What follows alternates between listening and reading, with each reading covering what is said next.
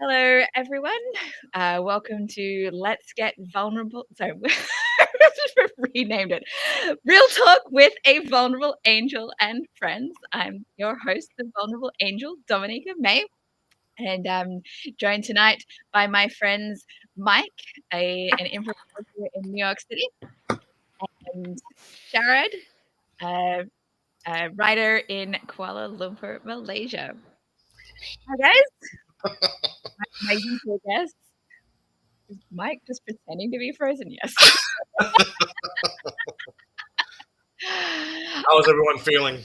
Well, it's all good. I've got a few things to share, but before I do, for those of you who might be new, just joining us for the first time, this show I put together to just have deep, vulnerable, authentic conversations with my friends, because I felt like I was kind of lacking that in my life, and I wanted to kind of share that with the world. And we'll see what happens.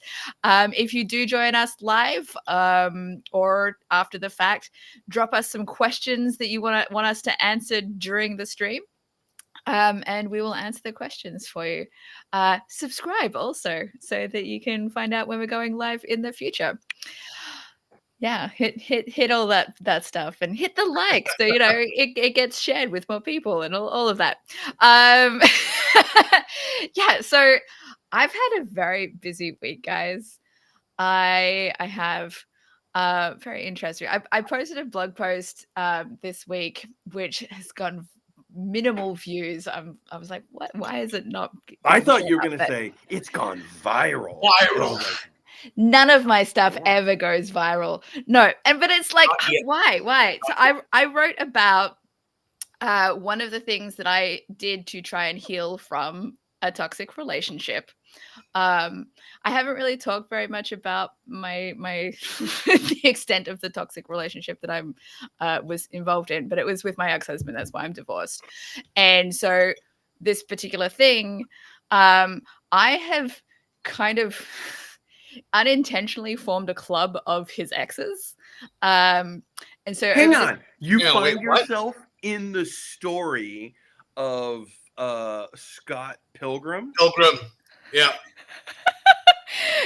I've only watched the movie once, and it's been a long time since I've seen it, so I don't know. It's like all the exes team up together, yeah. Anytime that I talk about this with people, like I've had a few people say it's kind of like First Wives Club, but I watched the movie afterwards after the first time somebody said that to me. And it's like, it's not really, because that's friends who are all like the first wives of like different husbands, right?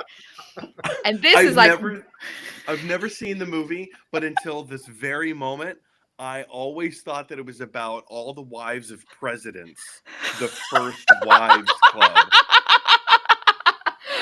No, it's about this group of older women whose husbands like are doing them wrong, and so they get together to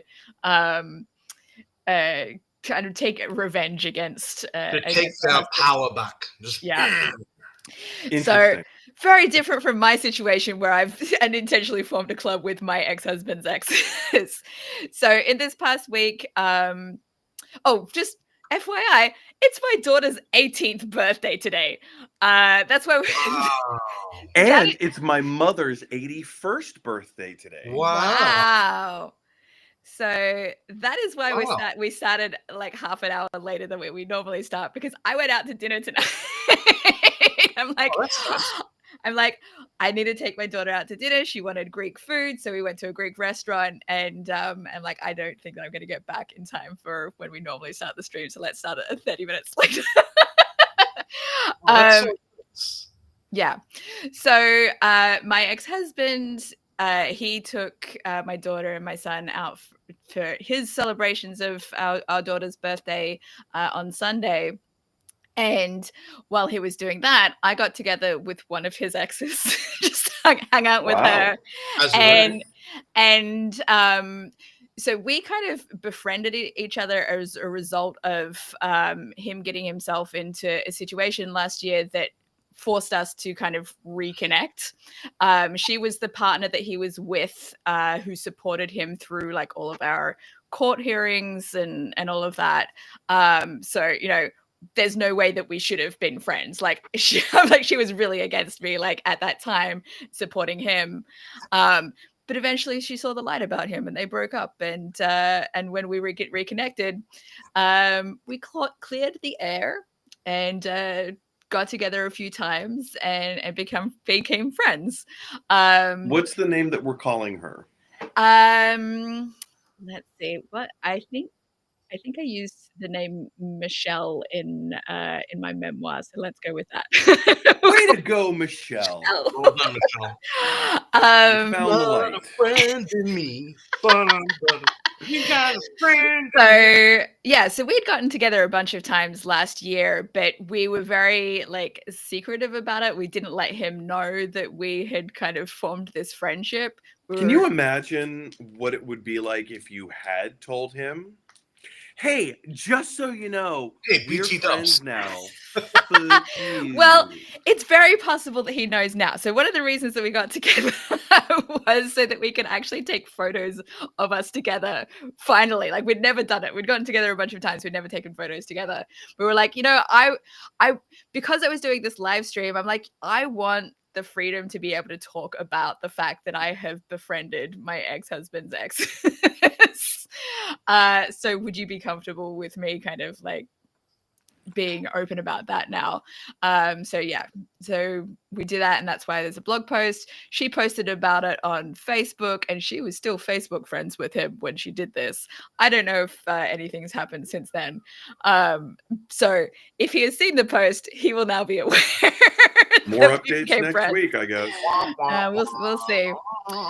And then I had also over the course of after my divorce, one of his exes from before he was with me, he was engaged to this other woman, and she had been like quietly stalking my blog over the years. Like, I don't know how frequently, but after the divorce, she read a bunch of my blog posts and then went out to my Instagram and accidentally liked one of my really old Instagram posts.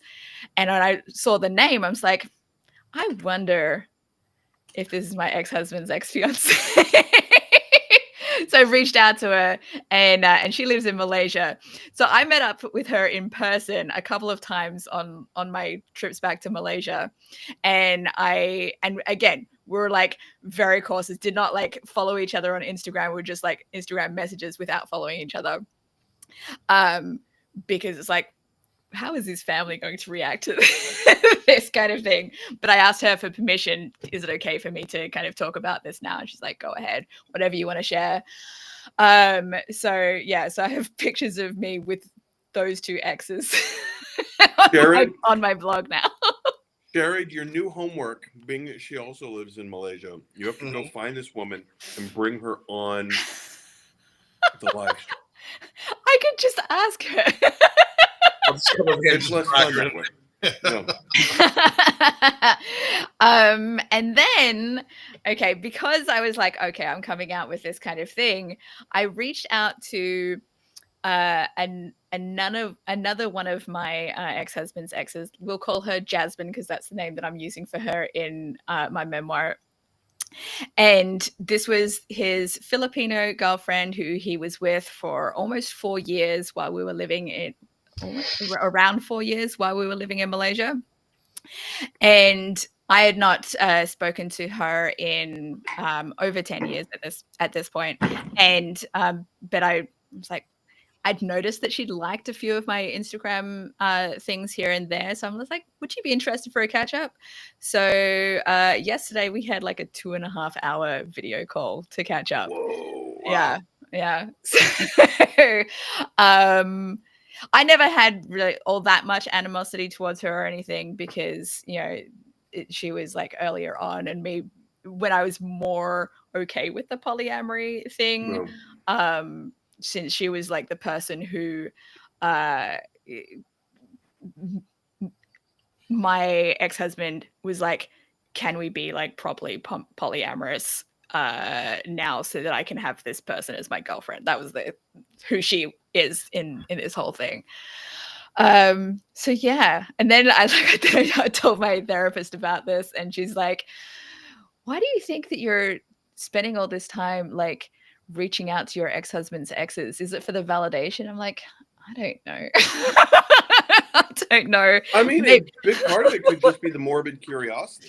Could be. you know, Jasmine, the Filipino one, at least like she told me that she is married now and she's in a really good relationship. So it's really nice to hear that she moved on to something much better, since my ex-husband is Sure. not He's not a better. he comes in and damages women and like leaves a path of destruction in his wake. That's the kind of person that he is.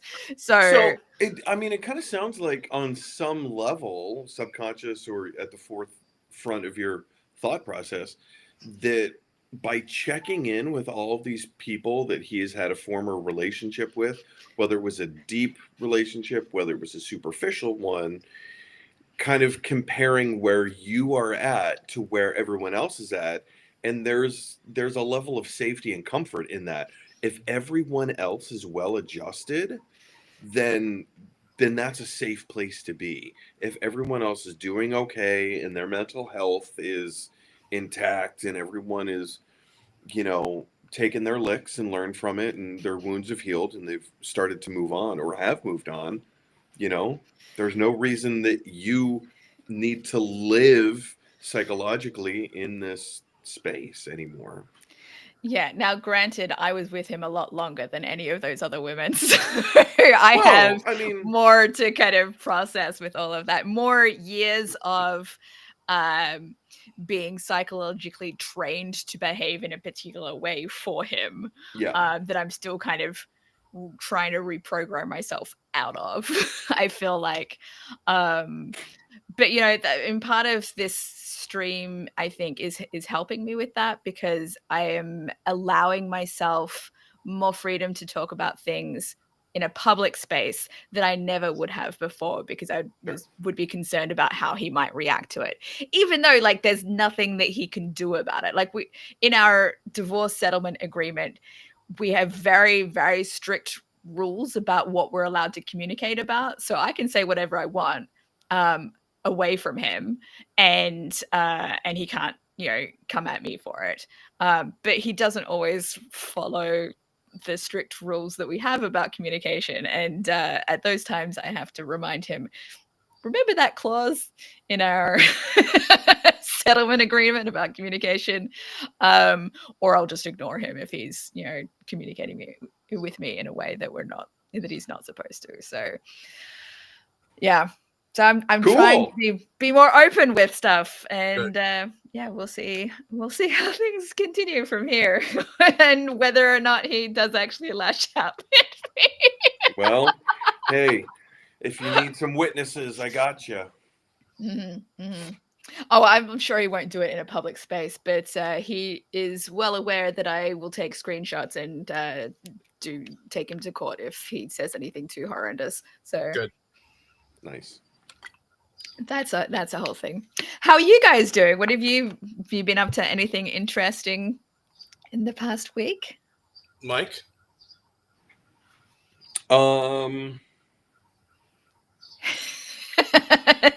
Think anything interesting? I mean, I worked my other job, which I'm not. Again, I don't care to go into details about who I work for and what it is that I do. Mike's a member of the CIA, folks, just so you know. Jared, that was privileged information, sir. No, it's just that I hate my other job and I'm trying to get out of it.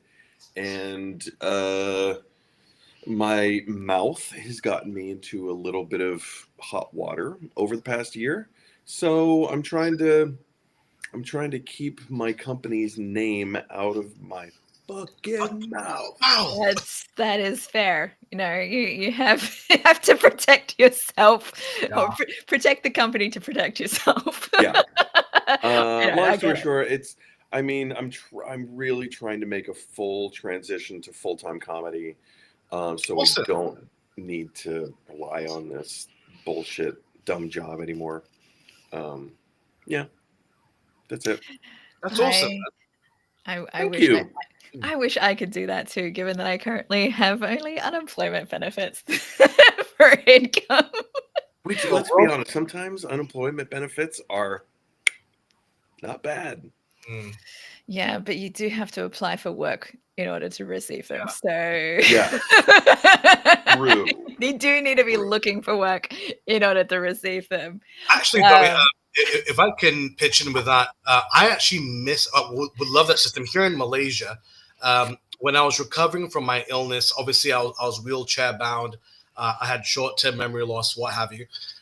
We applied for benefits, and they said because I was not a full-time, I didn't work X amount of time in anywhere. I was not eligible for anything.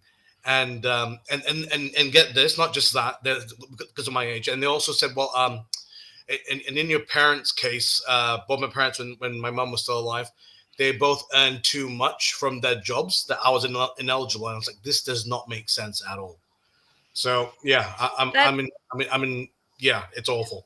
I think those rules are pretty much anywhere, though. I mean, maybe not quite Australia, because I know my ex-husband was receiving unemployment benefits when he got stuck there last year, and he had not been working in Australia. So I don't know how he kind of was able to get that. But he would not be eligible to get it here because he was self-employed here.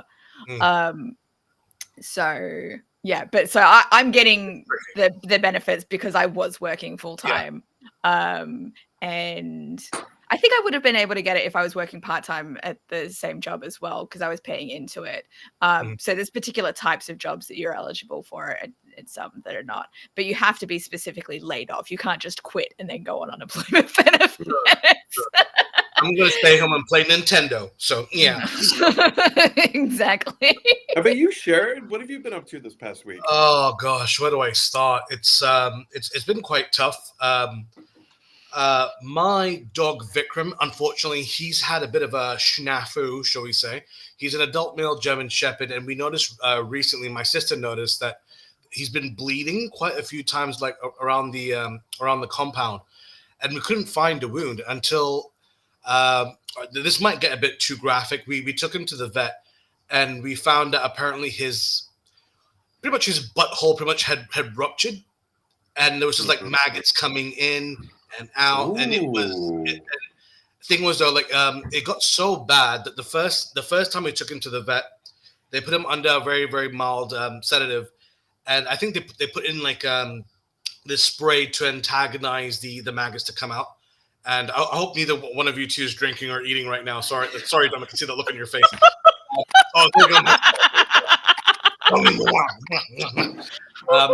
Well, I mean, like yesterday, when my sister and I took him to the vet, they sprayed something on him. He was shaking a lot. And I'm not joking, maybe about half a dozen maggots, full form maggots, popped out. And it was really, really difficult. And but like, so basically we're putting him into day boarding at this vet nearby my place. So we're putting him there for 2 weeks, but we're bringing him back every evening because they only have employees during office hours, and obviously evenings we want someone to keep an eye on. So I'll be bringing him home in the evenings, but it's tough. So that's been pretty much on the agenda. But the good thing was the doctor told us that if we didn't bring him when we did, it could have been potentially fatal down the line. Wow. So every time now I see my sister, I'm just like, good call. So far, so good. So what's the treatment for him? Basically, it's a whole bunch of antibiotics, cleaning the wounds and giving them time to heal. There are 2 holes, apparently, where the area is. The smaller one's actually healing up quite well. There's a smaller one, but a deeper one. That one's going to take some time. So what happens is we need to keep himself clean and away from water because he loves being in water. So keep him there and wait until the wounds heal, and then we can bring him home. And that will approximately take about maybe 10 days. Wow. So yeah. In 10 days, that's for the large hole, not not just the small one. Yeah, Okay. hopefully, touch wood. So we shall see. Wait, your head is made of wood? Oh, and it's not made of hair, so yeah. Pinocchio. No. You better not be lying to us, Sharad. Or something else might be wrong if I'm lying, but yeah, like so far so good. So the worst is over, thankfully. So we're all good. Sharad, before the stream started and we were having kind of our pre-stream chat, you Yeah. asked me a question that I totally ignored. And I was I can't remember. I was addressing or I was saying something about something that Dominica had mentioned. What was that question that you asked me? Where Was did It was you- something about the toy collection. Yeah, where did you get your figurines from? Yeah. Oh, oh, is that it? Who is your daddy and what does he do? No, like yeah, like Boys have a penis, girls have a vagina. Well, I guess that would depend on the piece. I get I mean, a lot of. do you get them from physical stores? Do you order them online? The vast majority I get in person. Oh, okay. Is there a particular place? A lot of vendors at Comic-Con. A lot of vendors. Again, it all kind of depends on the piece. There's certain companies. Well, again, look, I keep pulling out this Alf figure because he's that's so cool. right next to me. But like the manufacturer that makes like this particular figure, and the same manufacturer makes. It's my favorite manufacturer of toys called NECA, NECA, NECA. Yeah, they're the ones who do like all of these. Turtles. But NECA, their attention to detail, the quality, the articulation of the figures are so well sculpted, so well crafted. And I'm also a huge Teenage Mutant Ninja Turtle fan, so they have so many different lines of different types of turtles. So right now they're finishing out their 1990 film characters version line. They don't have a license. Here's an interesting thing, or at least it's interesting to me. It may not be interesting to anybody else. But the actor who played Casey Jones in the original 1990 movie film, he never signed the rights to have his likeness appear as a figure. Everyone else, signed the licensing agreements. He did not sign the licensing agreement. Now, I think if post-mortem is an appropriate term, long after the fact, and this is where it gets confusing. This is where it's a little, I'm not exactly sure what's true, but it seems to me like NECA has made temporary agreements with that actor to have his likeness made. I don't know if they're going to do the 18-inch figure sculpt, but I believe they're coming out with a 7-inch figure sculpt. I don't know. I find that stuff interesting, but yeah, I get a lot of stuff from NECA. This is one of my favorites. Jim from The Office. This cool. A deleted scene. I don't know. Does anyone get this reference? No, I have not seen it. Okay, so he has the word book written on his face. He is Facebook, and we all know Jim's lack of effort when it comes to Halloween costumes, right? so this was his lack of effort Halloween costume. Now this is from a deleted scene that aired on television, but they removed it for the DVDs and the Blu-rays and streaming, because this particular scene, it was a cold open where Michael Scott had turned the warehouse into a haunted house, right? Because there were like big Halloween haunted house opening thing, right? So Michael Scott, the cold open ends with Michael Scott hanging himself, and a group of kids, like he was hanging from a Oh wire, yeah, that's great.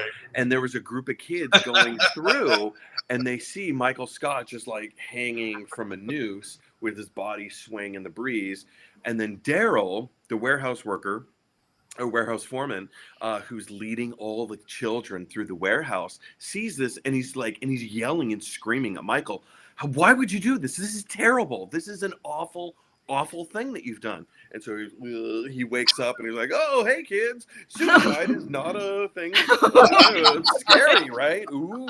And so because of the topic of suicide, they decided to remove that permanently from the DVDs, from the Blu-rays, from streaming. You can still find it on YouTube at various places. But yeah, this was Jim's costume in that deleted scene. That's hilarious. So we found it at a store in Scranton, Pennsylvania, when Kim and I went to go visit Scranton for like an office tour. So each piece has a story.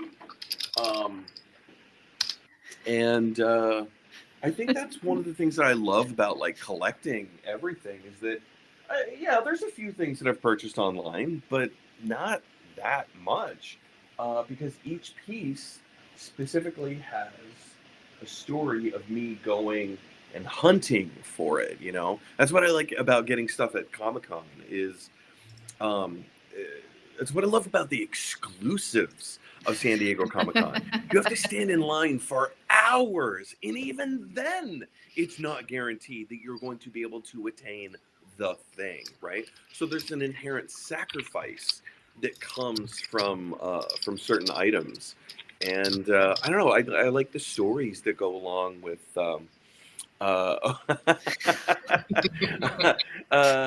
those who can't see, I'm not going to say what it is, but share send us in the a link. private message. Yeah. We can have a look at that later.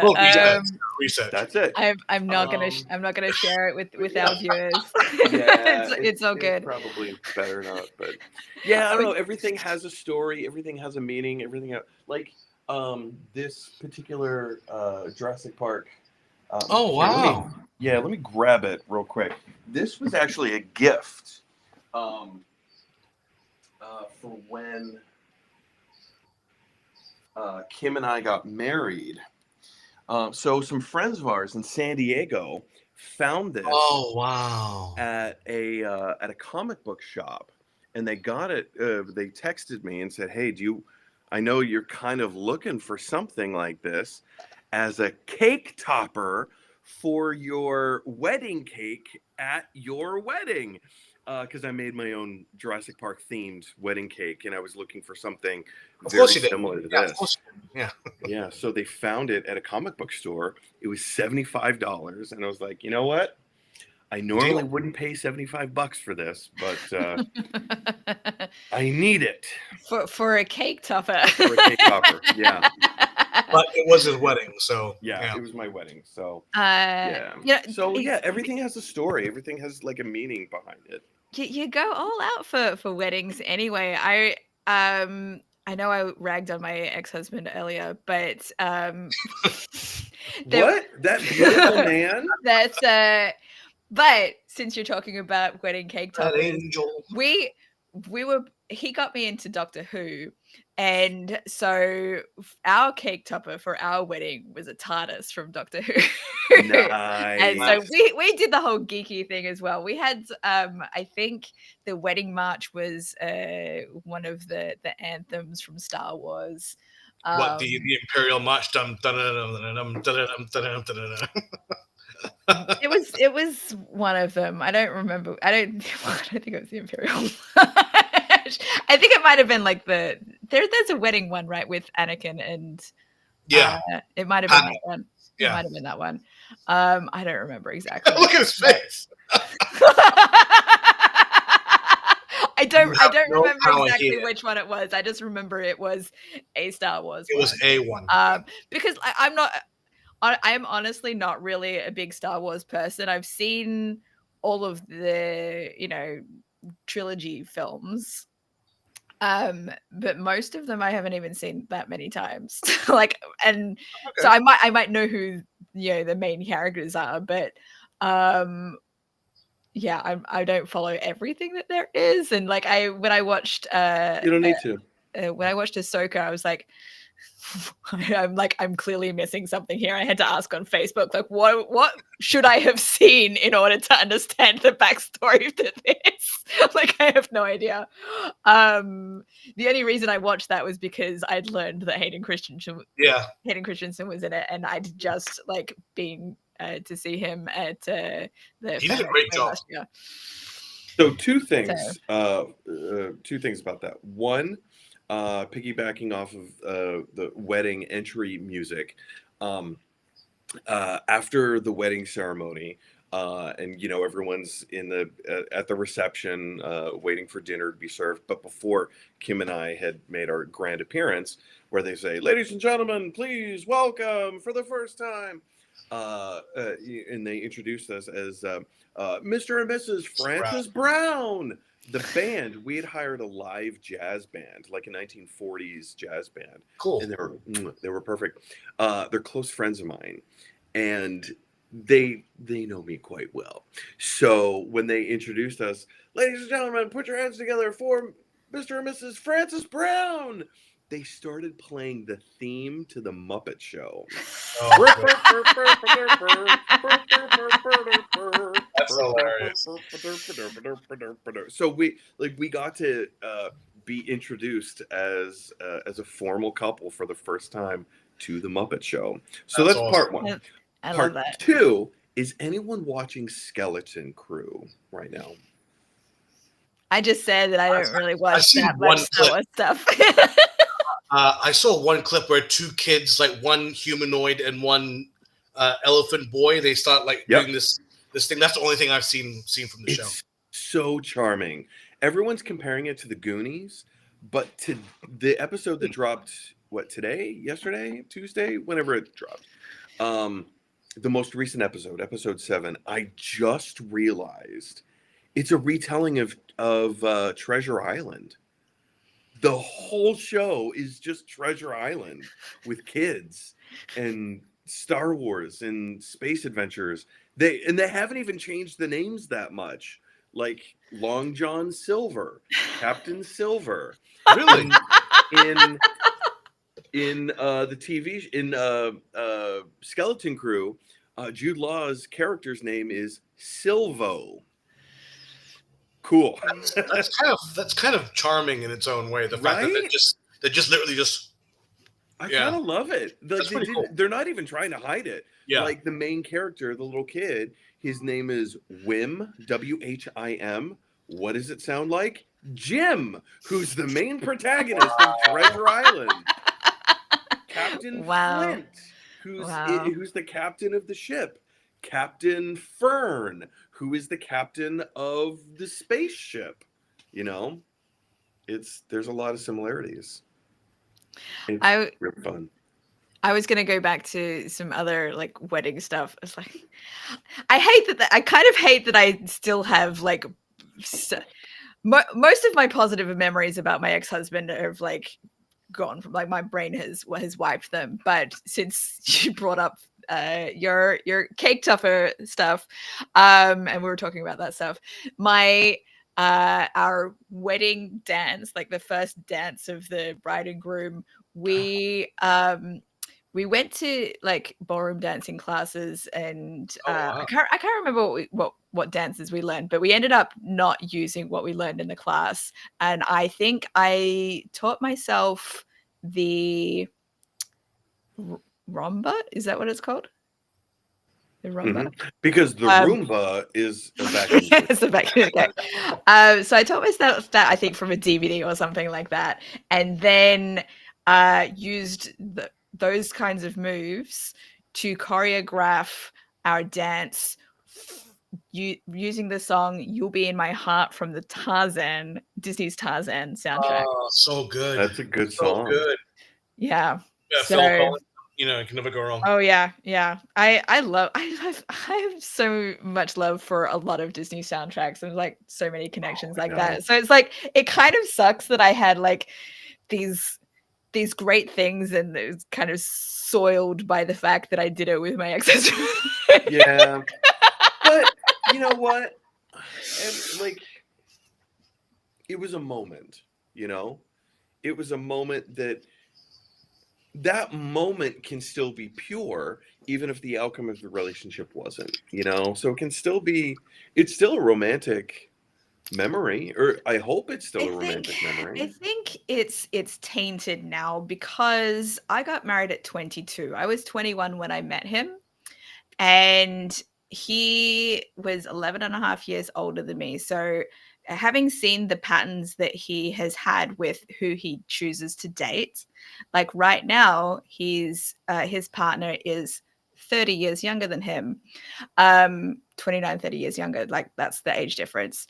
So I see him as a predator. And so for me, like that picture of him now is it taints all of those memories, because I feel like he manipulated me into, you know, the whole thing. That's fair. Yeah, that's fair. I get it. So unfortunately, that's just how how things is. Once you get out of that kind of situation, it's like well, I know a dinosaur that we could feed him to. Yeah. Presumably while he's on the toilet for him to come and just Yes. Meanwhile, my kids describe me as a dinosaur because they think I'm so old because I have some gray hairs. I mean, you are wearing wings and a halo. So. I guess dead. So, you know, I can have maybe just make all my hair white at this point. No, but like you have your hair, Dominica, so you know there is that. little silver lining. There you go. A silver-haired lining. I have like silver beard hairs that I have to pluck out every now and then as well. Welcome to our world, sweetheart. I know. This is perimenopause. Jared, when did you start getting gray in your beard? That's a very good question, because for the longest time I didn't, because it was like because part of my family makeup, like I've got hair everywhere. I'm like Chewbacca in human form, right? And with these, like I only started going gray. I think, well, I'm 38 now. I only started going gray like in my beard, like maybe about a year or two ago. Okay. So, yeah. I mean, mine isn't like super great because I've got really light hair. Like it's very, very blonde, but I don't know if you can see some of that gray in there. But I don't like at first it terrified me, but after a while I was like, I'm a silver fox. Yeah. You know? Oh yeah. You look great with it. Yeah. See, I've got a little Rachel Ghoul going on here, but I've got Mr. Fantastic going on up here. So I'm annoyed that I actually understood both those references. Reed Richards on the top, Rachel on the bottom. We can all be old together. Look, like I said at the beginning of the stream, my daughter turned 18 today, so I am now the parent of an adult. And that's just an adult child. That's just wild to me. I was like, when did that happen? How am I this old now that I have an adult child? I posted a video on Instagram and TikTok today because I was like, I want people to guess how old they, like strangers, to guess how old they think I am based on what I look like. Because I'm someone who traditionally, and I don't know what people kind of think nowadays, but I would often get people thinking I looked way younger than I am. Like when my kids were much younger, people would think like I was their older sister rather than their mum. That's how young I looked. And when I was working as a tour guide 5 years ago, people thought I was still in college. Like all of my passengers thought I was still in college. I'm like, no, that was like 10 years ago. You know, so yeah, and so far no one's commented. I'm like, I don't know how to work these silly algorithms to get strangers to actually comment on things like those. So I'm 42, and I still at my other job, I still get people who, because without going into the minutia of what it is and how it works, everyone who works there is like different age, different demographic, whatever, right? Mhm. You work in a customer service type position, so you have Sure, yeah. people to. But even my coworkers, like everyone is all like age range all over the place, right?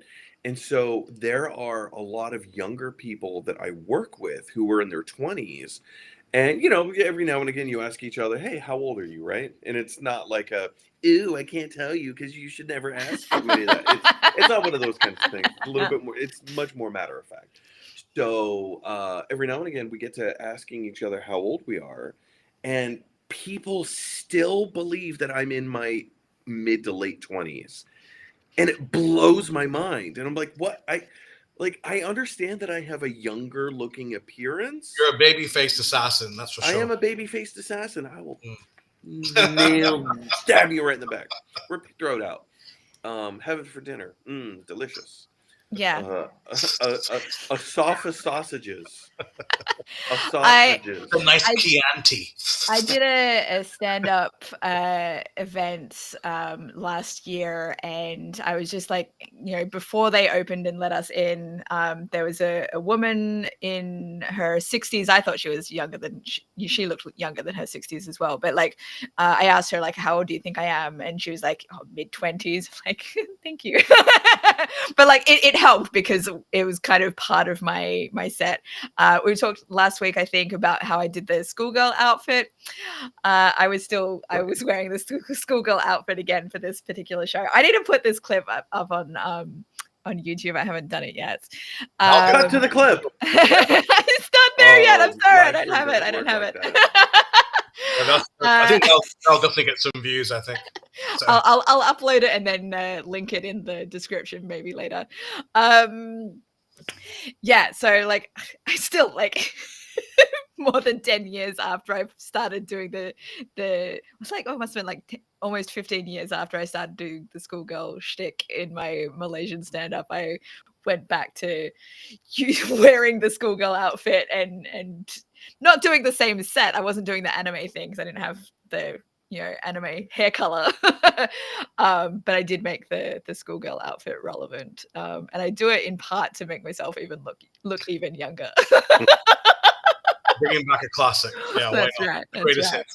Yeah. So there's that whole taboo in our culture that for women to have value, they need to be younger. Or some version of that, right? As a woman, Sharad, no, I'm just kidding. As a woman, Dominica, how does that make you feel that that's the society that we live in? B, how much of that are you personally? Do you find yourself getting caught up in? And B and C, what areas do you push back against actively? I'm glad that you asked those questions. Good I don't know if I can answer them all in like that particular order or like framing and stuff, but I'm happy to answer these questions. I have a lot of thoughts on this particular topic as someone who looks and still looks much younger than I am.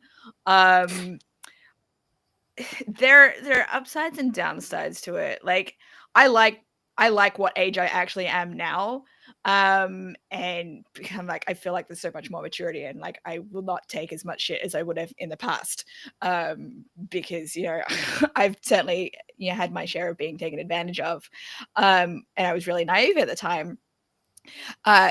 Looking younger means that you are more likely to be perceived as being able to be taken advantage of. I feel like I don't like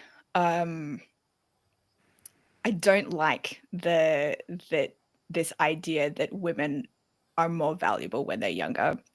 It is, in my mind or my perception, the guys that are attracted to that age group, what they're attracted to is not so much like the looks of the age group, but the naivete and the ability to take advantage of because of the lack of life experience. So they are not able to, they don't have the life experience to speak up and, you know, say what they don't want. And so it is easier to be taken advantage of.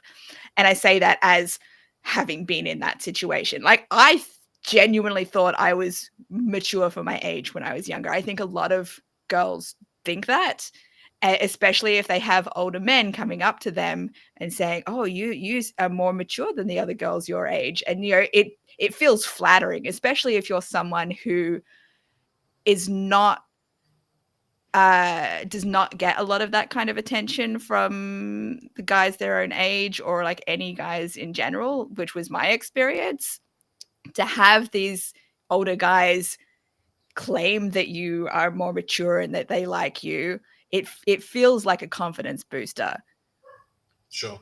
But in reality, they're just grooming you or taking advantage of you. In, I think, the majority of cases. I have no statistics to back that up, but it's definitely, in my opinion, is obviously swayed by my history with my ex-husband, because he was that kind of predator. I feel like, you know, I mean, that's my perception. I'm sure he will have a different take on it, because his kind of, the way that he would argue about it was like, "Oh no, but they were all coming on to me. I didn't like push for it. Like, they're the ones that were going up." It's like, yeah, but like in a few years down the track, once these women or these girls like grow up and have a little bit more life experience, they're not going to look on that situation the same way that they're looking on it right now. And what I didn't say to him at the time was, I know this because I feel like this about my experiences that I had at that age, because that's what I had with him. And like, that's a horrible thing. And yeah, so any guys that claim that it is normal for men to be attracted to that, you know, kind of young woman age group, I don't think that that's actually true. I have a lot of male friends and men that I've been involved with who have a lot of ick about the thought of women who are that young.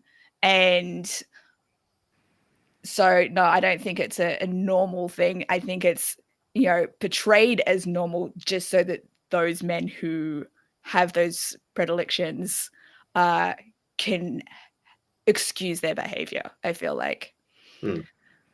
Now, what kind of pivoting ever so slightly, one of the three questions that I asked was what areas of, and I think the value of younger age, but I will also add the value of maturity in men. There is no maturity in men. Come on, you know this. The value of your looks, the value of how a woman looks and presents herself. What areas of that dynamic do you find yourself getting sucked into and getting caught up in? Yeah. The look parts, I've definitely played into it. Obviously, as I said, you're dressing up in the schoolgirl outfit for my stand-up. You know, that part is fun, but I've also, I think I might have touched on this in the past, but I'm not someone that guys generally go for their looks. And like, in a general sense, there have been, like, the guys that I have been involved with are obviously very physically attracted to me. Otherwise, they probably wouldn't have been involved with me. But across the board, like, I don't get random guys hitting on me for my looks, like walking down the street. It's not been my experience. So, you know, like, there's the stories of the women who get, you know, sexually assaulted and stuff just randomly by strangers all the time. That's not my experience, but I'm not discounting the fact that they have those experiences. So I don't I don't know, like there have been times, I think we talked about this a little bit last time. I was like, I wanted, validation through sex, right? So I felt like, having to play into that.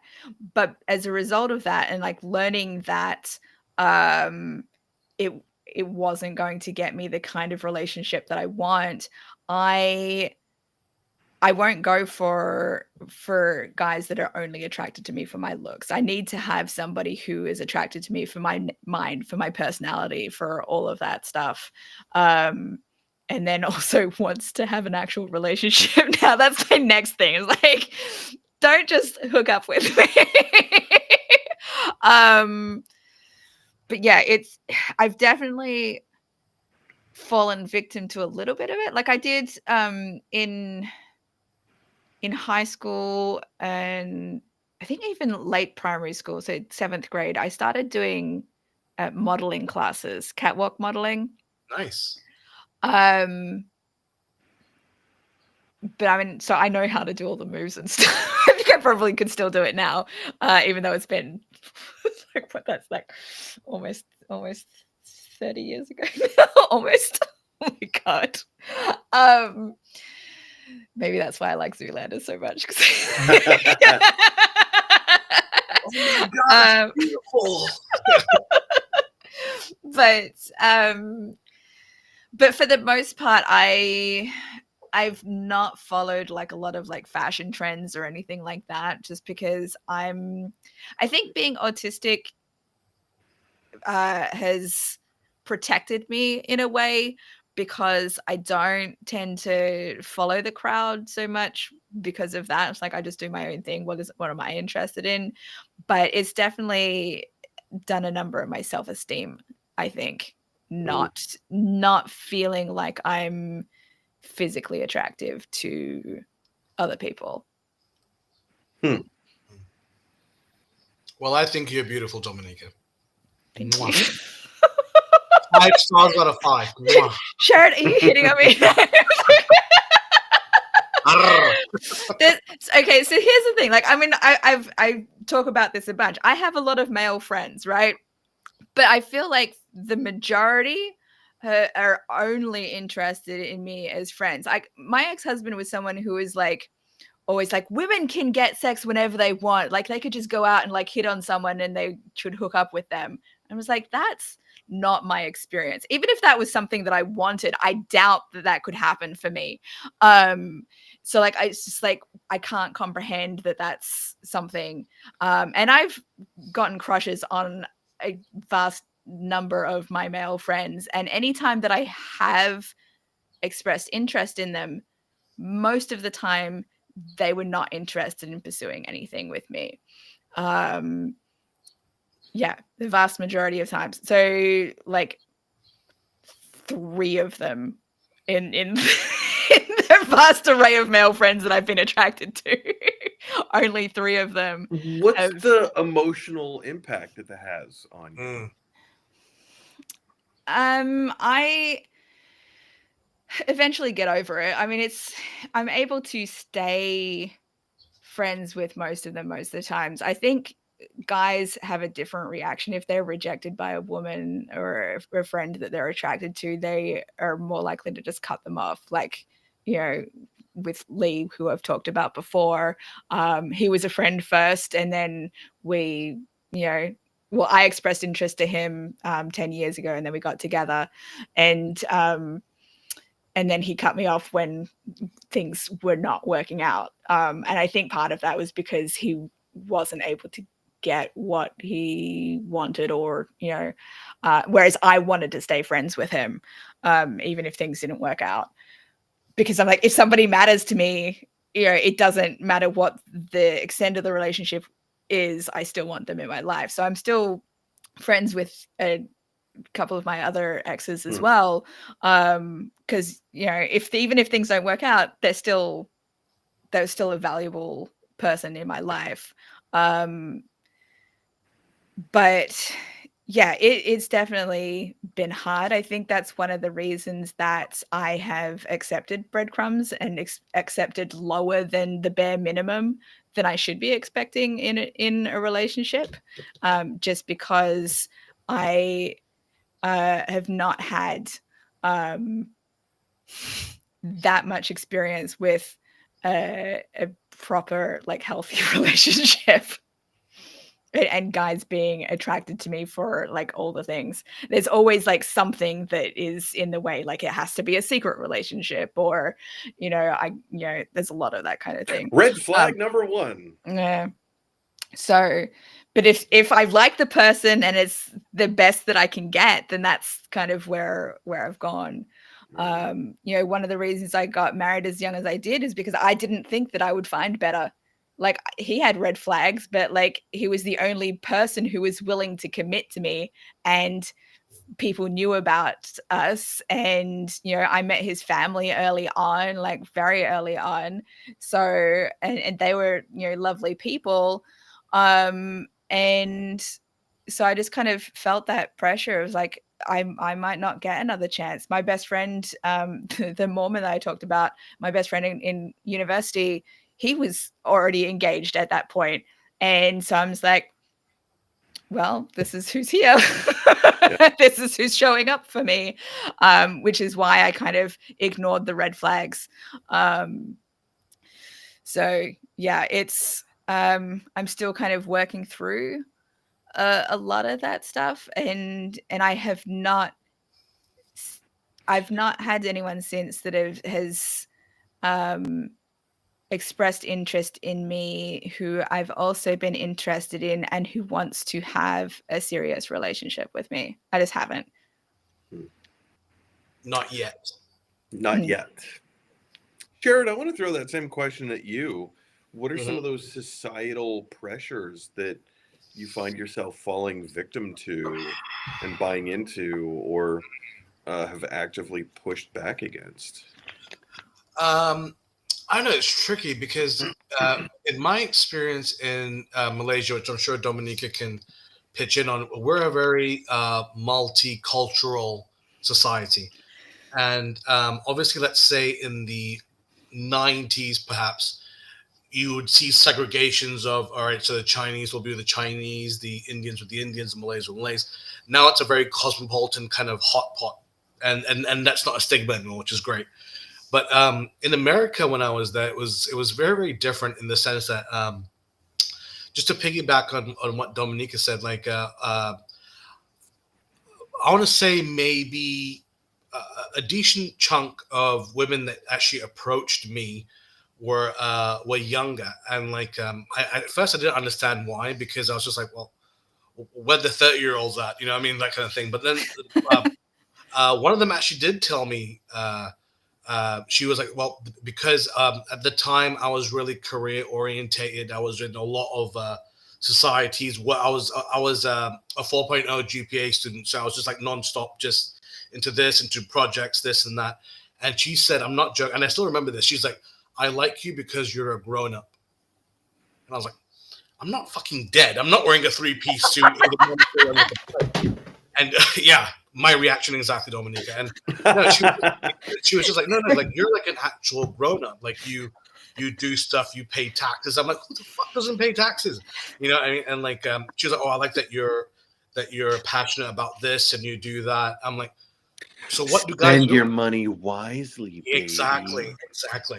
And I asked her, well, what about guys like your age? And she's like, well, they're all fuck boys. All they do is chill out and everything. I'm like, yeah, but there's some good ones. So it's strange. And one thing I liked about her and a young woman as well, I mean, just to go with that, is that in my experience, it's not a naivete per se. It's the fact that there's optimism. You know, I mean, like, usually, like, well, I'm sure both of you will know, like, you know, obviously, the older we get, the more experiences we have. We're a lot more careful, and we all have these prejudices and maybe stigmas that we've put onto ourselves. Whereas with a younger person, there's they're more of a fresh slate. We don't have to deal with potentially any issues. So that could be another thing. And from what I understand as well, I mean, you mentioned the resources thing.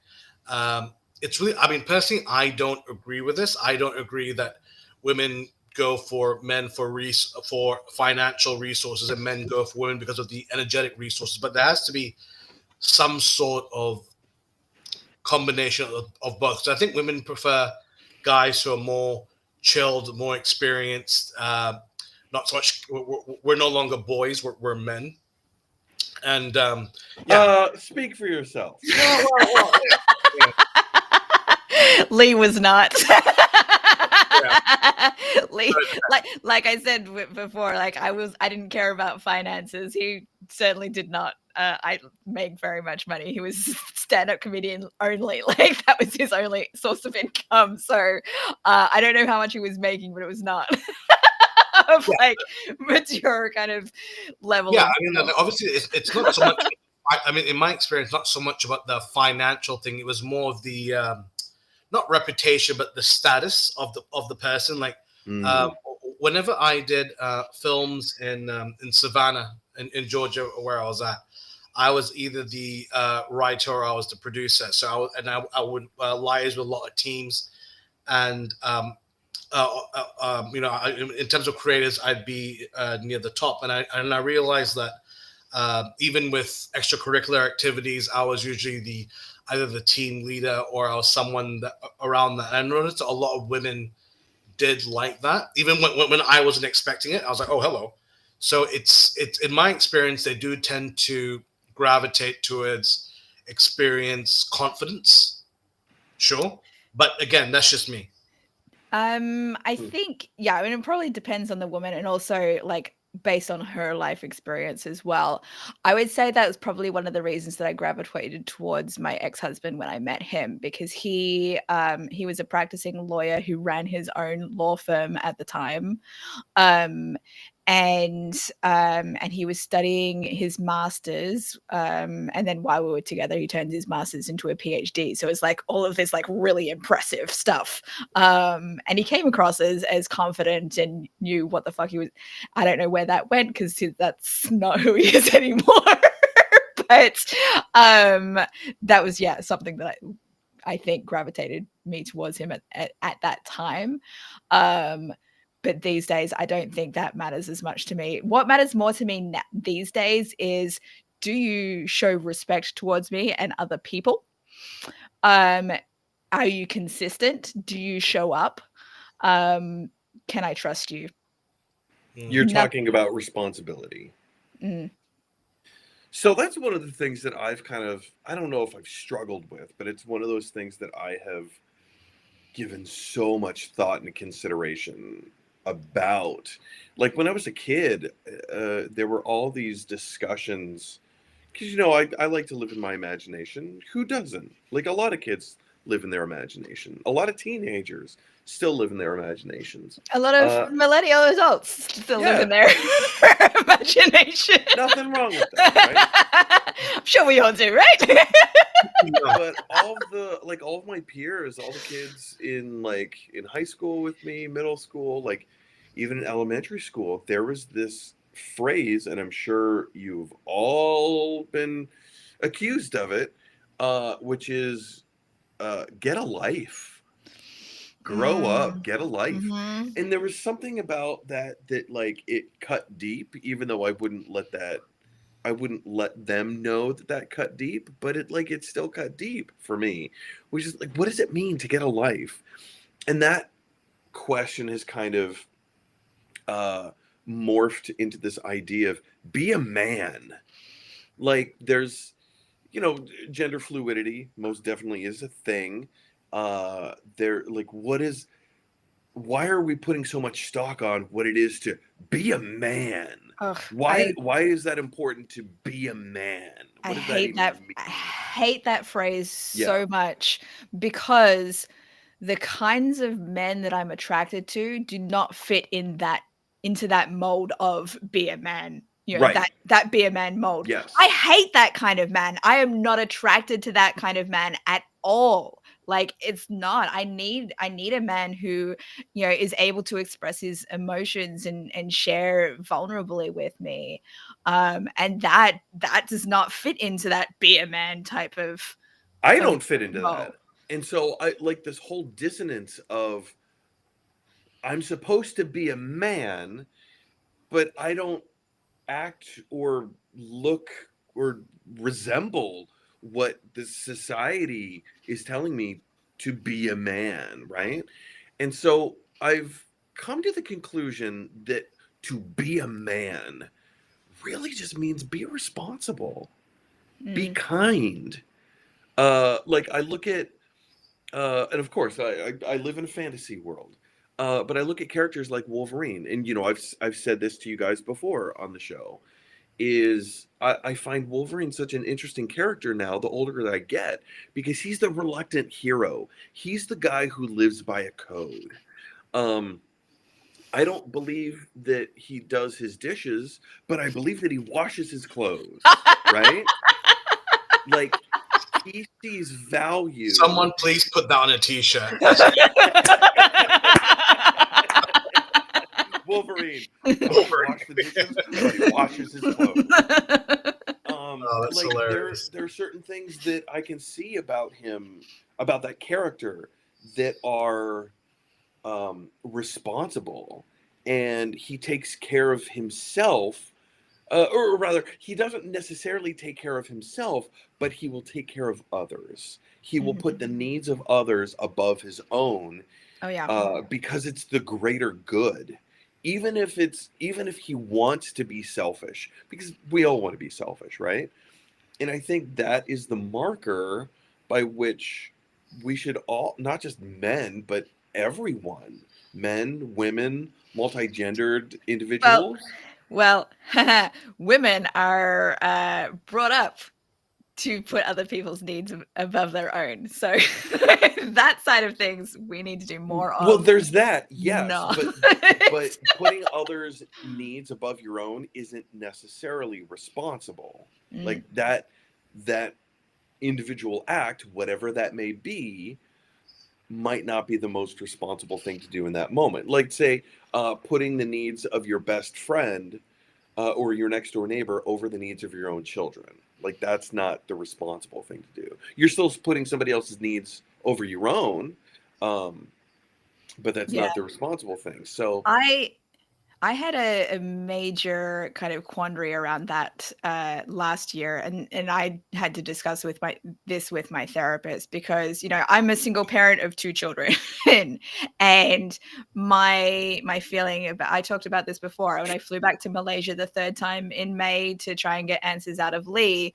I was like, am I making the right decision here? Is this the responsible thing for me to do? Because like surely like the better thing for me to do would be just to stay at home and take care of my kids rather than dealing with this thing that's just clearly just for me. And my therapist was like, no, you need to do this for you, because taking care of you helps you take care of your kids. And if you're not able to get past this, then you know it's going to impact how you are with your kids. And I think that's something that a lot more women need to be reminded of, because we do think so much about. May I put a caveat on that? Mm. While yes, I wholeheartedly agree with that, I think that some people would use that as an excuse to do the thing that they want to do. So I think there definitely needs to be some kind of It needs to be a balance, right? balance. A bit of Right. context awareness, yeah. Like how much of this thing is eating away at your mental and emotional state? Oh, I was a mess last year. And Lee has no idea how much of a mess he put me in last year. It was terrible. Yeah, it was horrible. But like I made sure that my kids were well taken care of. I had 2 people came and swapped out looking after my kids the entire time. I was gone for like 3 weeks. 2.5 weeks. And the 2 people who came in and looked after my kids for me were 2 of my ex-husband's exes. Whoa. Yeah. Nice. Yeah. That's a matzo ball.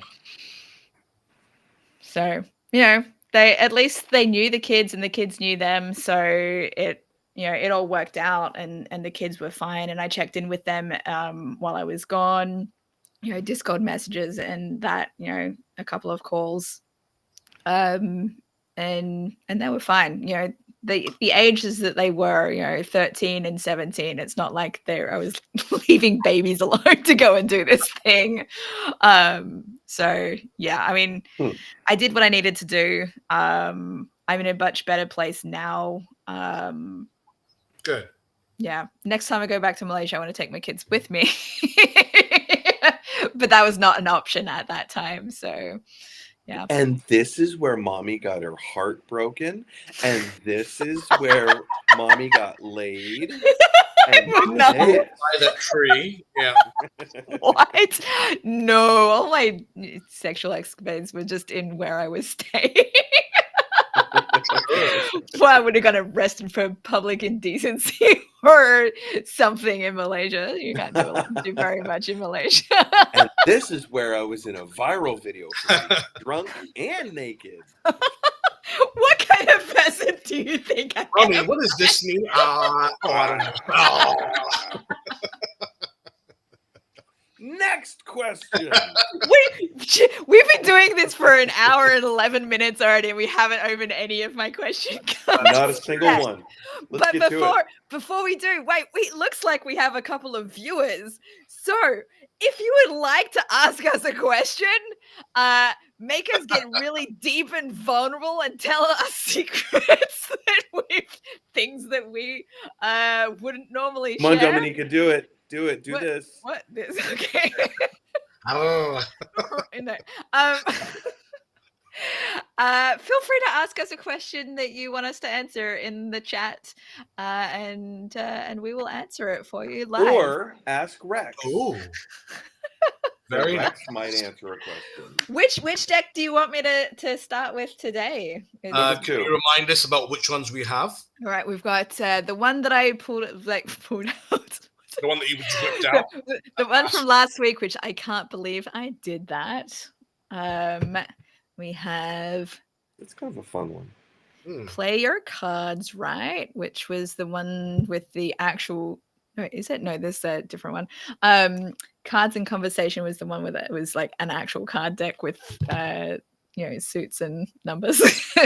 Love Languages. Intimacy. And Skip the Small Talk. Which one have we not done yet? We've done all of them. Okay.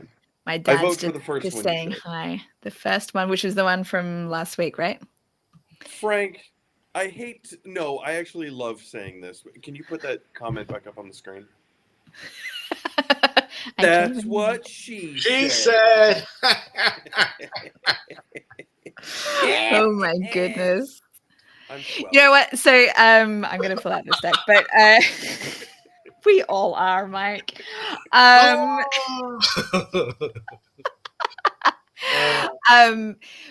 dad, I've actually been giving him boundaries this past week because he's like gave me an opening. It's like, please let me know if I go too far at any time. I was like, great, I will tell you. I don't want to talk to you about any of the sex stuff. But isn't it nice that he asked or he told you? That's no, awesome. yeah, I'm glad that he did because I did not know how to approach that at all beforehand. Do you want the cards that are like this, or do you want the ones that with the prompt type ones? The option A.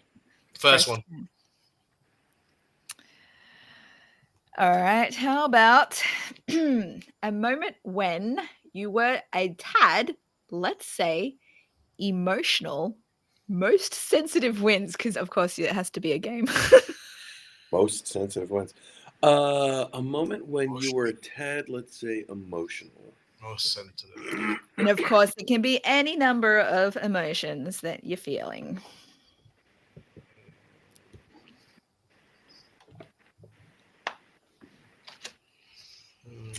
There's a few that are jumping into mind. Having a trouble articulating some of them. Dominica, Sharad, either of you have any jumping All right, up?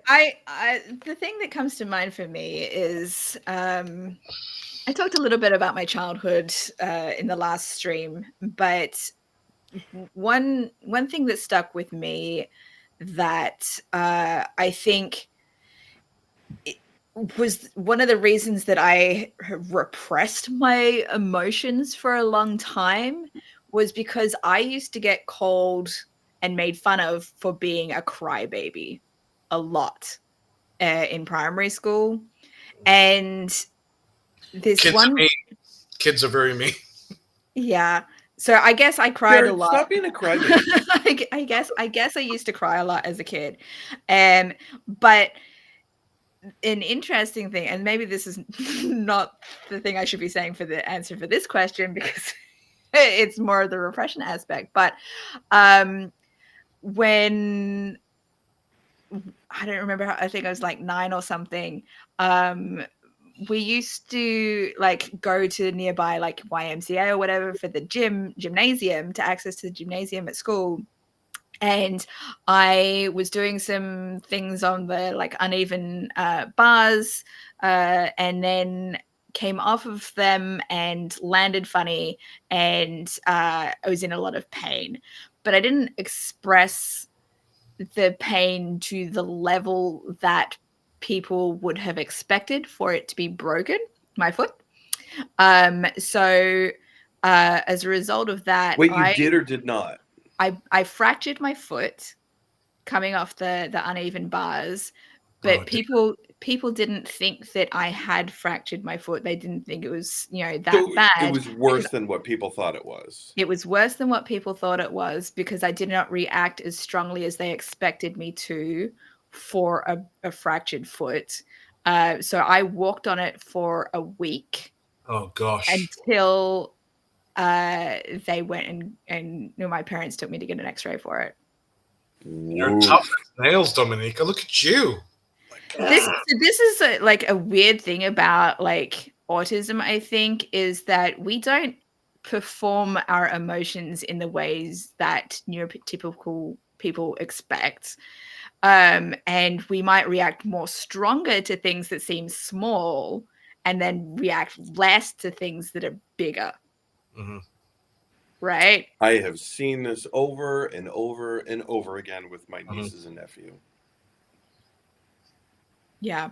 So that's the thing that came to mind to me, even though it's like the opposite of being emotional. Or like not at all emotional. Or not performing enough emotional for that experience. Emotional vampire. Yeah. Yeah. How about you, Sharad? Okay, so when I was 18, 19, there's a company across Southeast Asia called Astro. I'm sure that Dominica knows what it is. It's like this TV syndicate kind of a network. They have HBO Max and all these, and it's set across Southeast Asia. And so I got a job working with Astro in the Malaysia division, obviously. And I was working in there, writing new TV shows and editing, what have you, line editing. And as I said, I was really young when I started. And I got the job. Actually, I got the interview because my dad knew like a head honcho. And basically, he asked him if I could have an interview. And I remember I went to the interview. It went really, really well. And I got the job.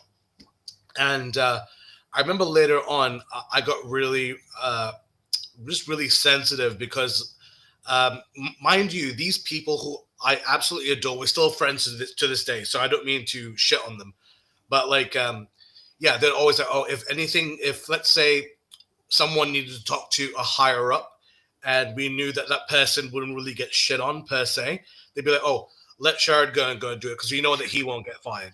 What the hell is that supposed to mean? Or like little things like whenever something gets done, or like someone needs to do something, but like, get the kid to go do it. He's not going to get fired. And no one will talk shit about him. And I'm like, where is this coming from? So, and over time it just kind of grew and it grew, and I took it because at first it was a joke, but then it just became more and more and more. And I remember I told them, like, guys, like, it got my foot in the door, yes, but then I'm here, aren't I? And I'm contributing on it. And they're like, yeah, we were just messing with you and we're sorry. So the fact is, until I was actually serious enough to vocalize how much discomfort I was in, they were cool about it. But, you know, obviously every once in a while they'd be like, hey, bro, you feel like sharing this with so-and-so? I'm like, absolutely not. But, like, you know what I mean? So it's just things like that. Yeah. Yeah. Huh. That triggered a work memory for me where Yeah? I was very Same. emotional.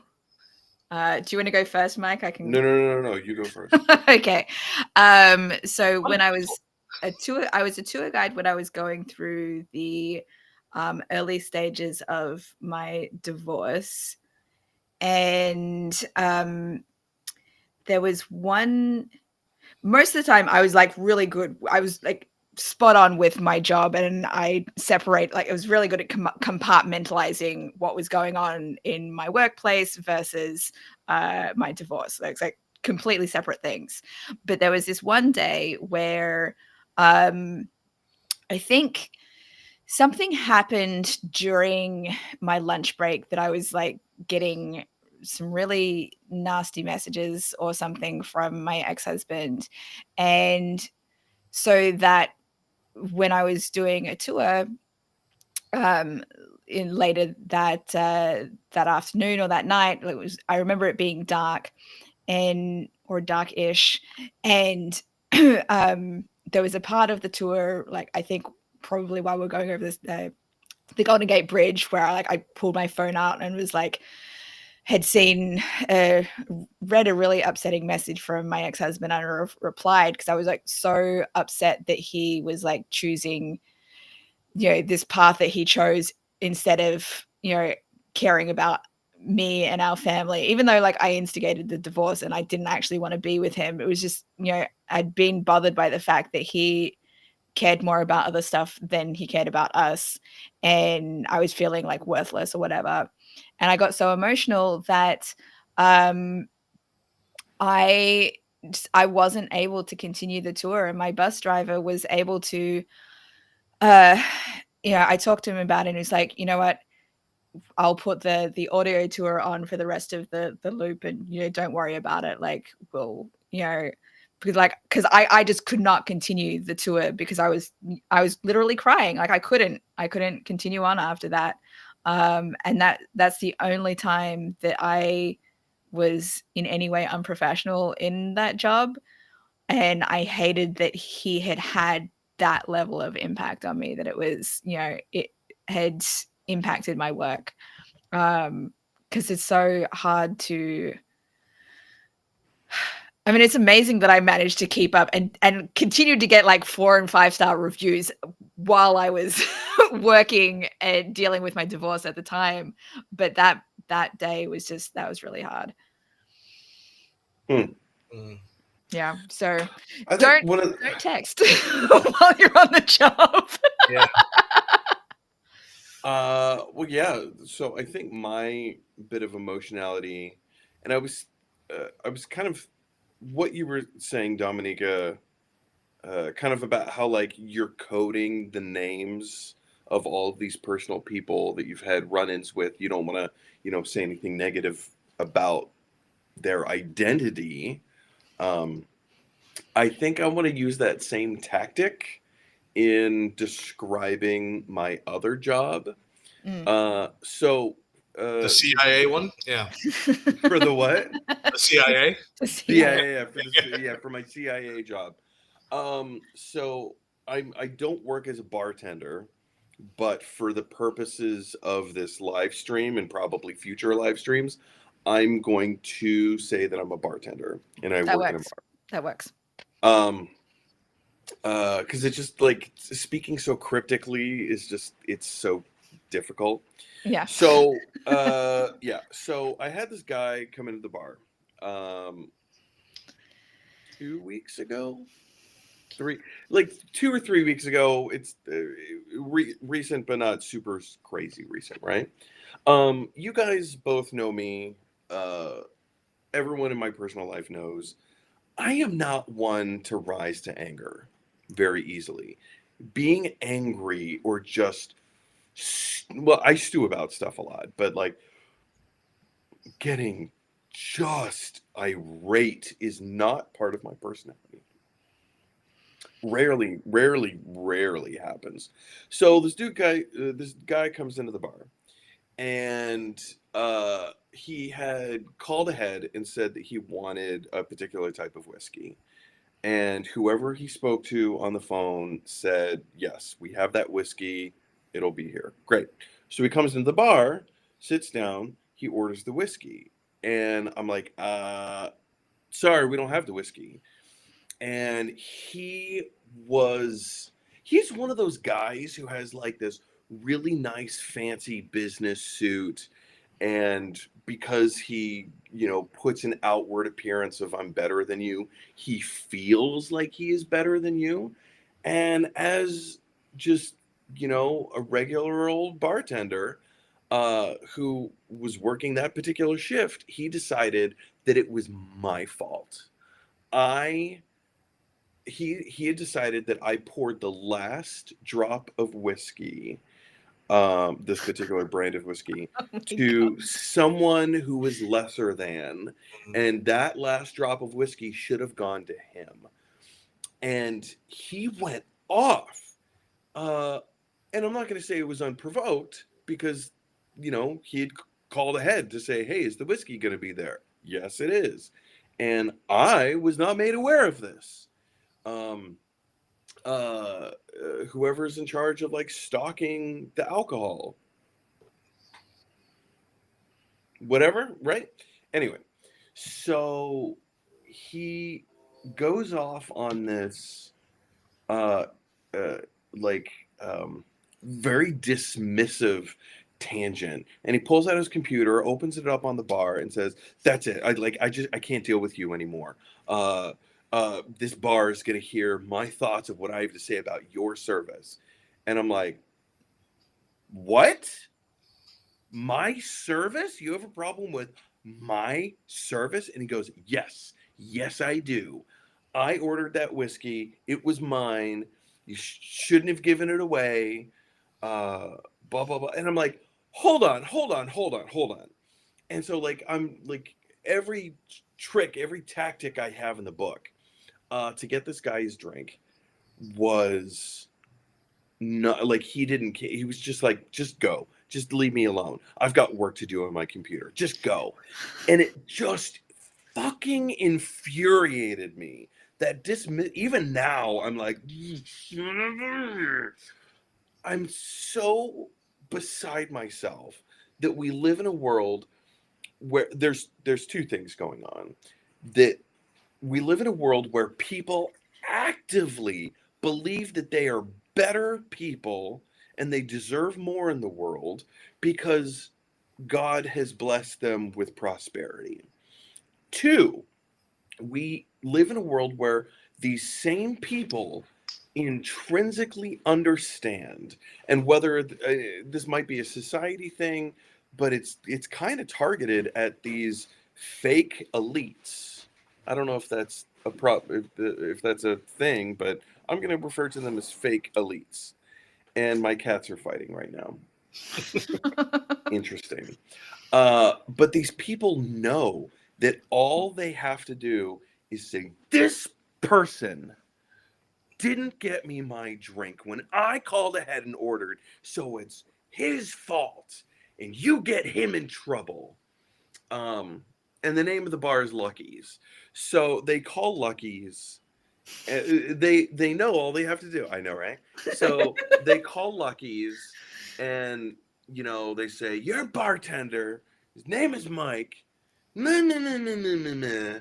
And Lucky's is going to bend over backwards to apologize, make right what was seemingly done wrong, and then, on top of all that, take punitive action against me because somehow on my watch, I poured the last shot of whiskey to someone that it wasn't supposed to go to in somebody else's eyes without my knowledge.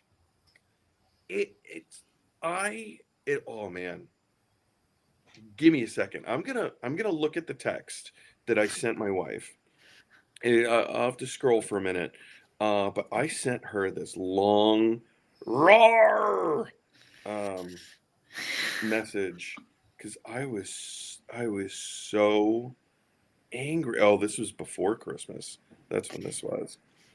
I remember, yeah, I wasn't going to interrupt you because I'm sure that there'll be people watching who didn't watch the other live stream, but you did actually tell us about this on a previous. Oh, did I? Yeah. But like, I thought maybe you'll have some. You told it in a different way this time. Anyway, so okay, so I'm not going to read the entire text because it's long, but I will. And if I have to curtail some of the language so that it's not identifying. Okay, so the text begins with me saying, with me texting Kim and saying, "Hey, would you mind if I vent for a moment?" She says, "Vent away." And I said, "This fucking asshole, motherfucking prick." This bitch. And then I have to skip a little bit. And then I go on to say, oh man, this is terrible. "So this cunt of human garbage says to me, blah, blah, blah, blah, blah, blah, blah."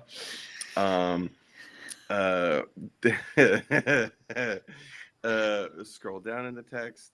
I say, "This taint fucker says to me." Moving on down. Mike, just coming out. Mike, I don't know that he's actually a taint fucker. If he's someone who behaves like that, he's probably not getting any taint. He's probably not getting any taint. He's probably not getting any taint. I said, "This is so very upsetting to me that now my hands are shaking. My actual hands are shaking. This is how upset I am right now." We move on. At the end, there was a really good one. What did I call him? Of course, a fucking petulant child. Oh, okay. I like this line. "I wanted to fucking breathe fire down his throat and watch him scream with the absence of breath." Well, the fire might have been helpful because isn't that what whiskey tastes like? I know, right? I was so angry. I will love the fact that the first thing you prefaced it with your wife saying, "Would you mind if I vent a little bit?" I love that. You're such a nice guy. Asking for consent is important, and especially if you're going to be emotional at someone. Someone might not be prepared to take in that sort of thing, and that's something I need to practice more of because I will just vent. I will vent without asking if somebody's prepared for it. But if I was just like, "This motherfucking asshole, cunt, prick, taint fucker," like, what? Hey, I need to vent. Can I vent, please? Oh, there's all the context you need. Your description of being so distraught that you were shaking brought back a memory for me. It's reminding me of like in the early days of COVID, like when the stay-at-home order first went into place, everything was shut down. You weren't allowed to see anyone outside of your household. My ex-husband went out to pick up Michelle, the woman who I'm now friends with. Went to go and pick her up to bring her back to our place. And finally, I'm like, we have a law now that says you're not allowed to bring anyone outside your household into your home. So I was able to stand up for myself because I had a law. You're like, so when he came back and tried to bring her in, I went to the back door and I was like, she is not coming in here. She's not allowed. It's, there's not, I don't consent. Like it's not happening. And he was like insisting, it's like, it's you can't tell me what to do kind of stuff. And like, she's in the background saying like, I don't want to come in now. Like, she's like, if your wife is going to be like this, I don't want to. If your wife is going to be like this. That's not what she said, but like, she was like, she didn't feel comfortable coming in because of how I was behaving, which is fair enough. Like, I couldn't believe that he was able to bring so many women around to hook up with them while he was still living with me and the kids anyway. But, at that point, at that juncture, she was like, I don't want to go in now because of what's going on here. And he was so pissed off with me that he was like, he came into the house, grabbed some things and like went out. And then I went and like just sat on the stairs and was like writing in my phone in Google Docs to document everything that was happening, because I'm just like, this is nuts. This is nuts that I'm going through. And like he just like going back and forth, and then he came and screamed at my fat face, and I'm like, and he's like, you can't tell me what to do anymore. You're no longer in control of me. I'm like, what the fuck projection is this? But I was like, I'm sick. I have a cough. I don't want to, if I have COVID, I don't want to pass it on to anyone. And he's like, good. I hope you do have it. I hope you die. Oh. I'm like, that sucks. So, I'm sorry. I'm so sorry. That's awful. Eventually, like he, left and went back to her place with her. But afterwards, I was literally shaking from coming down from having to, so much adrenaline must have been rushing through my body to be able to stand up to him in the first place, to be in that situation, and then to have him come at me like that. It was just, I went through so much. I'm about to draw a line in the sand, and I hope it's okay that I do this. And I hope it's okay to the viewers who are watching. Is your ex-husband a Trump voter? No. Well, I mean, first of all, he can't vote in the US anyway.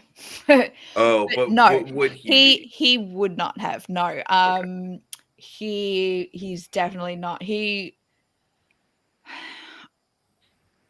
I don't know what he would vote for if he was voting, but he definitely would not have been voting for Republican. He kind of he espouses certain views that would be more liberal. He has he has a lot of freedom of expression kinds of views and that sort of thing, but he also has will express a lot of things that could be from the mouth of MRA people, men's rights activists. Ah, okay. Yeah. Because yeah. That sentiment was I remember that being very popular amongst MAGA during the early stages of COVID. I hope you get COVID and I hope you die. And most of them did. It was the thing that was happening. So like you're actually expressing it's the same as finding yourself in a war zone and saying, I hope you get captured and somebody kills you. It's like a very real thing that could happen. I'm not going to say it was probable, but likely. Yeah, I remember seeing videos on YouTube and even on like daily shows where certain voters might go up to random people on the street, supermarket, whatever public setting. They're being recorded and they go, I don't care. And they'll start intentionally coughing in people's faces. Yes. Yeah, I'm like, what are you doing, bro? There was a woman in Queens who was a nurse who didn't get her way in a Starbucks and started coughing on people. She was caught on camera doing it, and a week later was fired. Good. You're a fucking nurse. Exactly. In a hospital. Yeah. You of all people. No, well, his sentiment was definitely not politically motivated. It was just because he hated my guts and I was his enemy because I took him to court and humiliated him in court. But he said that he humiliated me because I didn't win our first court case. I've never said this publicly, but I did try to get a restraining order against him, and I did not win. And this was pre-COVID. So I called the police on him once, like during COVID, because of the lockdown. I was like, you cannot keep leaving the house and going to see people outside of your household. It is against the rules right now. I wrote stand-up about calling the cops on him for a different situation after the first time I called the cops on him. But like he wasn't home when the cops arrived, so they talked to me first.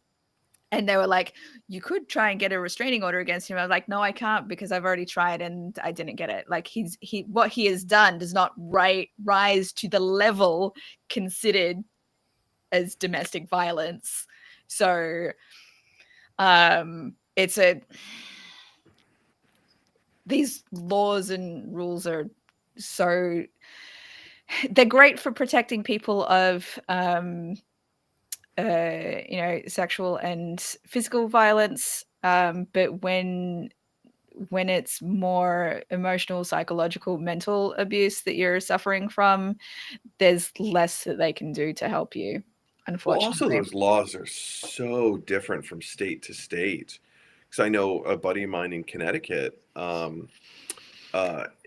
his ex-wife is just an absolute terrible person. She's atrocious and has put her children in physical danger, emotional abusive situations from her then boyfriend. I don't know if they're still together, but like her boyfriend at the time was emotionally abusive towards her kids, as well as and we're talking about like a professional bodybuilder. This guy was Oh, dang. big. He was jacked. And I never met the boyfriend, but I've seen photos of him, and he is a large human who is ripped. And, you know, having this physical intimidation of a human being. And like one of the rules in his house was doors can never be closed. If you are in the room that we've given you as a bedroom, if you're in your bedroom, doors must remain open at all times. And we're talking like these are 8-year-old children. These are not 15, 16-year-old kids. These are like 8, 7, 8, 9-year-old kids. And he caught them with the doors closed once, you know, because they were like, they're kids. They're just being silly. He threw a tantrum and physically ripped the doors off from the frame, because he's, you know, that jacked of a human being. He can physically do that. Scared the shit out of the kids. Yeah. And we're talking about like other times he would lose his temper and take an entire bowl of cereal with a spoon in it and hurl it across the kitchen, shattering and smashing against the wall. But the bowl whizzed right across some of the kids' heads. And so my buddy would, you know, I'm not going to paint the picture and say he was an angel of a parent himself, but he leaps and bounds better than his ex-wife. And I know that firsthand knowledge because he lived with us for like 2 years. And there was a time that he had to basically kind of kidnap his kids from Connecticut and seek refuge after all of that physical intimidation to our apartment in New York. And that became like an interstate issue where like we were actually having contingency plans. If the police show up looking for the kids, what are we going to do? Right. Why did I bring this up? Right. States, the laws in these states change from state to state. And in the state of Connecticut, you know, this guy, he kept going. He was in court like every other month fighting his ex-wife on this, on that. And 10 times out of 10, he lost. Now, again, he's not the perfect father. He's a bit of a dunderhead. He misses deadlines. He doesn't always pay child support on time. He would even give his ex-wife money under the table and say, let's just count this towards XYZ payment through the courts, and she would never record it. Of course, like, why would she? She doesn't have any motivation. But he kept doing it, and that was just another thing. Anyway, so there's all these records and all these documents of him not paying child support, not paying the proper amount, not paying on time. And every single time the courts would side with the mother, even though she had been she had perjured herself in court, and he had the transcripts to show she had perjured herself on some pretty big stuff. Wow. Not like menial. Oh, well, she said it was peanuts, but it was really potatoes. It wasn't menial like that. It was some pretty big stuff. But the courts 10 times out of 10 side with the mom. Yeah, that's the kind of thing that my ex-husband would complain about. Like, it was normal for courts to side with the mother, and so the father was, kind of. So I think he was preemptively worried about what was going to happen if we got divorced, like, because there's some stuff that he said before we got divorced, while we were still together, and I was just, concerned that I was like, yeah, but but he's the one who's chosen to see the kids for less time. Like, he could have asked for more, and he's chosen to see them for like 6 hours a week, kind of things. Like, that's nothing. Like, it's all. Yeah. I'm going to pull up some of the comments that are coming through. Comments. Yeah, we have a new viewer. Hang on, let me just scroll up. Hang on. Hello, new viewer. It's not Garbage Timmy, is it? Or no. What was his name? Was the poopy face one or something? So welcome, Daniel. Thanks for joining us. So is it Australia that I think that I was talking about for the courts? If so, I was reading up on their autism policies, laws, immigration, things like that, and they were pretty shitty. I live in California. I know I sound like I'm Australian. That's because I am, but because I am. But I live in California, so this the court system that I went through was California. There are places that are starting to have better protections for emotional abuse now, but not very many, unfortunately. Yeah. Okay. So let me. Daniel's comment started with, "Is it Australia?" which makes me think of your heritage. And earlier in the stream, you had pronounced the word DON''T. Don't. Can you say that with a real thick accent? Dine. Well, I'm going to bastardize this, but it was something like dine. It's funny. I was making rice for the first time today for a while, and I was singing. Congratulations! How very Malaysian of you. Well, my daughter wanted Indian food as well as Greek food for her birthday, so I made Indian food for lunch. And while I was like making the rice, I was like, I started singing, and then just an improvised song. I was like making some rice pot for the first time, but I was like, the way that I was singing this song, I was doing this really thick Australian accent for this verse that I was singing. I was like, this is so funny. I wish I could remember what it was for the first time in a while, but that's not Australian. I don't know what I was going. Okay, so Daniel said, "Oh, America." Not surprising. Yeah, our courts went to hell long ago. Daniel knows what he's talking about. For sure. There was another comment that you brought up that we never. I'm going to bring that up again because it was in response to what you were talking about, Mike. That's nothing about your friend. My father was a Jesus freak that threatened to throw my TV out the window for watching MTV in the ancient days when they actually played music. MTV. How much? Those long days. Satanic, you know what? That reminds me of when my mum got upset when she learned that I'd watched the Beavis and Butthead Do America movie with my brother.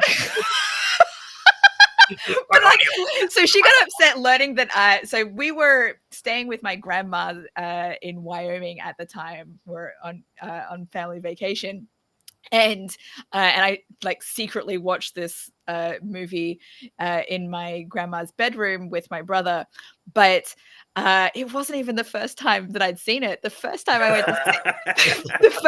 went to see it, my dad bought me a ticket to go and see it. He had no idea that I wasn't allowed to go, and I think that he was going to see something else with my siblings that I didn't want to see, so he just bought me a ticket to go see there you go, to America.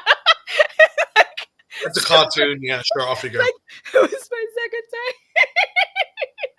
But like my mom got really irate about like she didn't like threaten to throw anything out the window, but she definitely had very strict opinions about certain things. She didn't let us watch South Park, so that was another thing that I taped of course, when it was on late at night, and then would watch it after awful. school when she was at work and stuff. So I did a lot of that sort of thing.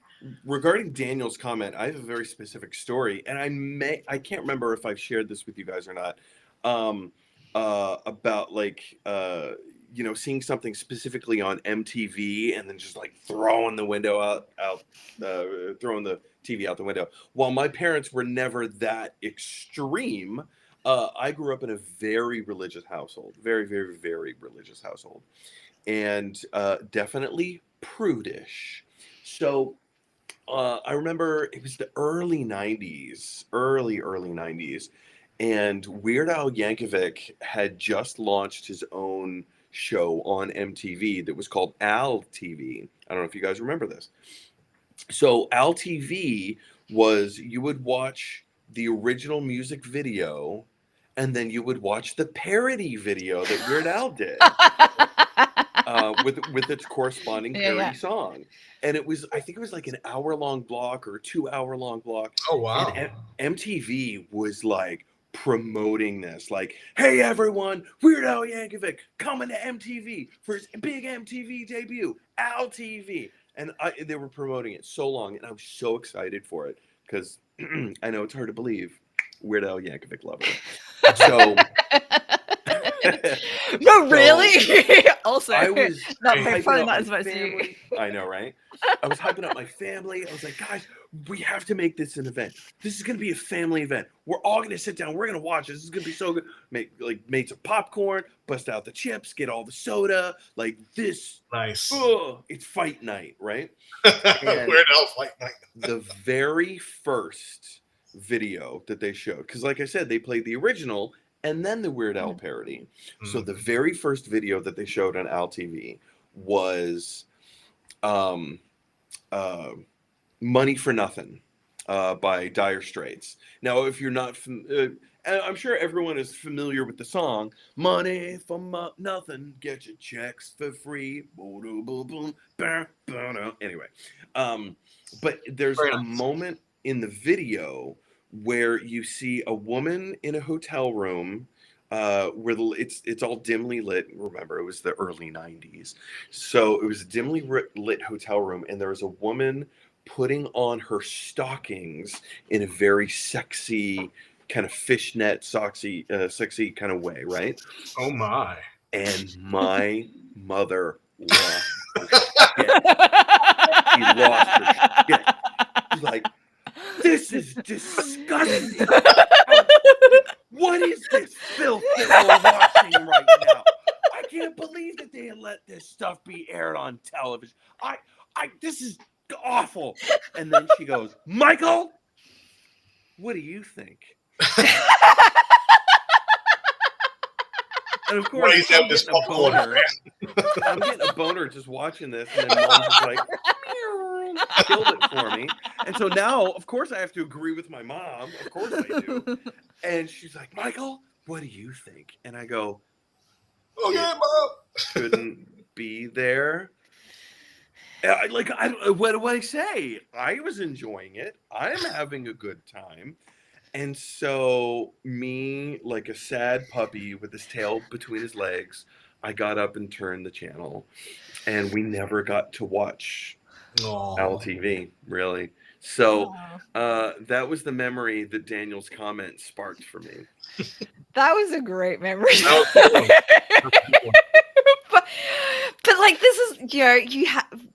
At that age, especially growing up in that kind of a household, I feel like you do have to bend at the whims of what your parents, because you don't want to. Of course, yeah. You don't want to be, go against what their wishes are, what their expectations Dare are. of you. not. Do Yeah. not. I'm an angel. Literally.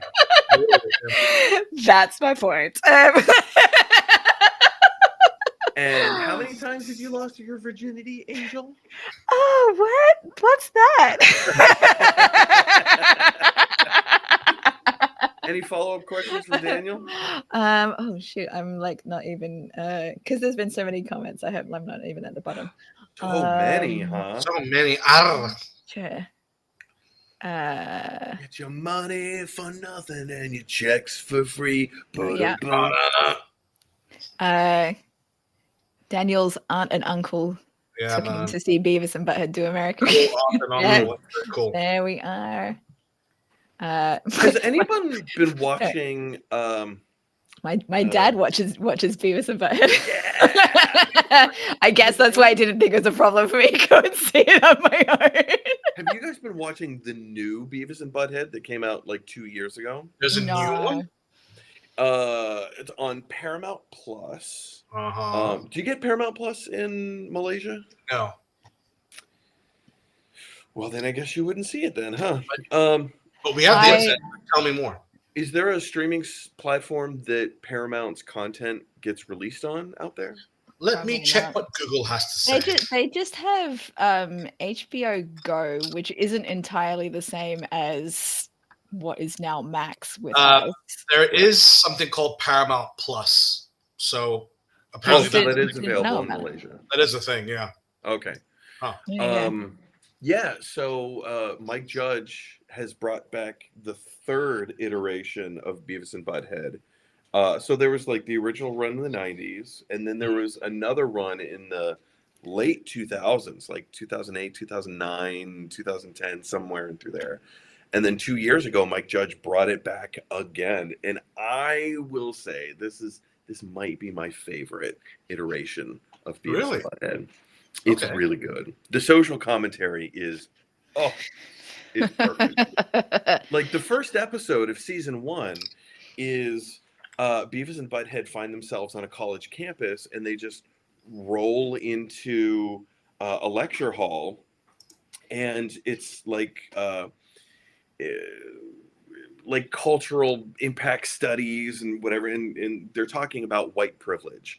And so, of course, Beavis and Butthead have no idea what white privilege is. And so the way it's explained to them is, you are white. You have this thing called white privilege.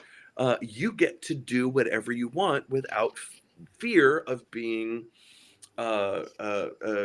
arrested or having punitive action taken against you. And they're like, wow, this is awesome.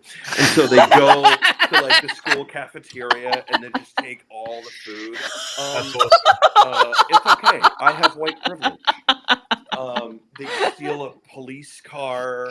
And they're like, we're allowed to do this. White privilege. And it was like they were police officers of color, and so it just made it that much more rich. That's hilarious. It's just beautiful. It's just beautiful.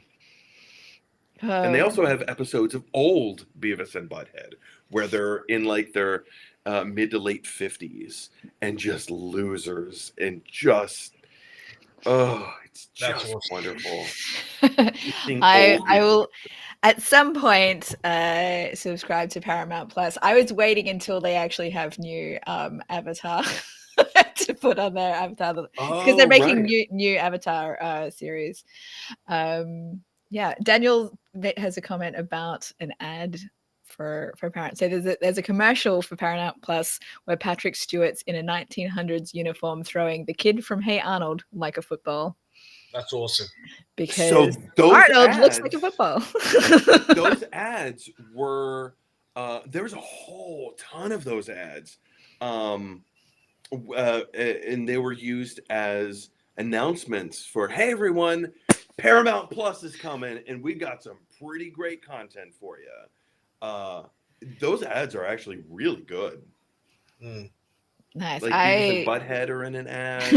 I have not seen them. I did see they Saturday Night Live did a sketch where they brought Beavis and Butthead in, or people that looked like Beavis and Butthead. Yeah, that was really good. That was a fun. Noses and the hair. Yeah, that was Ryan Gosling. Wasn't Ryan it? Gosling. Yeah. Really good. Daniel, good memory, good catch. My dad has a comment that he's about to disappear, and I did not bring up like any of his other comments that were from earlier because you know what, he'll probably come back and watch the rest later as he does. Oh my god, like this. What has your dad been saying? As soon as it lets me scroll up, there we go. That's what she said. We're one. He talked about, so this is back when we're talking about crying. Tears, interesting topic. I just posted on Facebook pointing out that people high in empathy are given the gift of crying. Some see it as a spiritual gift. It is interesting those more likely to be diagnosed with mental health issues.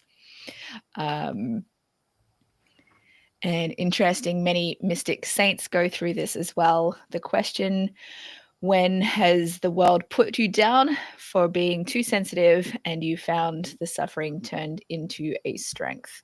That's a nice one. I like that. That's a nice one.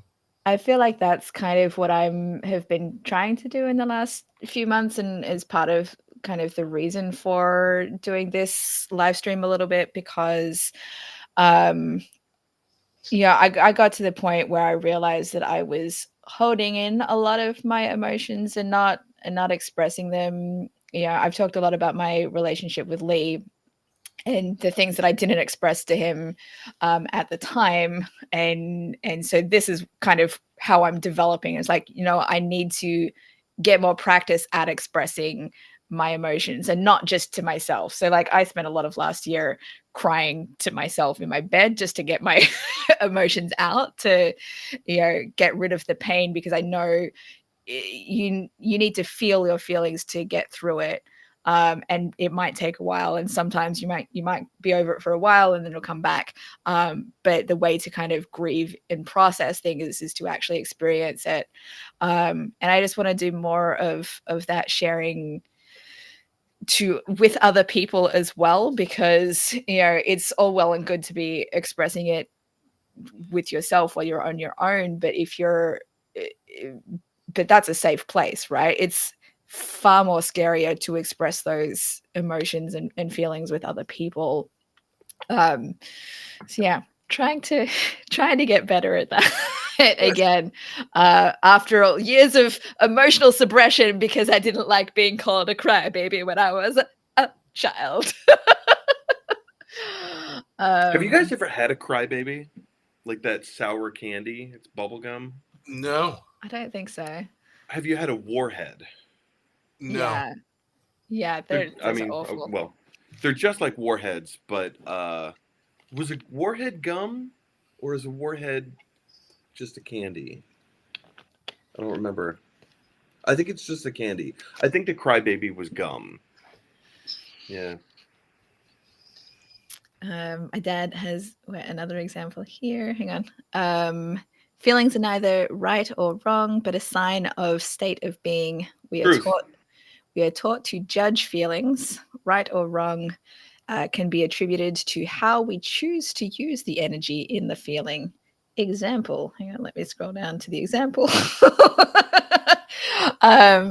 Hitting someone or using the energy to get a law passed against what brought up the anger feelings. When have you had a strong feeling and judged yourself? In hindsight, what might have been? As you continue on from there. When have you had a strong feeling and judged yourself? That's an interesting question. This is a good. Yeah, I like this actually. Interesting. Something that has been coming up for me a lot as I've been watching different things recently is I get really judgy about the characters who behave in a way that I have seen myself behave or want to behave, but do not like. So like, I feel like I'm projecting my hatred at those characters as I'm hating those characters because I hate those parts of myself. Right. Yeah. So a recent example, I watched High School Musical 2 last night. I know what. Not a terrible movie. No, Three okay. wasn't great. My reason being is because when I was at Fan Expo last year, 2 of the cast members from High School Musical came out and did like a talk, and there was nothing else for me to see at that particular time, so I went to go and see them, and I could not remember like who they were in the film. I was like, I should probably rewatch these films. Even still, you didn't have to explain yourself. Yeah. Anyway, God damn it! That's my autism needing to over-explain myself for everything.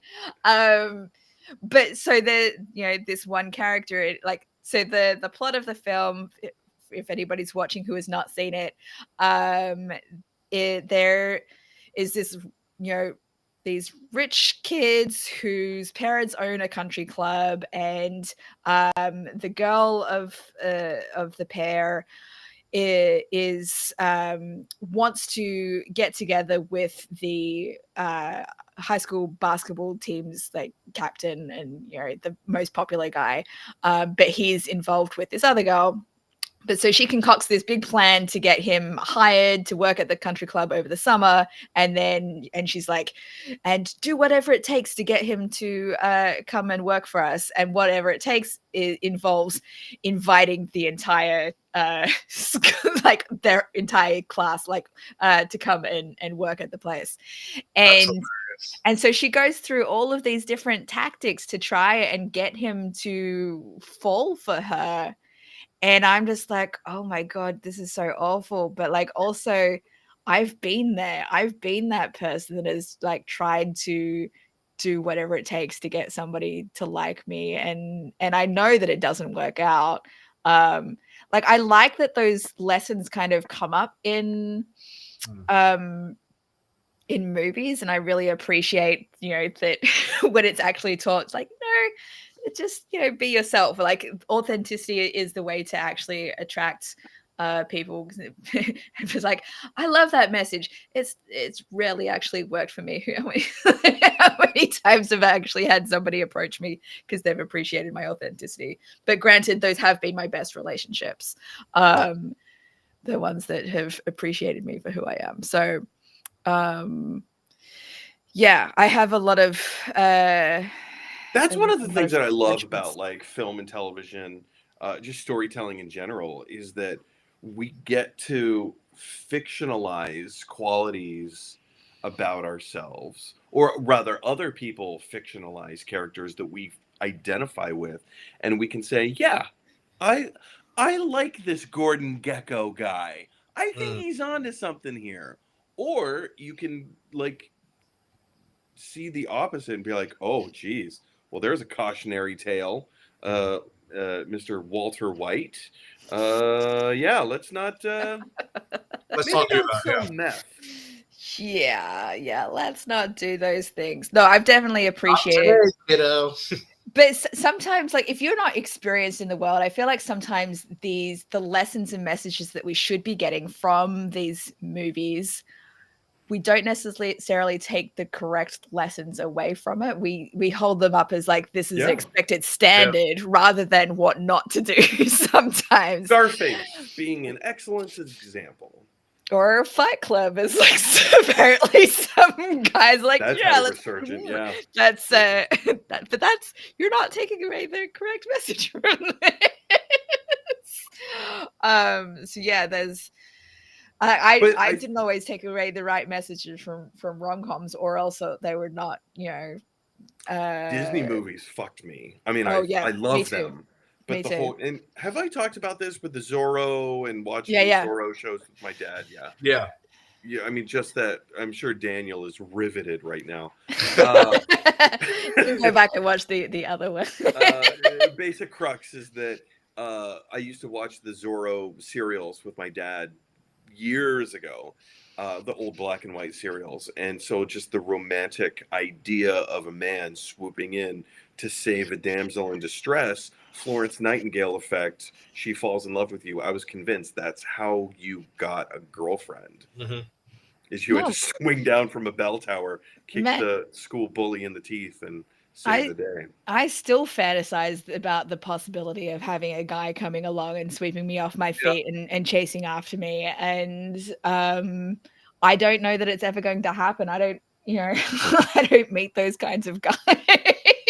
And if I was to meet, like, most of the guys that I meet that are decent guys just want to be friends. And I mean, I have a lot of great guy friends. I don't want to complain about that, but it's like, can one of them like also just actually want to be with me? Meanwhile, in 5 seconds from now, you're going to hear a ding dong downstairs, and it's a man named Charles Romantic. No, I thought you were going to say it's Lee. He's flown all the way. Lee has burned his bridge. He doesn't deserve you. Probably. No. If he flew out here to see me, he hasn't got my address, so it's not going to happen anyway. But if he flew out to see me, to talk to me, just to see what happened, that something could work out. I don't know. Like I can't say what would happen, but like, so there's this podcaster, the guy who is the host of Diary of a CEO. He talks about how his girlfriend, they had split up, and then during COVID she went to Indonesia, I think he said, and then after he like had some experiences, he realized that she was the only person that he wanted to be with, and so he flew out to Indonesia and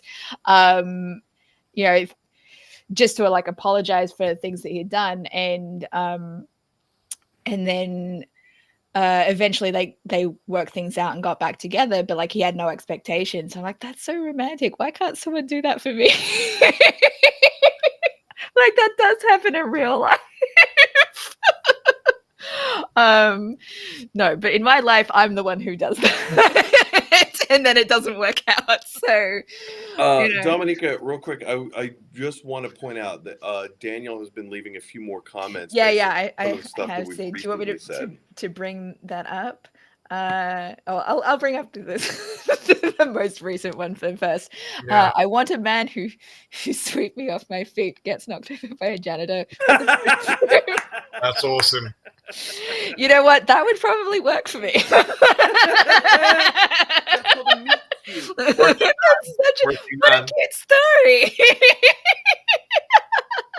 All right, I'll bring up the well, our relationship started with assault. Oh my no! If it was an accident, if it was intentional, and if it was intentional, then no, I couldn't go for it. But if it was like an accidental kind of, I just tripped over. Oh shoot! Nice I'm sorry. Oh. Me being autistic, I'm not looking where I'm going. Oh shit! Oh no! I've fallen and can't get up. Oh no! What am I like? Oh. I fallen again. Oh. All right. It was a push broom. Okay, so hits play on the tape. Yeah. It's my party, and I'll cry. I want to. Do you know what that song makes me think of? Alvin and the Chipmunks. That song makes you think of Problem Child from 1990. But I'm pretty sure that Brittany from the Chipettes sang that song in one of the episodes of Alvin and the Chipmunks. I was obsessed with that show growing up. Absolutely. I have a poster of the Chipmunks Adventure movie hanging up on my living room wall. That's how obsessed that. I have it on VHS, which I didn't get rid of, but because I don't have a VCR, I ended up buying it on DVD so that I could watch it again. That's nice. So, all right. Yeah. So you said that song reminds you of Alvin and the Chipmunks. Sharad, you said that song from Problem Child from 1990. Problem Child. That makes me think of Full House, Huh. the TV show Full House. Yeah. How about that? Couldn't even tell you the episode, but yeah. You would cry too if it happened to happened you. Ba-ba-ba-ba-ba. I feel like I've only heard it as Britney singing. Really? I have like 3 Alvin and the Chipmunks albums as well. What to Not each of counting you, the Chipmunk Adventure album. what is the most what song do you most closely identify or associate with the Chipmunks? For me, it is Hey Pussycat. Whoa, whoa, whoa. Yeah, What's I up, think that's the Pussycat? one. Yeah. Whoa, Mm, whoa, mm. whoa. That's But That's a good every one. time I hear that, I'm like, oh, I can't not hear the Chipmunks version. I don't think I've heard the Chipmunks version of that. The first one that came to mind for me was Bully Bully. Bully Bully. Loved that Bully song. Bully. Bully, bully, Bully Bully. Bully, Bully, bully. bully. I'm watching. Hands off, hands off. But there's so many. Oh, like Achy Breaky Heart. I don't think I've ever heard that. Chipmunks. Are they still doing as- Alvin and the Chipmunks? As well, they made like live action yeah, 3 versions. of them. I love those as well. They're my ex-husband could not stand the sounds of the Alvin and the Chipmunks, so I couldn't listen to them while he was around. That's one of the reasons I have a poster of the Chipmunk Adventure in my living room now, because I can. I bought like specific like frames that would fit this size of a poster. It's an enormous poster, just so I can frame it. Yeah, that's what she said. Yeah. Enormous. It's enormous. How about you, Sharad? What's your quintessential Chipmunk song? Oh, I don't know. Like, how about you, Daniel? What's your quintessential Chipmunk song? I don't know. Like I can't really think of one per se. I just remember like just Alvin just giving Theodore a lot of shit. Like, and like, I mean, I don't know why, but like, I just remember them jamming, but not one particular song. But I loved it. Who did you guys all identify with as Chipmunk? Jeanette. I think I talked about this last time. I was like, I had written an Alvin and the Chipmunks play and performed it and staged it, and I played Jeanette. Yeah. I don't know if I knew that. No, I talked about that last time. I think you acknowledged it, but you probably forgot it. It's been a week. Maybe I did. You asked if you asked if that was video of it. I was like, no. Oh yeah, I do remember that. I always saw myself as a Theodore, though I admired Alvin. I wanted to be Alvin. Everyone wanted to be Alvin. Yeah. Yeah. Yeah, I think Theodore was pretty much everyone. I never really understood Simon because I think Simon was too much of a Poindexter. But like, he's a brainy kind of guy.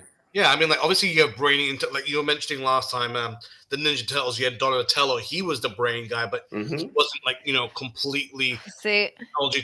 That wasn't his only identity. Yeah. See, I guess Simon would have been the one that I had the crush on, probably. Like clearly, like I have this. I like this. I have a type. Yeah. Okay, let me pull up some more of Daniel's comments here. Is this Daniel? We should have you around on every live stream.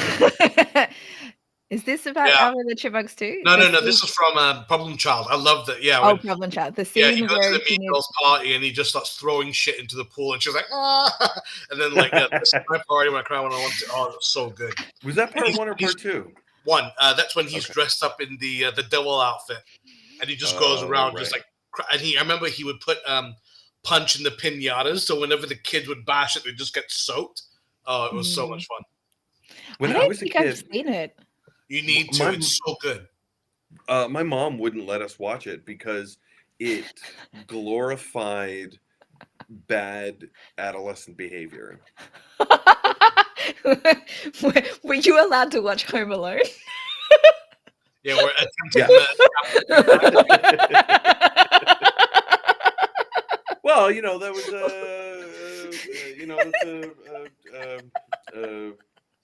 what's the? I can't even think of the term.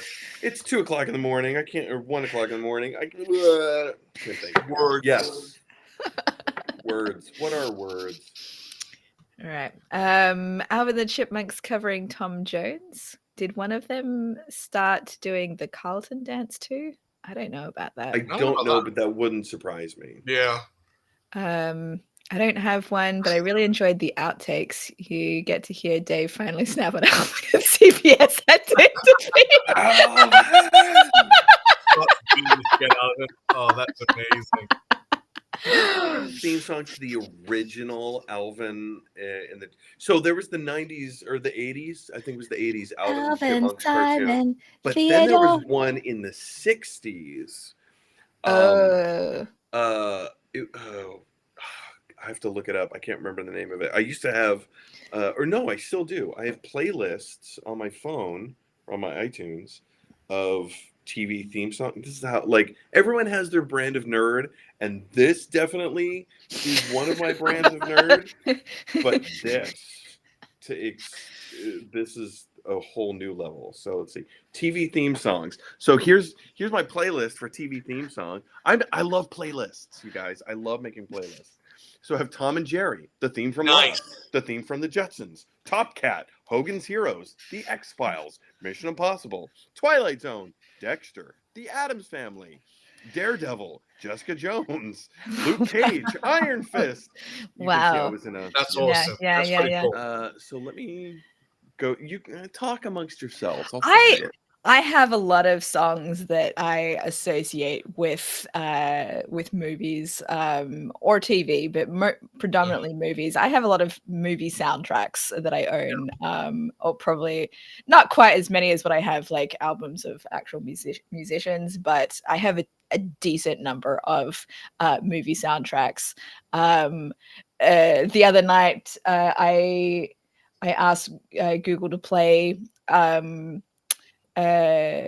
What's it call it? I Started a Joke by the Wallflowers because I associate that song with Zoolander. Like there's a scene in Zoolander is very significant. There's so many very significant songs in that film. You know, there's the Jitterbugs. Don't do it. Makes you want to go do it. Obviously, that's the most most obvious one because Kill the Prime Minister, please. it's the brainwashing song. But the Jitterbug song where they're doing the driving of the car and like all of that. Like I love when movies play with music like that. So it's not just like background kind of stuff, but it's like really becomes a significant part. Yeah. It's great. So but like I also love like scores, musical scores from movies as well. Like I have that's all other Jurassic Park and Hook, Last for Samurai. example. There's so many good ones. All right, at the risk of going too long on YouTube and getting blocked for copyrighted content, I will play just a short snippet of this. Do it. This is the Alvin Show. The Alvin Show. Wow. There's days of film and what is more. There's the part who giggles don't see a door. Anyway, and now you see I don't remember that at all. camera 3, the brother known as Simon on the family tree, and here's the star of the show, Alvin. Alvin! Musical interlude. Wow. Yeah. Yeah. All right. Daniel's got another comment for us here. Rod Sterling voiceover. Can either of you do a Rod Sterling voiceover? You want to read this? Well, here we meet a man named George, also known as Jet. Tired of his mundane life, he found out the sprocket really is shiny in the Twilight Zone. Okay, so while we're on the topic of Twilight Zone, I can't remember if I've shown you guys before. I definitely have not shown Daniel. So Daniel, earlier in the stream, Sharad was asking about like my toy collection, blah, blah, blah, whatever. I'm very jealous. Hold on. Dramatic reveal coming up. Sharad, you need to come to my place and see my toy collection as well. I mean, I don't, obviously you can't see anything behind me right now because it's blocked by a red sheet. But I do have behind here. Yeah, I remember that you got a whole bunch of, you got your own little setup going on, don't you? Can't even see Holy everything back there right shit, now. That's awesome. Is that like a deluxe edition? Yes. Oh, it literally is. Yeah, it literally. I'm not going to tell you what this cost because even my wife's jaw hit the floor. So this is a replica of the original Talkie Tina doll, which we all remember from one of, I can't say it's the creepiest, but it's one of the creepiest episodes of Twilight Zone. Wow. This is one of my absolute pride and joys right here. And she actually says phrases from the TV show. Case in point. Oh, that's very sweet. What else do you have to say, Talkie Tina? You don't like me? What? Why not?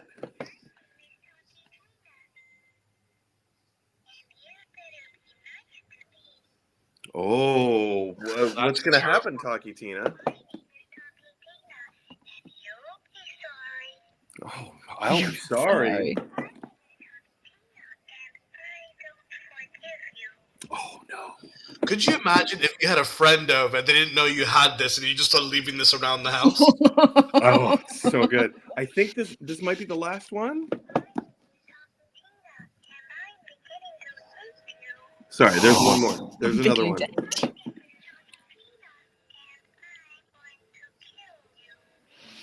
Yeah. Okay, that's sure. The one. Yeah. Yeah. I love this thing. Where did you get that one from? Did you get it online or from a store? No, that was from San Diego Comic-Con 2 years ago. It was an exclusive. I think there were only like 200 made, something like that. So again, this is why I collect certain, toys. So my cat is on my desk and he's staring me in the face right now. Staring you down. Better him staring at you than him flexing his butthole at you. So. Especially if it's got maggots coming out of it. True. But yeah, no, there's a hunt. I love the hunt. It's not about having the thing. Well, having the thing is cool. It's the chase. I like the chase. Yeah, I like the hunt. So like winning the lottery to get into the line to buy the thing that still is there. I love that. I love it. Yeah. I think the expense of exclusive items is what holds me back from getting that sort of thing. Yeah, I have a lot of like off the shelf kind of collectible things, which is enough for me. Yeah. So that's how I am. I like because con means so much to me, and I can't even go to New York Comic Con anymore. As somebody put it, it's the difference between Six Flags and Disney World. There's nothing wrong with Six Flags. Six Flags is awesome. But when all you want is Disney, it's not the same experience. Mm-hmm. And so that's what San Diego Comic-Con is to me now. It's hard for me to go to other cons because they're not as grandiose as I want them to be. They're like the Diet Coke of cons. Oh, Diet Coke is the best soda. Oh, excuse me. I'm sorry. Depends on whose opinion you're talking about. But yeah, no, I save year round. I put money aside and I actually make sure that I have X amount of money to go do everything that I can and obtain all of the cool shit that I can from Colin. That's awesome. Yeah, I just pay for photos with celebrities and spend too much money on those when I go to cons. And that's my totally thing. Valuable as well. It's awesome. A different type of value. No, I don't hold. You collect value. figures, you collect pictures. And exactly. The same thing. Yeah, and it's what a wonderful opportunity talk about meeting people and connecting with people on a human level. How many people do I get to connect with on this kind of a level? As Yeah. many as you'd like to. You're talking them. You're taking photos. Like, what a memory. Oh, well, you know, I don't actually, I'm too shy to say anything to most of them. Usually I'm just like, hi, thank you. I don't know, like, and that's it. I was surprised that I managed to, when I got the photo with Hayden Christensen, to even just say, I really loved you in Life as a House. Because I'm like, I'm sure that everyone else that was there was probably there because of Star Wars, right? It was like, nope, I loved you in Life as a House. That was my favorite. That was that was the extent of what I said to him. I have no idea if I registered no reaction at all. I'm just like, I needed to say this, and then I got my photo, and then I feel like that was it. I met Michael Rosenbaum at Salt Lake City Comic-Con. And here's the thing. I actually dated a very close friend of his for a little while. And she used to run in like all these, still does, I presume. She runs in all of like these Hollywood insider circles. And so she knows a lot of celebrities. All the people that I follow on YouTube, she's close friends with, and I'm like, Gah! And I got to meet them all in one room. And she's like, "Hi, this is John Roca," and I'm like, "Hi, I date her." It was so embarrassing for her. I'm one of your many subscribers, yeah. But yeah, so I met Michael Rosenbaum because a friend of mine wanted his autograph. So we, stood in line at the booth, got his autograph, and my friend goes, "Hey, so he dates a good friend of yours," and I was like, "Dude, you didn't have to say that." And he's like, "Okay, well now I have to know what's her name." So he said her name. And he was like, "Oh, she's one of my closest friends. And, like, you're dating her?" And I'm like, "Yeah." And he's like, "Dude, come over." He gave me a huge hug. He's like, "Here, we gotta take a selfie." So like he took out his phone, took a selfie with the three of us, texted my now my ex-girlfriend, but he texted her. Presumably later, I assume she responded back to him like, "Yeah, that's my boyfriend." It was weird. It was like, you know what would have been funny if she texted back, "I'm sorry, I have no idea who this is." I know, right? Yeah, exactly. Yeah. Oh, that's hilarious. That was a weird experience. Wow. But, yeah. But it's really funny. I've never met Rosenbaum, but I really like him. But I've heard that he's really, really chill. He's really chill. He's really cool. I would say even laid back to a certain point, but he's a bro. Like he's a bro. Really? He has that A-type personality, which is I don't know if I have an A-type personality. I guess that I don't. But he's very like, I'm in the room, so I'm going to take control. I'm going to take focus. Everything that happens, I'm taking very focus. alpha. Yes. Even if I'm giving focus, I'm letting you know that I'm giving you focus. I'm giving you focus. So he's really cool, really chill, laid back, but he definitely has that bro sensibility to him. That aura. Yeah. Interesting. Now, granted, that was a con. And I only talked to him for like 10 minutes. So is that really enough to base an opinion on? I don't know.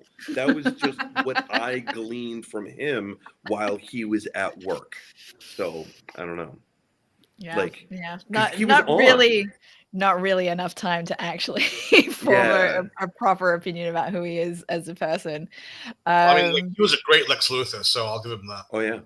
Still lauded as one of the best. Yeah, in my opinion, probably second best. But yeah, he's awesome. Who's your first best? Gene Hackman obviously is numero uno. But I think that's the child in me saying Gene Hackman. The adult, teenage to adult version. I don't count the animated one because that one that's great Lex Luthor. Sure. But Clancy Brown, he was great, and he's got that great booming voice. So, Clancy. Oh, as the animated, as the animated Lex Luthor, the guy that played the Kurgan in the original Highlander, he's the voice. And I actually saw him in Hollywood a year ago. Of course he did. Yeah, of course he did. I know, right? Oh yeah. I live in New York. I visit LA.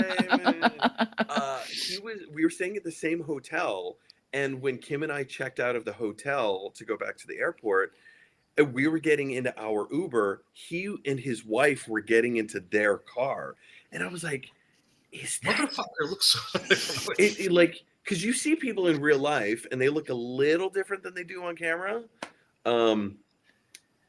Like I had such a hard time placing it, and then Kim checked his Twitter feed or Threads feed, some feed, and he was like posting stuff about like the hotel that we were staying at, and it was like, oh, that's It was acknowledging. Yeah. him. One of my exes, the one who lives in Washington, D.C., posted about seeing John Oliver recently in Washington, D.C., just like randomly walking around somewhere. I don't remember the specifics. Like, yeah, that sort of thing happens. Like, Kim had such a great John Oliver story. She went to go see a show long before we met, years ago, and the guy that she was seeing the show with, as they were leaving the theater, goes up to one of the security guys and say, "Hey," and Kim had no idea that he was about to do this. He goes, "Hey, so she actually went to college with John years ago. Really? We were just kind of hoping that like maybe we could, or maybe she could go back and say a quick hello, just kind of see how he's doing." So he gets on the radio. He goes, they got permission. They went back to his dressing room, waited 5 minutes, and then John Oliver came into his dressing room. And so, of course, Kim had to act the part. She had to go, "Hey, how's it going? I haven't seen you since college. How you been?" And he was so like, "I don't know who this person is." He had to play along. He just had to play along. And so, like, of course, like Kim didn't want to overstay her welcome. She's like, "Hey, like, yeah, big hug. Don't want to take up too much." That's hilarious. "I'm so glad, so thrilled for your success. I'll see you around." And he was just like, "Yeah, sure, okay, bye." And I'm sure afterwards he's like, Who the That's so funny. wow. It's one of my favorite That's hilarious. stories of hers. It's so fun. All right, before I bring up these last couple of comments from Daniel, I will add, if anyone who is watching right now, because it seems like we have 3 viewers, if it's correct, if you would like to ask us some vulnerable questions, deep questions that you want us to answer, leave them for us in the chat, and we will answer them for you. Meanwhile, this episode of The Vulnerable Angel brought to you by Cornhuskers Lotion. Cornhuskers, use it as lotion. And no, not for that purpose. I was about to say, what do you use that for, Michael? This is honestly, I was telling Dominica this earlier. lotion. This is some of the best lotion I've ever used. It's like this bottle is $9 on Amazon. I've only used less than half. And wait, disclaimer in case YouTube gets mad at me, we're not actually being paid to promote this product. Absolutely not. No endorsement deals whatsoever. This is a wonderful product that I endorse. I use it all the time, and I've had it for 2 years, and I've only used that much, and this is like one of the best things. It doesn't leave a greasy, oily, lotiony residue. Like you have to scrub it in for a minute, but then it just dries up, and you don't feel it does the job. All right, I'm going to bring up these comments. They are in response to things that were talked about a while ago. But the Twilight Zone part, for anyone who's never seen the Twilight Zone movie, if you ever meet Dan Aykroyd and he asks if you like Creedence Clearwater Revival, say no. We had a brief conversation about Dan Aykroyd on a previous stream, where Mike learned from me that Dan Aykroyd was diagnosed with Asperger's, which is now known as autism. I had no idea. Yeah, that makes so much sense. But no, never knew. No clue. And then the cat's just sizing. This is when the cat was staring at you, like that's just sizing you up for how it's gonna steal your soul when you're asleep later. That's very true. Yeah. Where is he? There was some other comments earlier about the warheads and Crybaby, but we don't have to bring those up. Well, let's be honest. Sometimes my cats do steal my soul in the middle of the night, but they always put it back when they're done with it. So that's good. There you go. The soul ends up where it's supposed to eventually. Speaking Eventually. of my cats stealing things, guys, I have to tell you. I think last week, was it last week? I showed you Yeah. the not Lego, a Temple of the Holy Grail. I got halfway through this thing, and then Athena, No. our calico, Don't finish. No, she didn't. pushed it off the desk and smashed Bitch. into a million tiny pieces. What I a got- bitch. That is why I don't have cats. I have too much Lego displayed everywhere throughout my house to be able to handle that. I was like, How They long- don't, they don't how do long- anything with the toys. They leave the toys alone. But Like I said, they're assholes. They know that was a work in progress, and then Chum just went, oh yeah. "No, she's why people went, pick it up."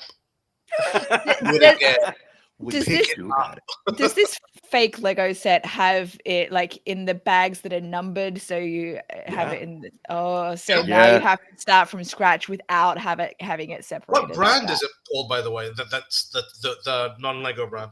Talk mock. Tuck Muck. Talk. Okay, cool. And I will say these pieces are quality. I can't even distinguish, because you know how like actual Lego pieces have the name Lego on top Yeah, of each dot. Obviously, it doesn't have that on top of each dot, but other than that, you can't tell the difference between these and Lego. Wow. The construction, like all the pieces are identical, and I mean identical to Lego, except for the Lego branding. The one critique that I will say is in this particular room. So like this is the front of the like where Indiana Jones walks in through Oh, it's the temple for the first time. Just by the desert, the main entrance. Yes, yeah. In the canyon of the crescent moon. Yeah. So in the kind of the throne room before he goes Nice. into the whatever, the back wall here, it is not structurally sound. They're tall. I can't do this backwards. So like you can see, here's like a spire right here, right? There's nothing holding it in place except for the small few pieces that are connecting it to the base. There's no structure on the top holding it all in place. And there's also okay, you can kind of see in here. So you know where he has to like only the penitent man will pass. Yeah. Penitent, kneel! And then he does like a barrel roll flip thing. So there's this piece of I don't know, the camera's hard time seeing it. So you know how like those Spinners, yeah. blades, the spinners like pop through the wall, and it's all rubber band connected. So I can't connect the rubber band because the rubber band has too much tension, and it knocks the whole wall over. Oh. So there's nothing like the structure of the whole thing is a little meh, but I will say the pieces are still pretty quality. That's pretty cool. If you leave it on the shelf and don't touch it, and you don't connect the rubber bands, it looks wonderful. And Daniel's got a comment for you, Mike. Here we go. You never know. The cats could get bored, creative, and build a Lego litter box that they could never destroy. That's pretty good. They're gonna shit all over my fun. Now pick it up and do it again. Next question. You ready for another question? Yep. Go for it. All right. I just split the deck, and here's the next question. A moment when you were wildly insecure and least confident wins. I don't like the Acne. game part. Acne. My very first pimple I ever had. Of course, it was right on the tip of my nose. I was in 6th grade, and I sat next to Lana Wilson. And every single time I looked at Lana, and it was huge. Like this thing was Rudolph the Every time Red-Nosed you're talking, someone Reindeer. can see it on the periphery of your eyesight, just like that. Oh yeah, you can't not see it. It was right there, and it was just hurt. It was so painful, and I had this thing for like a week. Every single day, I'd come into school, and it got bigger and bigger, and every single time I would look at Lana to talk to her, she did this to herself. Oh, And so one day I said, why do you always rub your nose? And she goes, oh, well, when I look at you, it makes me worried. Yeah, it makes me worried that I have a zit on the tip of my nose. So I have to touch my nose to make sure that I don't have one. And I was like, thanks. So here's how I got my revenge.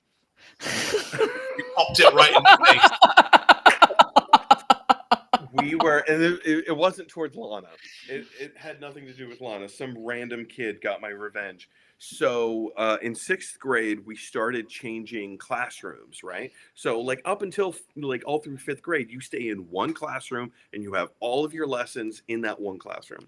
6th grade, we start changing classrooms. So we have history in this room, we have English in this room, blah, blah, blah, whatever.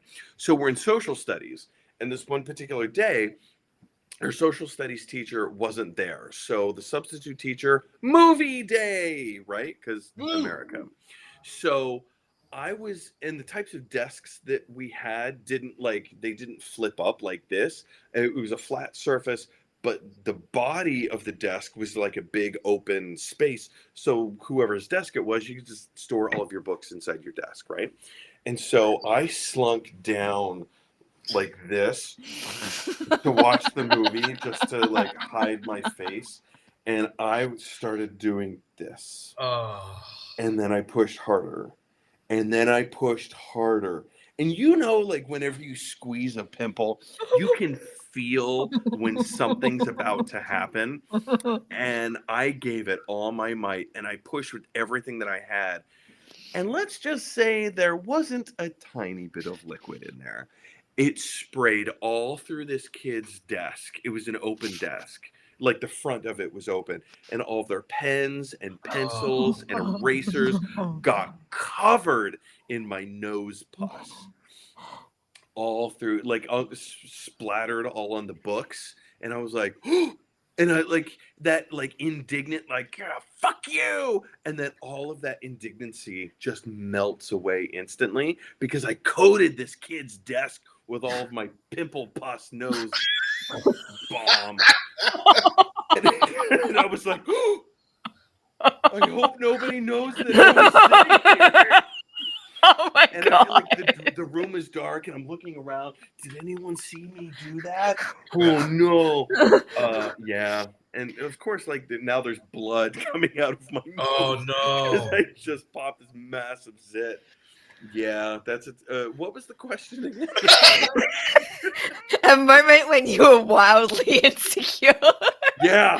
That's a great story. I was always I'm glad. What happened after that? Like, would anyone go, why the fuck is this in my table? Like, or I wondered that too. Yeah. Did you get to see like the outcome of that? Yeah, the realization of No, that was one of those things that you leave your residue where you leave it and you walk away. Really just a pipe bomb and just So was it a kid that wasn't like part of your usual class? You were in a different classroom. That is correct. Right. Some random kid. So you don't even know who it was. I nose pus pimpled the inside of their desk. You know, it'd been funny if it was actually a close friend of yours, and he was just like, "What the fuck, dude?" And then years later, I own up to 20 years later, it's like, remember that time? He's watching. He's watching the stream right now. He's like, "It was you." Sorry, Daniel. Oh, I'm so sorry. Oh, that's so funny. Yeah. Well, Daniel does have a response to that story. You Teacher. children, stop singing Rudolph the Red-Nosed Reindeer. We're changing it to Michael the Hormonial. Oh my God. Oh, Michael the Class. Got your case clear for Christmas. That's pretty good. So that reminds me of a kid named David Waters. In recent years, I have recently started, or I have been thinking of David because we tormented this kid till no end. And he tried to play along with it as best as he could, but he was, didn't come from the most financially stable of homes. And he was known as the smelly kid. And I remember in 5th grade, all the kids pooled their pocket change and bought him a bar of soap for Christmas. And we all gave it to him.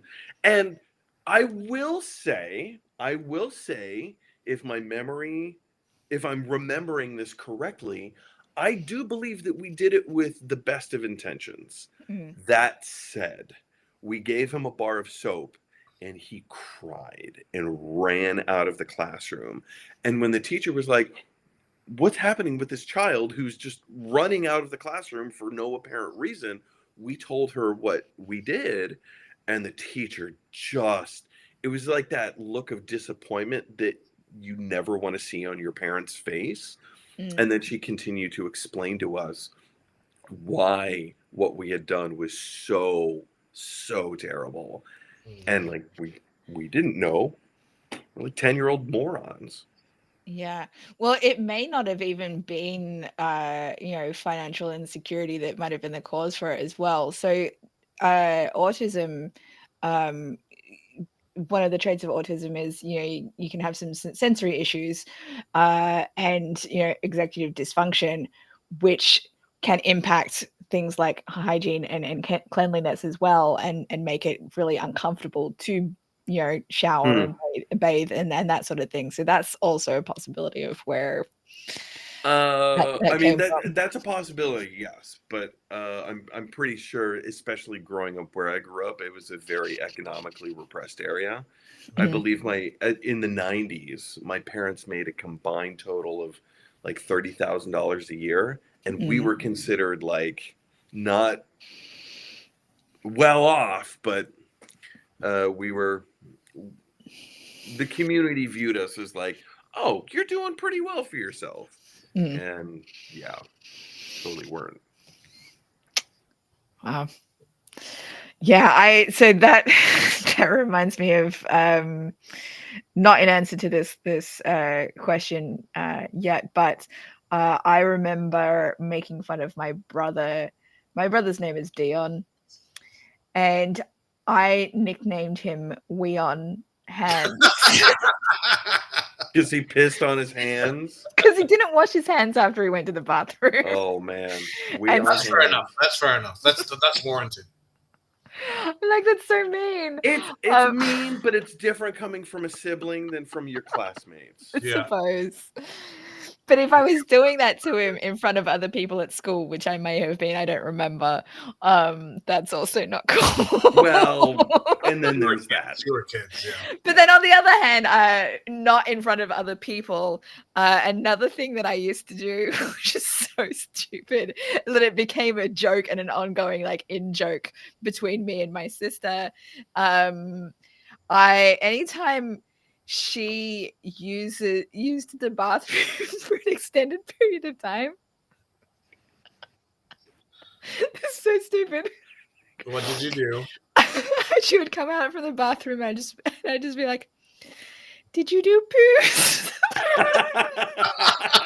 Did you do poos? But it was. I need to say it without laughing. It would be like this. Tell me what you did. 1, 2, 3, 4, 5, 6, 7, 8. 1, 2, 3, 4, 5, 6, 7, 8. Did you do poos?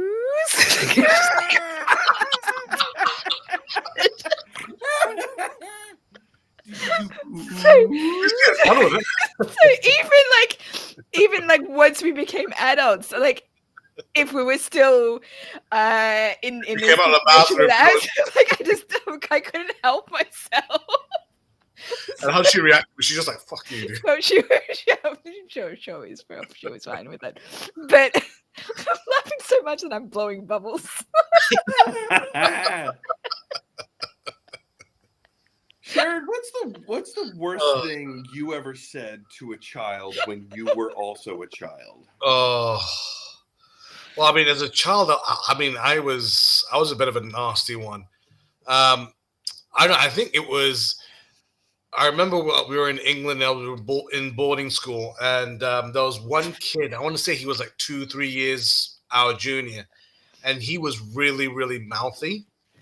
And I remember a lot of people gave him the benefit of the doubt because his sister who was my age. She was like one of the popular girls in the school. So, but I remember like he would mouth off, and all the guys would be like, "Just leave him alone. It's fine."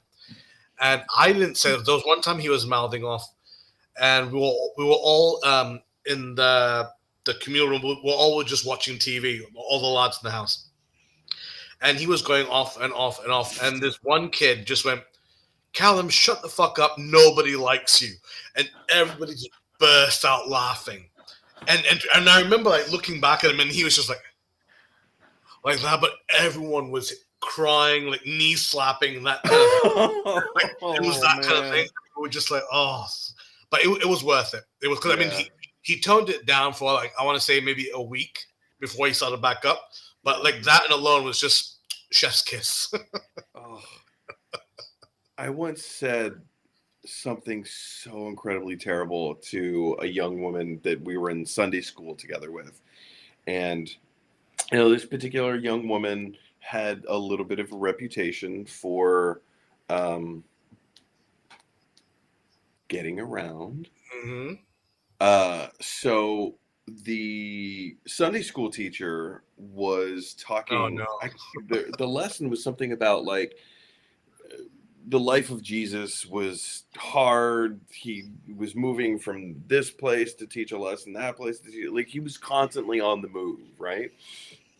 And like being so travel savvy, I guess, to put it in a weird way, that must have been a difficult lifestyle for him. And so to try and make that relatable, she goes, because she knew that this girl Stacy had moved from New Hampshire to Pennsylvania, back to New Hampshire, back to Pennsylvania, and she goes, "Stacy, you get around a lot," and she didn't like, and nobody thought anything of it, but me in my big mouth immediately it just fell out, and I said, "Yeah, in more ways than one," and everyone talk about like the knee slapping.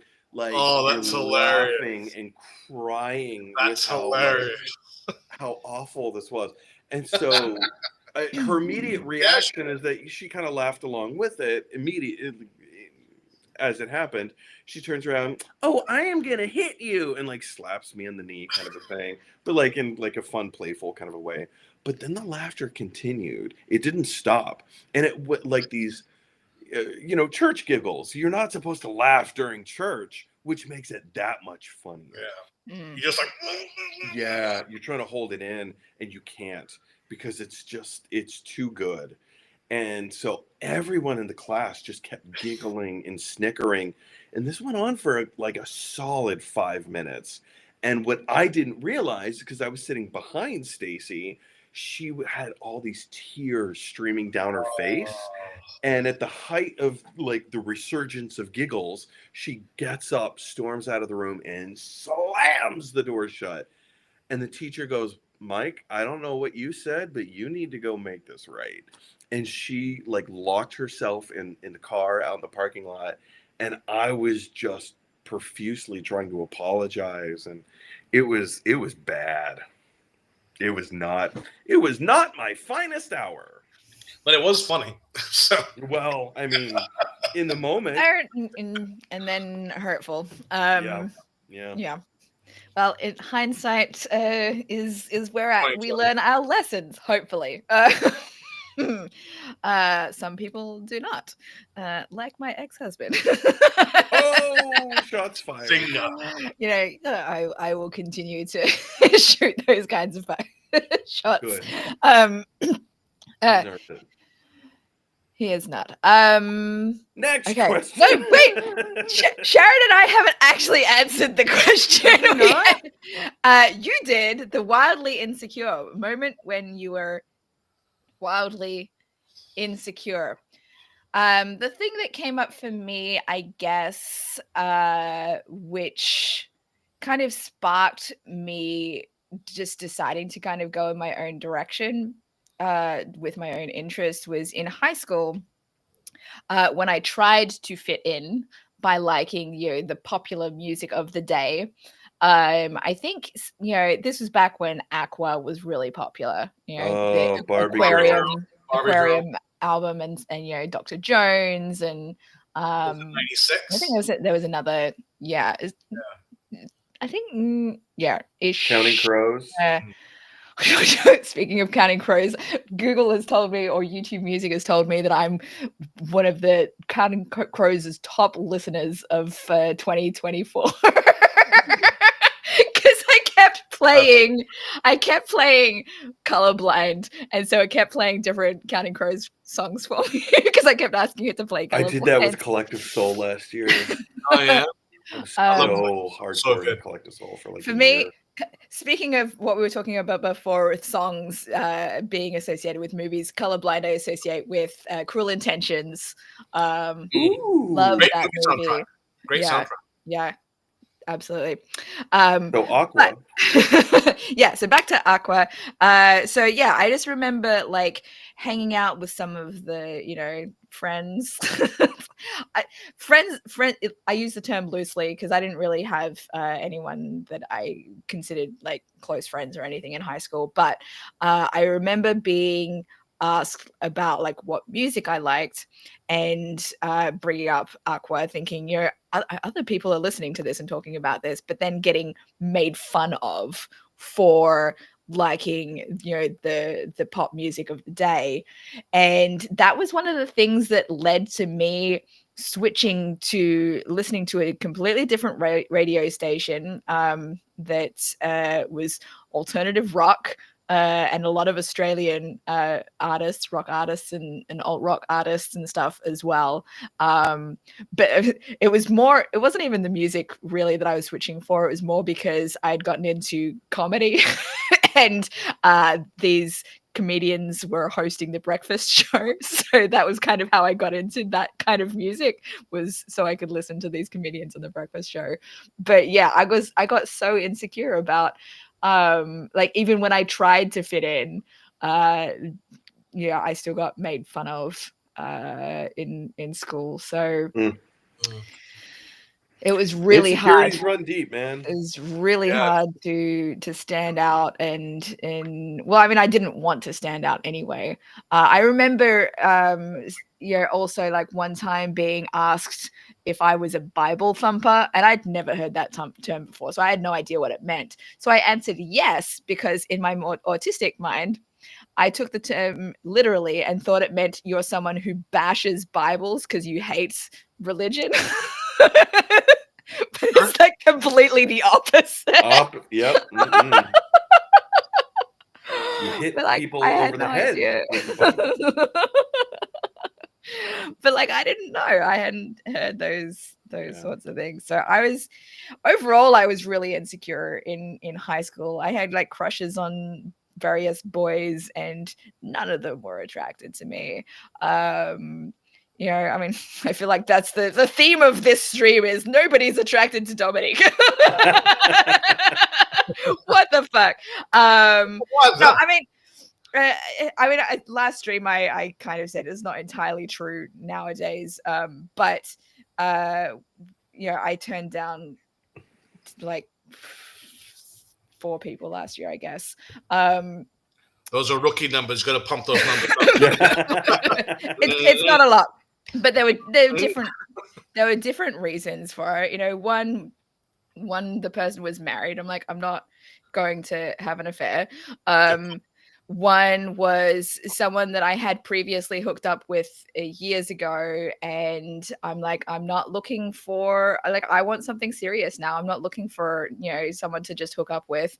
Yeah. One was technically Lee. I did reject him, not entirely intentionally, but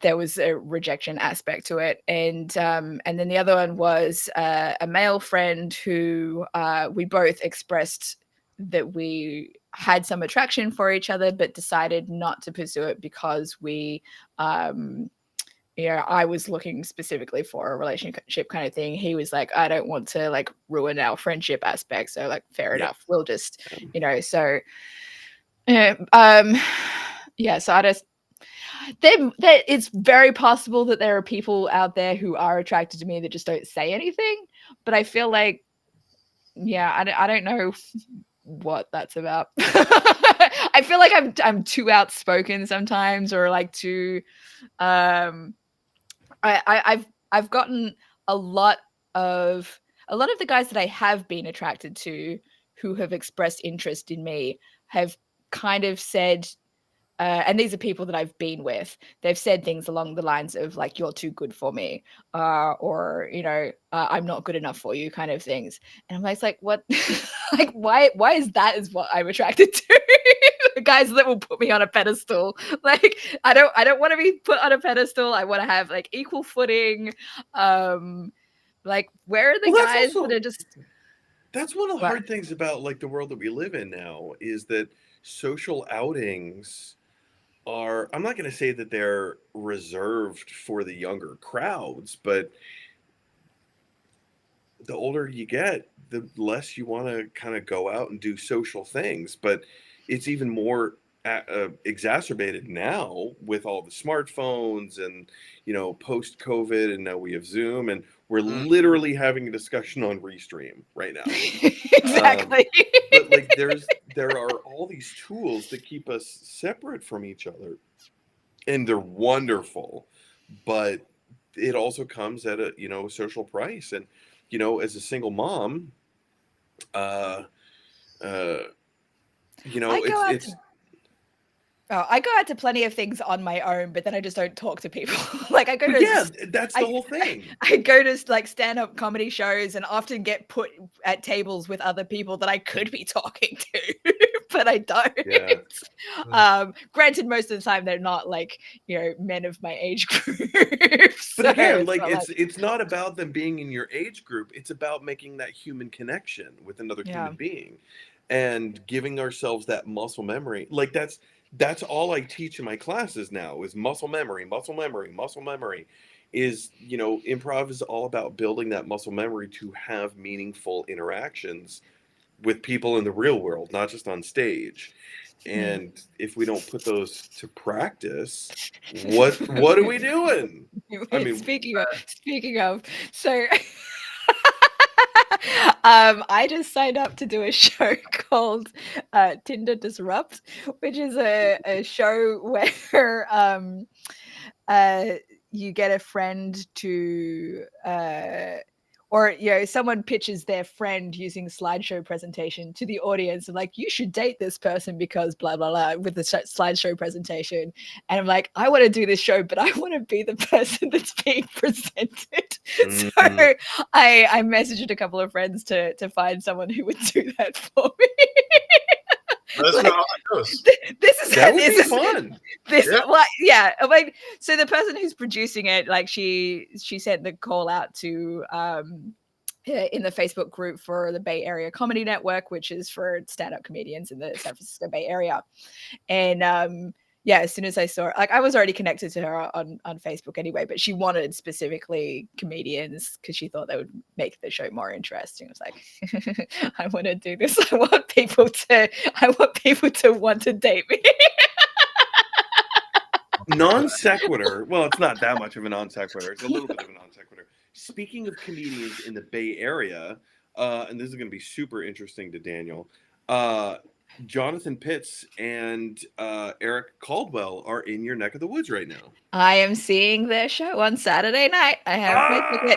I already bought my ticket. And then Diana Brown, who I also perform with, she's also in the show. And she sent me a message today and she's like, if you want to come to the show, I can comp you. And I was like, I already have a ticket.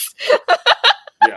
I mean, I guess I could have gone to the second show that I didn't have a ticket for, but I'm like, I'm poor right now, so I don't want to travel to San Francisco more often. And Totally fair. I mean, SF Sketchfest is starting pretty soon as well, so I have tickets to a few things coming up. I photoshopped myself and Jonathan into a photo that Jonathan took, and it's already on Facebook, so I don't think anyone's going to care if I show it here. But yeah, I literally did this earlier tonight where they all took a photo of themselves together.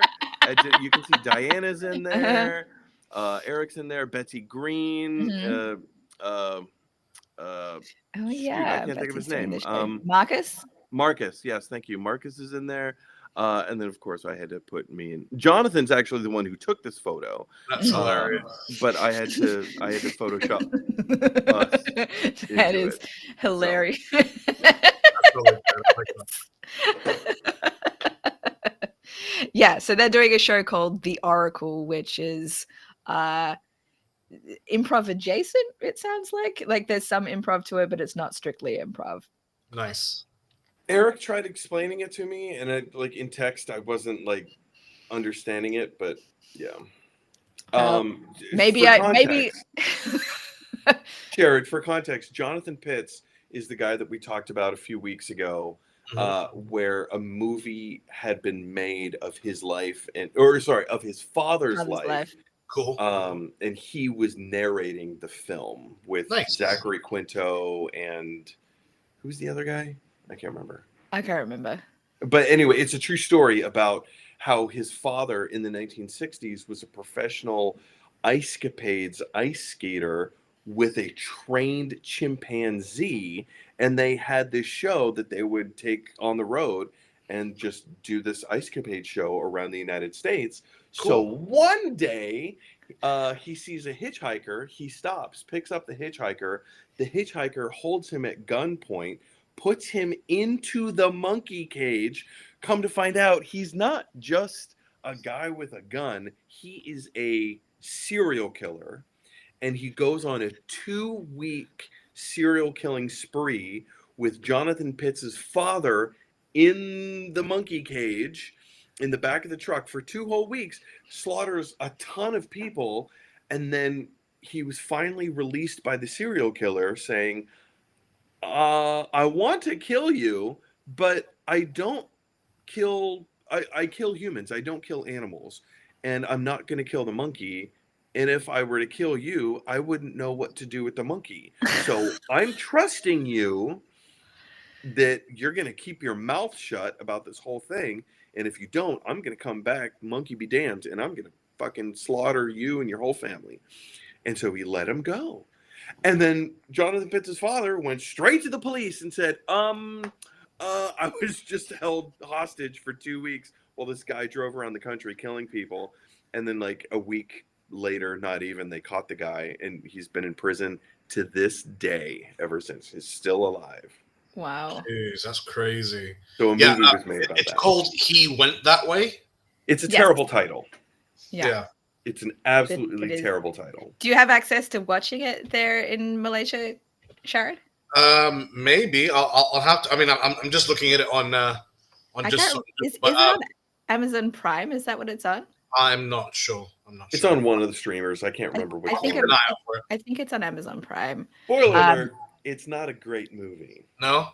I saw it in theaters with Jonathan Pitts, and it's not great. And he even acknowledged, he's like, "Oh, this is not a good movie." So interesting story there. Well, they even changed the story for the movie. In the movie, they changed it that his dad and the serial killer became friends. And it's just so the movie is based on a book that was loosely based on the life of Jonathan Pitts' father. But the real life story, so Jonathan Pitts has a whole one-man show that he does about it. He's been doing it for a few years. The real actual story is so much more interesting than what they did in the movie. So much more interesting. But they wouldn't change the script to fit the actual story. So why? That's because dumb. Hollywood. Strange. Let me pull up some comments before Sharad answers the question that was we're taking forever to answer. Sorry, I keep.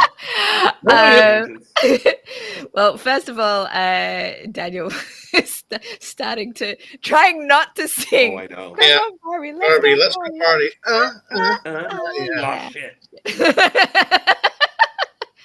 And then he can picture the PowerPoint. And here we have the pie chart breaking down each reason you should give the gal in the halo a go. The spreadsheet regarding the matter is heavenly. Oh, that's hilarious. Nice. I just want to refer to you as the gal in the halo. Yeah. Like forever It all now. works. It's fine. I'm the gal in the halo. All right, we're gonna change the name of the show one more time. No.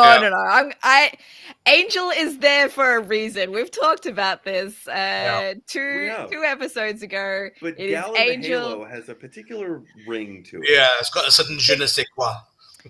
Which of them has more characters? Oh, You- Angel, you've got definitely. Oh, yeah. limited characters in the you can have it a title of things. Anyway, I'm gonna keep Angel for reasons that I originally decided to use Angel in the first place. All right, my dad is back. Since I have retired, I find it harder to socialize and make small talk, but do find teaching art in my retirement village. The social is quite active. My willing to dance also usually positive. That's awesome. God bless you, sir. Most men don't seem to like to dance at my age. Well, I don't know, Frankie. Yeah. Most men don't like to dance. Well, Period. I wanted to make a comment on the small talk aspect because as my dad has acknowledged, he's autistic, and autistic people, we hate small talk. That's why I went to an event. It was called Skip the Small Talk, right? Like that's what started this whole thing. It's like, I hate small talk. I need to have give me the meaty conversations. I want to know who you are as a person, not what you ate for breakfast the other day.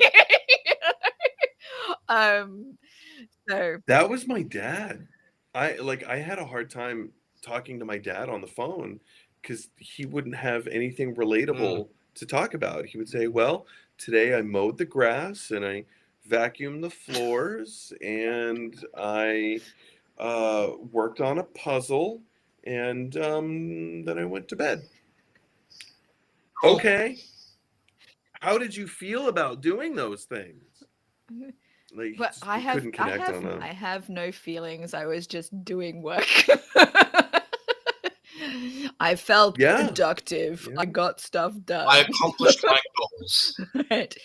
But I think that was his thing, is that he felt such accomplishment in doing those things. Good for him. Yeah. If I finally meet the guy that sweeps me off my feet, will I technically be a fallen angel? Yeah, maybe. Oh! Daniel Daniel, are you a comedian or are you just making jokes on live stream chats? Oh man, Daniel Price. I gotta see if we have any friends in common. We gotta be careful here, right? I have a history of dating comedians. That's actually, right back at you. Actually, that's the thing that I wanted to ask you guys is obviously depending on your social circles, obviously you know what they say, performers will usually date performers no matter what genre you're in. Would you say comedians can be quite incestuous in the sense that they mingle in the same pool? Yeah. Oh shit, Jared. What? You and I have one mutual friend, and only one mutual friend in common. Sorry.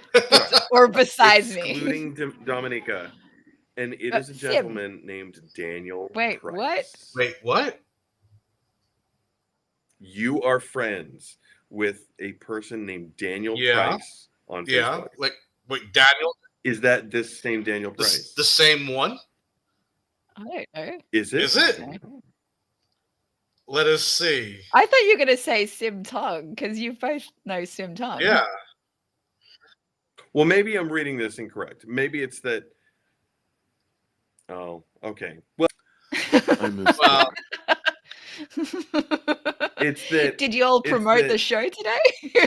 It's that Daniel and I have one mutual friend in common, and that one friend is Sharad. Oh.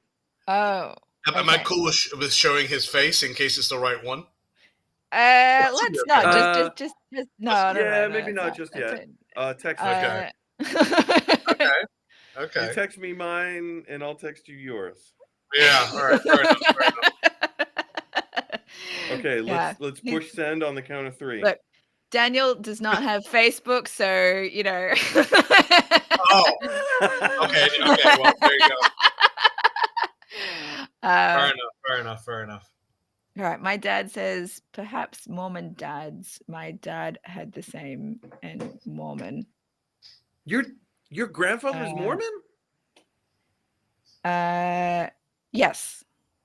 I didn't know that. You never told me that. I told you that I have a lot of family in Salt Lake City, and Yeah, that's true. they were all Mormon, apart from the black sheep, who then became a Mormon bishop, and then the rest of the family left the church.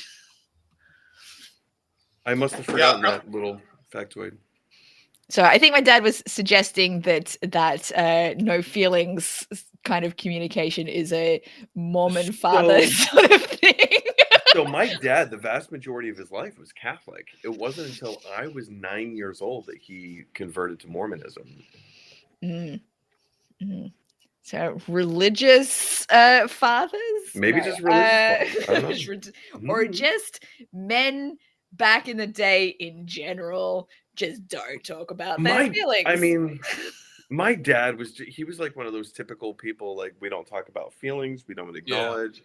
He never discouraged it actively, but he, in his own practice, he displayed anger, and that was about it. Yeah. My dad is the exact same, but one negative thing that my sister and I agree is that emotions will only come to the top only when it's at the boiling point. Mm-hmm. Otherwise, it'd just be very, very. So it's, do you know what I mean? Yeah. If it's not at the boiling point, then why share it? Yeah, exactly. I will say my dad had a wicked sense of humor, though. He was really funny. Presumably still is. Mm-hmm. Daniel's got another comment for us here. They should have made a sitcom about a house with a large religious family called The Mormon, the Merrier. Daniel, if I were you, copyright that immediately. That's amazing. The Mormon, the Merrier. That's amazing. Copyright that. That's too good. Go to Hollywood. Not quite right now because Hollywood is burning, but I'm sorry. I'm pretty sure they already did make that, and it's called not Sister Wives. Big Love? What's the one with Big Love, Bill Paxton. Yeah. Oh gosh. Big Love. The Mormon, the Merrier. That's money right. That is a much better title than Big Love, though. Let's be honest. Yeah, it really is. Yeah, that's great. Spin-off time. That's got money all over it. Resurrect Bill Paxton's dead body. Animate it. I don't know. Like, when I was a kid, like, growing up Mormon was my whole identity. Yeah, sure, I was the goofy funny kid, but like more like the Mormon culture, that's what I wanted to be my legacy. And of course, like, the older you get, like, the more you realize, like, there's a lot about organized religion that's just kind of dumb.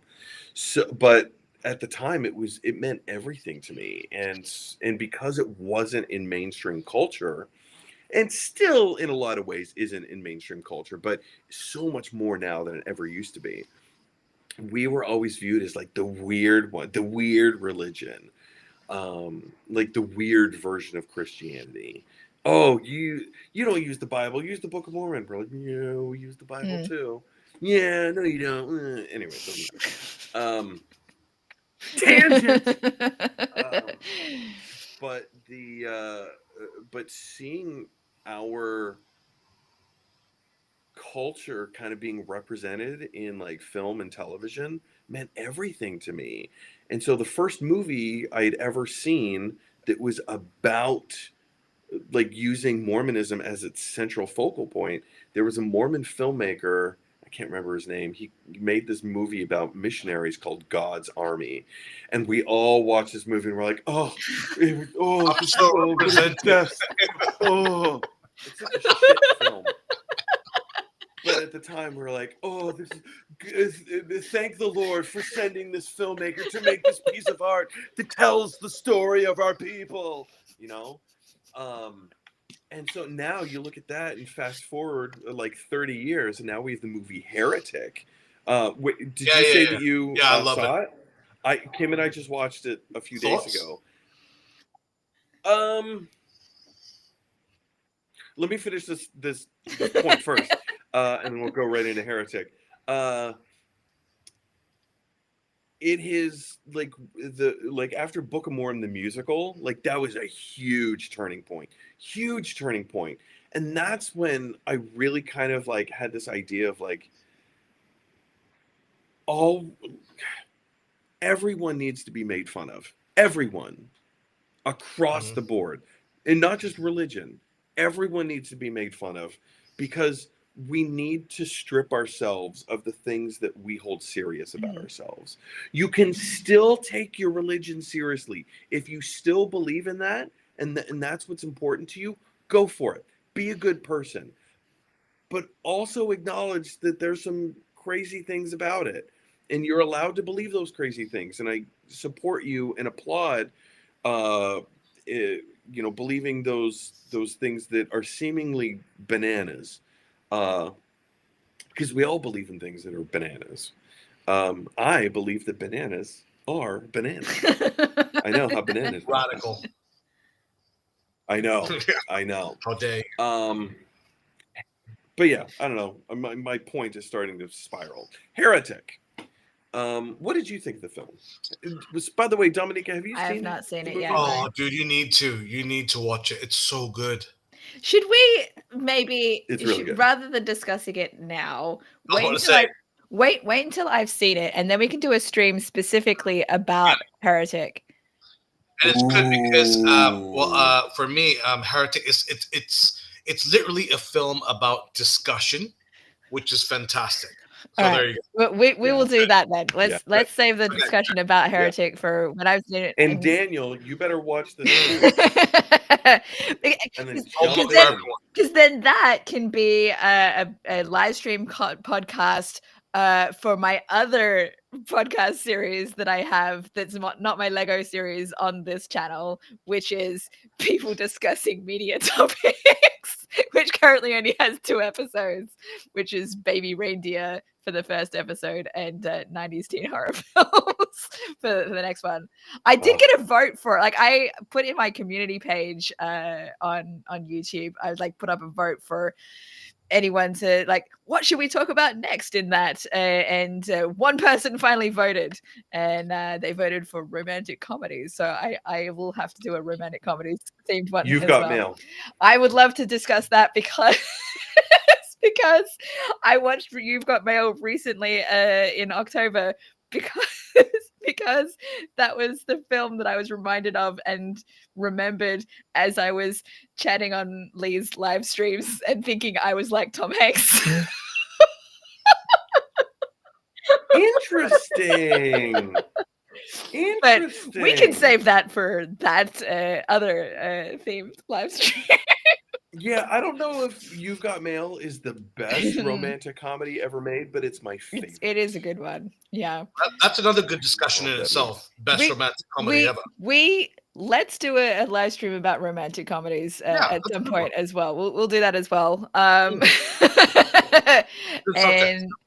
yeah, I have so many thoughts about romantic comedies, and I have a lot of favorites, but I will save that for there. Let me pull up. Wait, I was thinking, going back to what we were talking about with men being like stoic and not sharing their feelings, and like that being the typical kind of thing. I was going to bring up that my dad is more the opposite, right? So I grew up where my mum was more masculine, the more masculine kind of person in my 2 parents, because she was like a civil engineer, a pioneer of women in engineering, like top of her class, like all of that kind of thing. And so my dad was the artistic, emotional kind of one.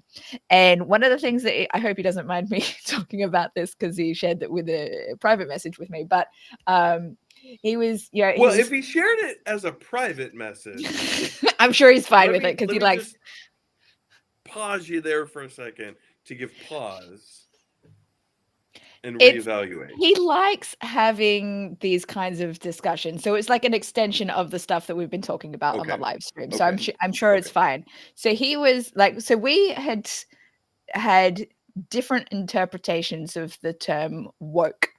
And so we're exchanging comments about that in the comments of the last live stream, and so then he ended up like continuing in the conversation in a chat with me, and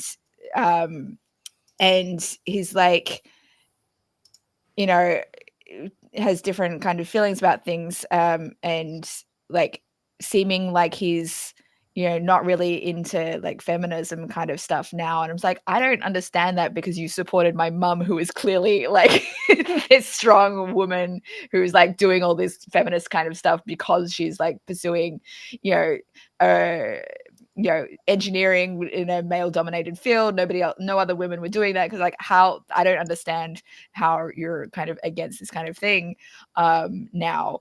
And yeah, it was an interesting kind of discussion, I guess. Just like that, it doesn't make sense. The term woke has such an Yeah, interesting brand. It's gone here and behind it's it. gone there, and I personally do not like to use the word, just because there are so many different interpretations for it, that it, you know, however you use it with one person, they're not necessarily going to have the same definition of it as you. So if you use the word, there'll be a lot of misunderstanding because of that different interpretations, right?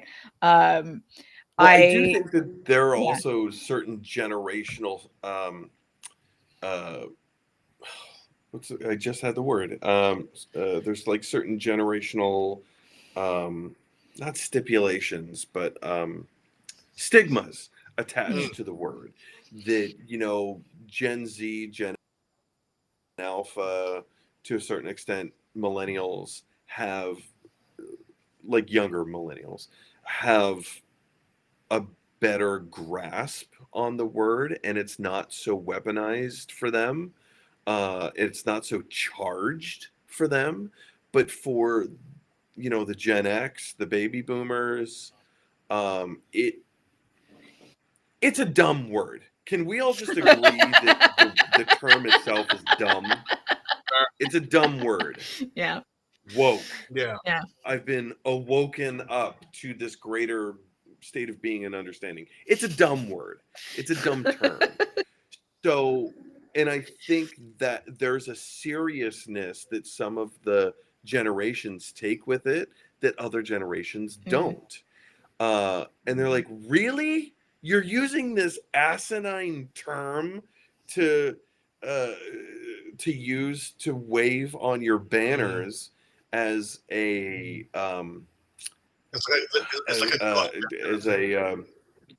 it's like virtue Oh, yeah. signaling.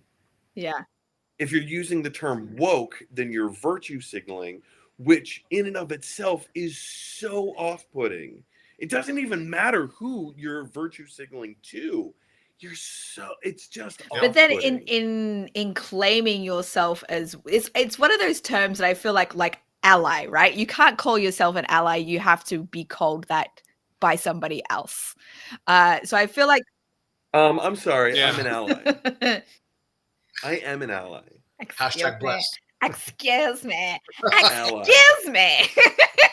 You don't get to call yourself Sorry, an anyway, ally. You're Yeah, so Allie. I feel like that with woke, but I would feel uncomfortable being called woke by somebody who Yeah. thinks of me as woke. And I say this as someone who, so I had like a few years back, I was exchanging some messages back and forth with a black man, and I was just like telling him about some stuff that I had done, and he's like, "Oh, you're so woke," but like I think I'm not 100% sure if he was being serious about it, but I took him seriously, and I was like, "Please don't call me that. Like I don't." And I'm like, I don't see myself that way. Like I don't, just because I've done these things to support people of a particular, you know, ethnic minority or whatever, does not don't feel like I'm at that level that would be required to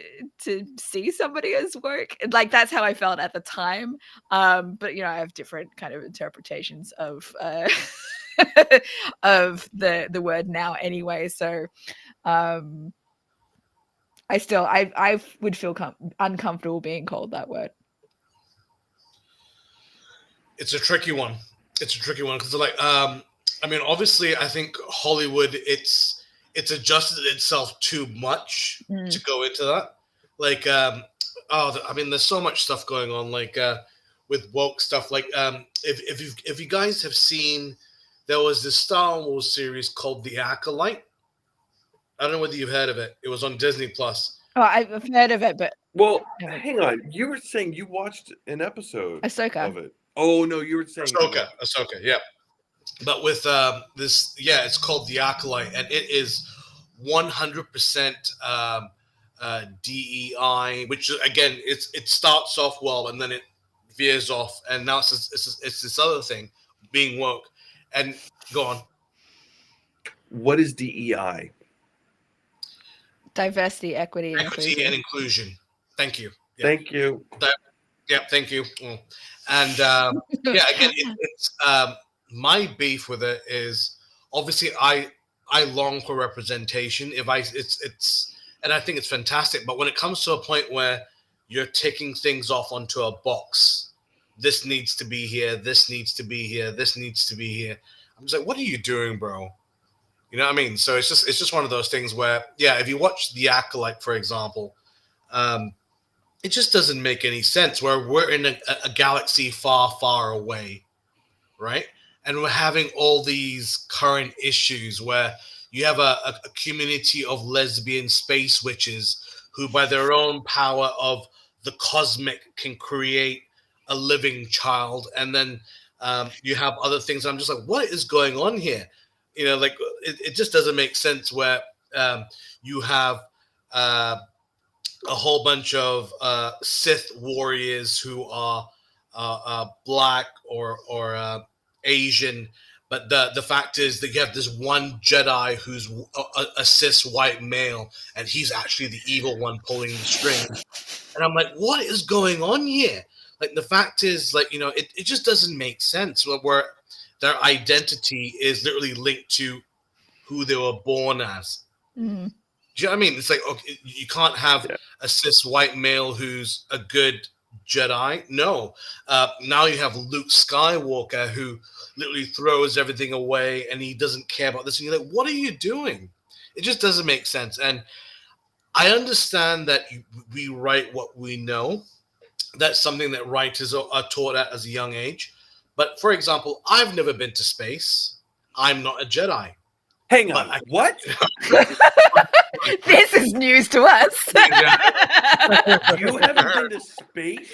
Yeah, not yet. And, but it's little things like that where I can't remember off the top of my head, but this actually became a thing where Scooby-Doo actually had a remake the last 2 years, where they had Mindy Kaling as the showrunner and what have you. Velma. Thank you. Oh, fuck. I liked that series, but I do not associate it as like connected to the. I see it as like it's a separate universe kind of thing, multiverse kind of stuff, rather which than is fine. Yeah. But the fact is, it takes into account, like, I am a Southeast Indian woman.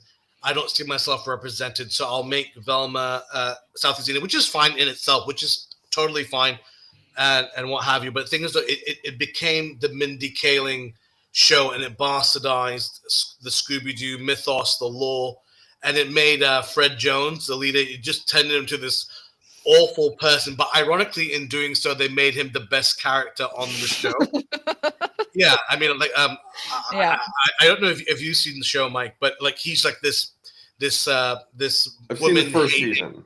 Yeah. I haven't seen the second season. Yeah. That's all you need. But he became the best character, and I loved him so much because I was just like, this guy is just chef's kiss. It's cool.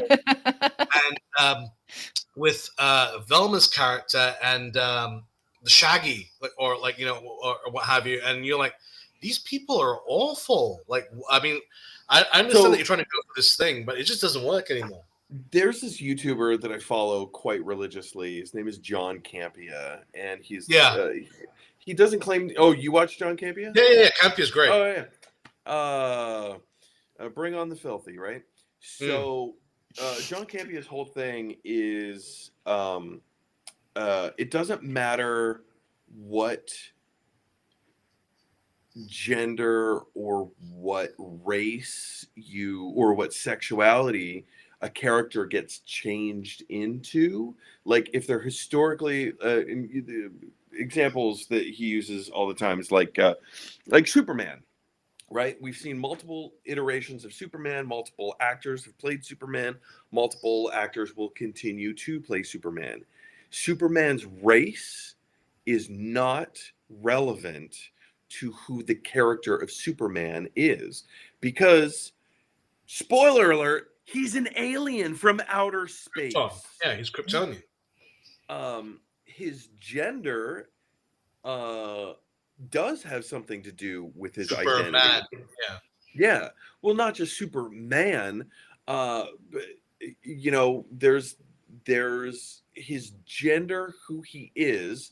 When you're raised on planet Earth with certain gender expectations and taboos about that gender, that helps inform who the character is and decisions that this character would have made. Same, very similar thing with James Bond. It doesn't matter if James Bond is Asian, white, black, Asian, gay, or straight. None of that matters to James Bond, to the character of James Bond. But it is integral to the character that he is male. Once you change the character to a Jamie Bond or a Jane Bond, that actually almost happened. By the way, that almost happened. I think it was less as close. I don't think it was as close as the media would have us believe. Because if you look at the relationship that the MGM has with the Broccoli family right now, there is a reason we haven't seen a Bond film for the past 5 years.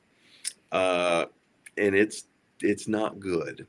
They do not like each other. Anyway, no, I don't think it's all that, but the gender identity of who James Bond is integral to who the character is. So there's that. But then you also have this idea of, well, sure, representation matters, but what's the driving force behind it? Because I do believe very much representation matters. Let's create original characters where their gender identity, where their racial makeup is factored into who these characters are. Just because, you're a cis white man,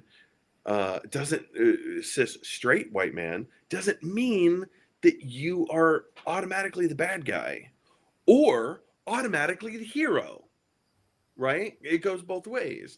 So what is the story that you're trying to tell? And like plug in the characters where they make sense.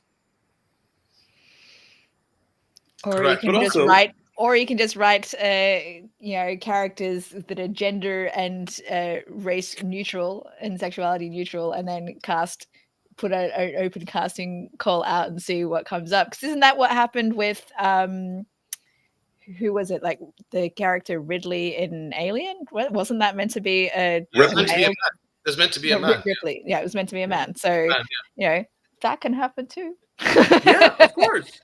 Yeah. Well, I mean, that's tricky though, because I mean, from my understanding, I mean, correct me if I'm wrong. Like it was written originally for a male, and then Sigourney Weaver came in and she was just blew it, her audition out of the water.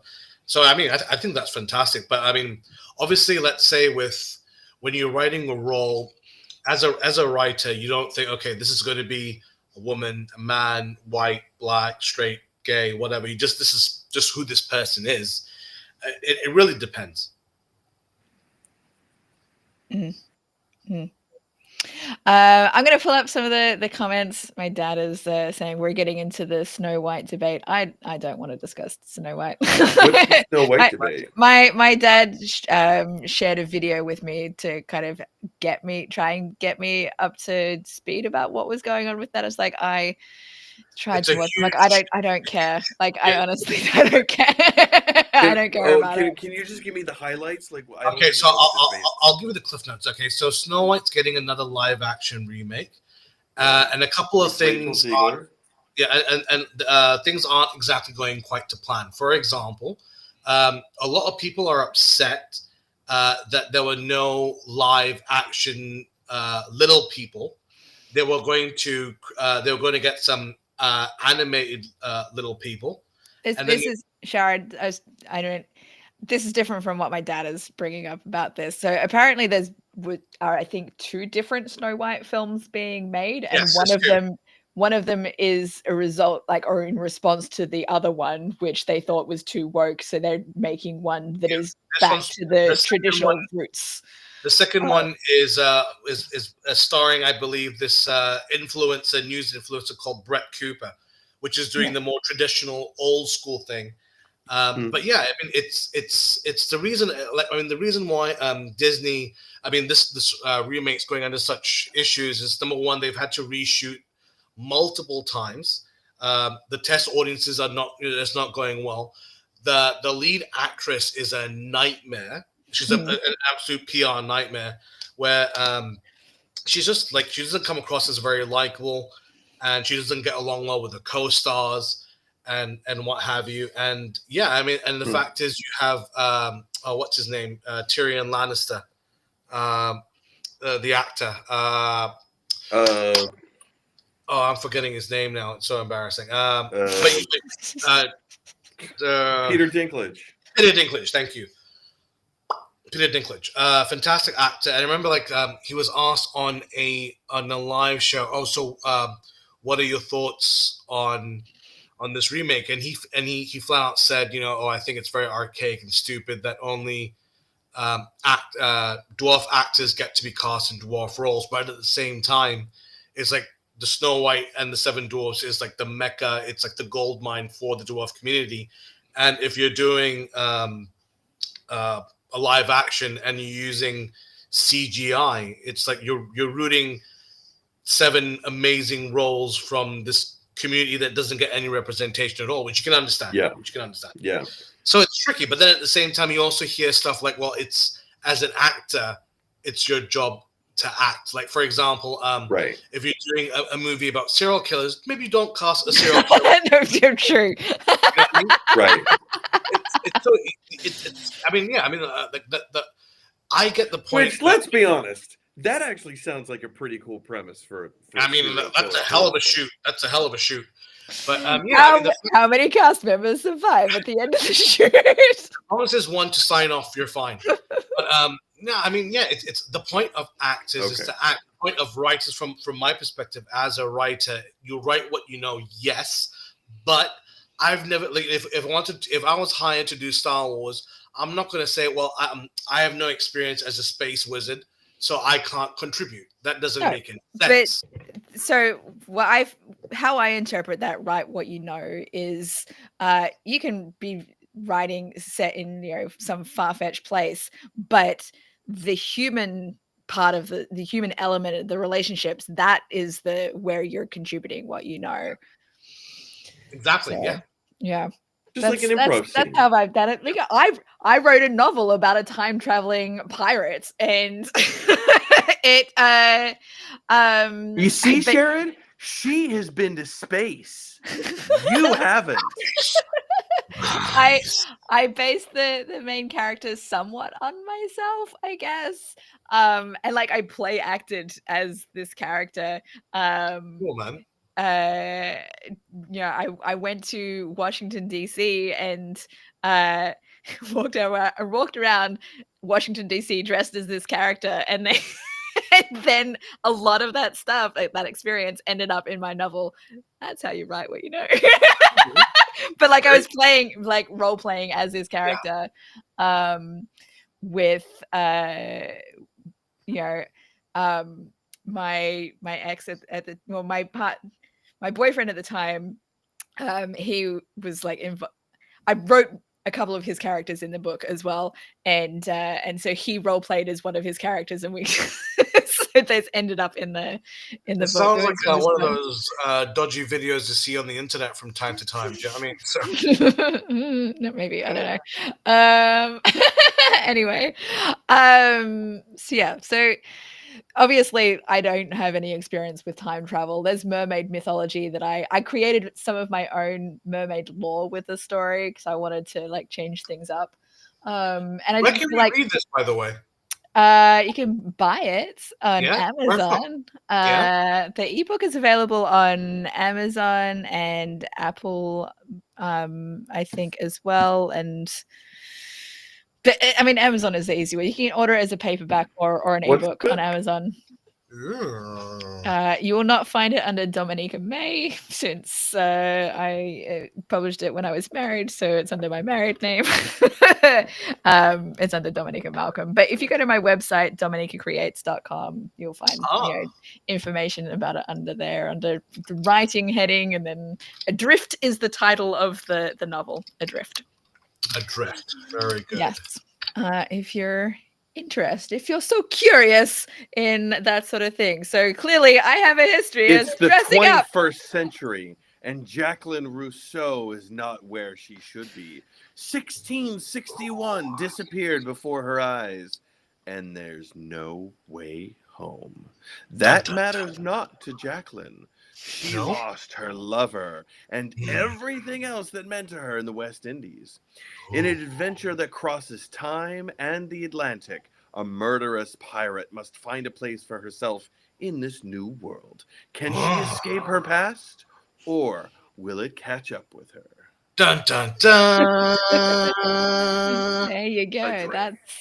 That's my book. That's the one. Look at you. That's awesome. That's a picture of me on the cover. Oh, really? on the front and the back cover. Nice. Kindle customer 1 says, well written and entertaining. Oh. Kimberly says, 4 stars. Well worth reading. A great adventure. Jamez says, delightfully original story, thoroughly entertaining. Look, you gotta let's make it neutral. Read the bad reviews too. Come on. No, I'm not. All right, fine. No. You. There were only 2, and they're not worth reading because they're not true. Well, there was one, I think, that was just someone who was trolling me because they hated my guts. I don't know who they were, but clearly there was one that was like that. And like, you know, I'm like, whatever. It's fine. So am I blushing? No, I'm so fine. I could have pulled it off my shelf. Good. Behind my screen. Hey. So we have 8 minutes remaining until we've hit the 4-hour mark. Holy shit. Oh, Wow, gosh. I can't believe it's know, been this that is the long. longest Oh one my yet. god. Shall I read through the comments and then Sharad, you still have to answer this question, which was only the second card that we pulled out.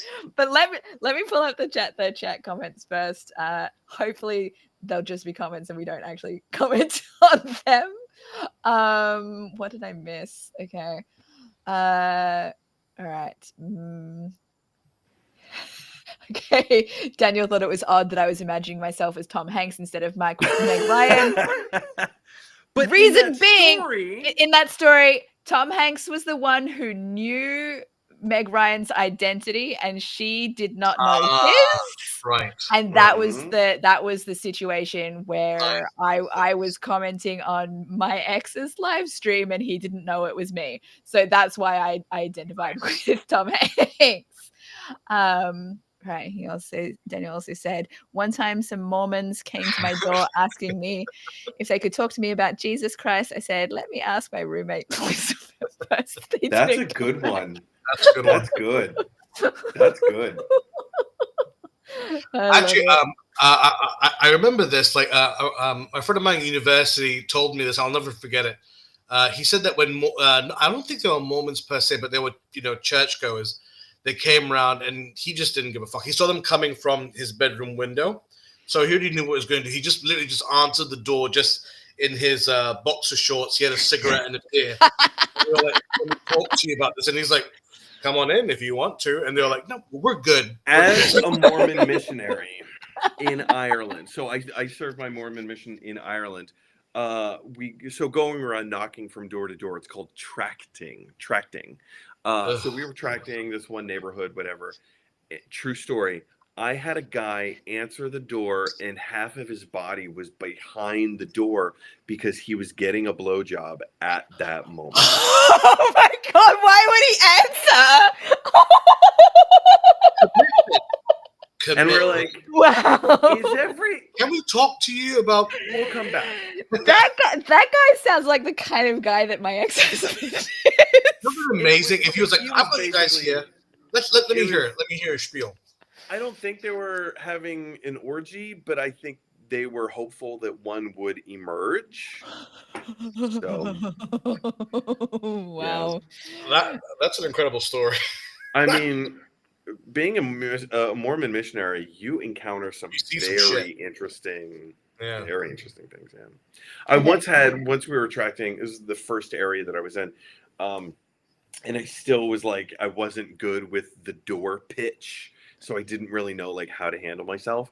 So there was these college kids. We knocked on the doors. College kids answered the door, and they were just being like really like they were trying to fuck with us a little bit. And so one guy said, "All right, we'll let you in if you can answer the riddle. If you have an answer to this riddle." How much wood could a woodchuck chuck if a woodchuck could chuck wood? And I pushed my companion out of the way, and I said, a woodchuck could chuck as much wood as a woodchuck could chuck if a woodchuck could chuck wood. And the whole apartment went, whoa! So they're like, okay, well, now we have to. That's hilarious. Okay, yeah. Next comment from back. My dad was talking about his dad. So World War II was part of his dad's issues with his kids. And he was good at other people's children. Isn't that a way sometimes, like people being better with other people's kids rather than their own? I mean, I personally, like, whenever I think of that, I think of my mother with her father, in that the sense that some of the stories she would tell me were kind of like, were kind of hair raising. Because I remember, like, with me, he was great, and what have you. But she did say, because he was in World War II, and apparently, like, when she told me this, and it blew my mind. She told me this after he passed away, that he would do and say really strange things at times. Like when she was younger, when she was a preteen, he would start drinking, and he would say the strangest things. Like he was always like very, very polite, very, like Thai and what have you. But whenever he would get drunk, he would say really weird things. Like the weirdest thing he said around, my mom and like her siblings were, like he'd be like, "Oh, you'd be surprised how easy it would be to break a man's neck," and everyone would just be like, And my brother says stuff like that, and really? I think part of it is to just get a rise out of people. They like the reaction, but then there's also a seriousness to it as well. When you've seen that kind of disturbing human behavior from one human being to another, you have to deal with that pain in a morbid kind of a way. It's the same reason that in the ER, doctors and nurses in the ER have they make jokes about people dying. You have to. It's a self-preservation technique. So part of it is you have to make fun of it in this horrific way, otherwise it's just going to eat you to death.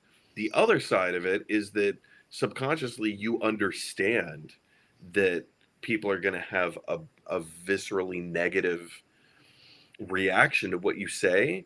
And so the only thing you can do is get your rocks off by watching their reactions to this terrible thing that you said. Mm. So like there's a deep psychology that goes behind that.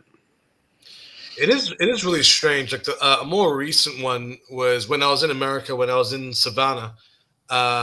One of my friends' friends, she was mates up with a lot of Marines, lovely guys, really, really funny. And there's one guy, like, he just said the weirdest things. Like, he would just be like, oh, yeah, like, there was this one guy that I was with, really, really funny guy. He was a comedian. And I remember, like, we would be doing our patrols, like, outside our camp. And we'd do things like we would attach ropes to each other to make sure that we wouldn't get separated. And he said that, yeah, like we were just talking. Then next thing you know, there was like some gunfire. We were exchanging fire. And I looked around and he wasn't there anymore. Like the rope was still there, but attached to his dismembered body. Yeah. And he just looked at me and he went, okay, so I'm going to get a shot. And he would just walk off and I'd just be like, what the fuck just happened? I know. Yeah, it's weird. Yeah. And it's, so. Because to them, it's normal. Like my brother, he's told me some horrific things that he's had to do in the military, and they truly, truly are horrific.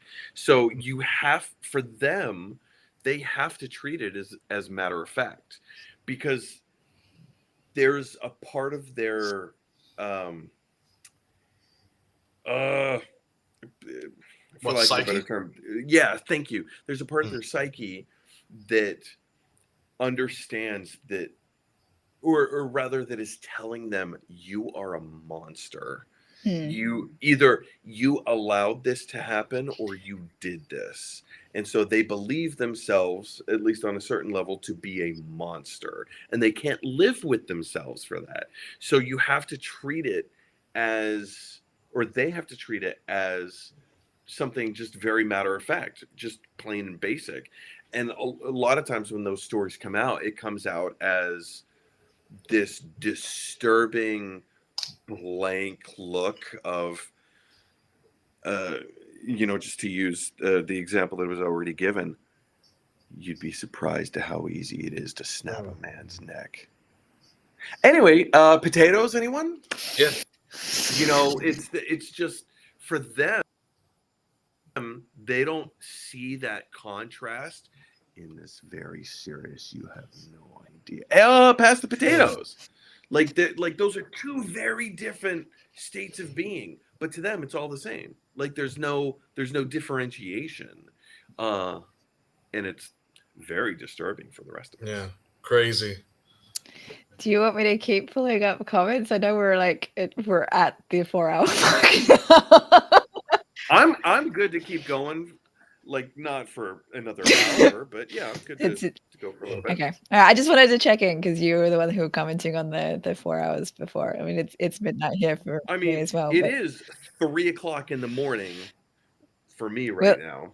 We love you, Mike. Which I imagine it's midnight. Let's not just let's not go into long conversations about everything that I pull up, and we'll see what we can get through.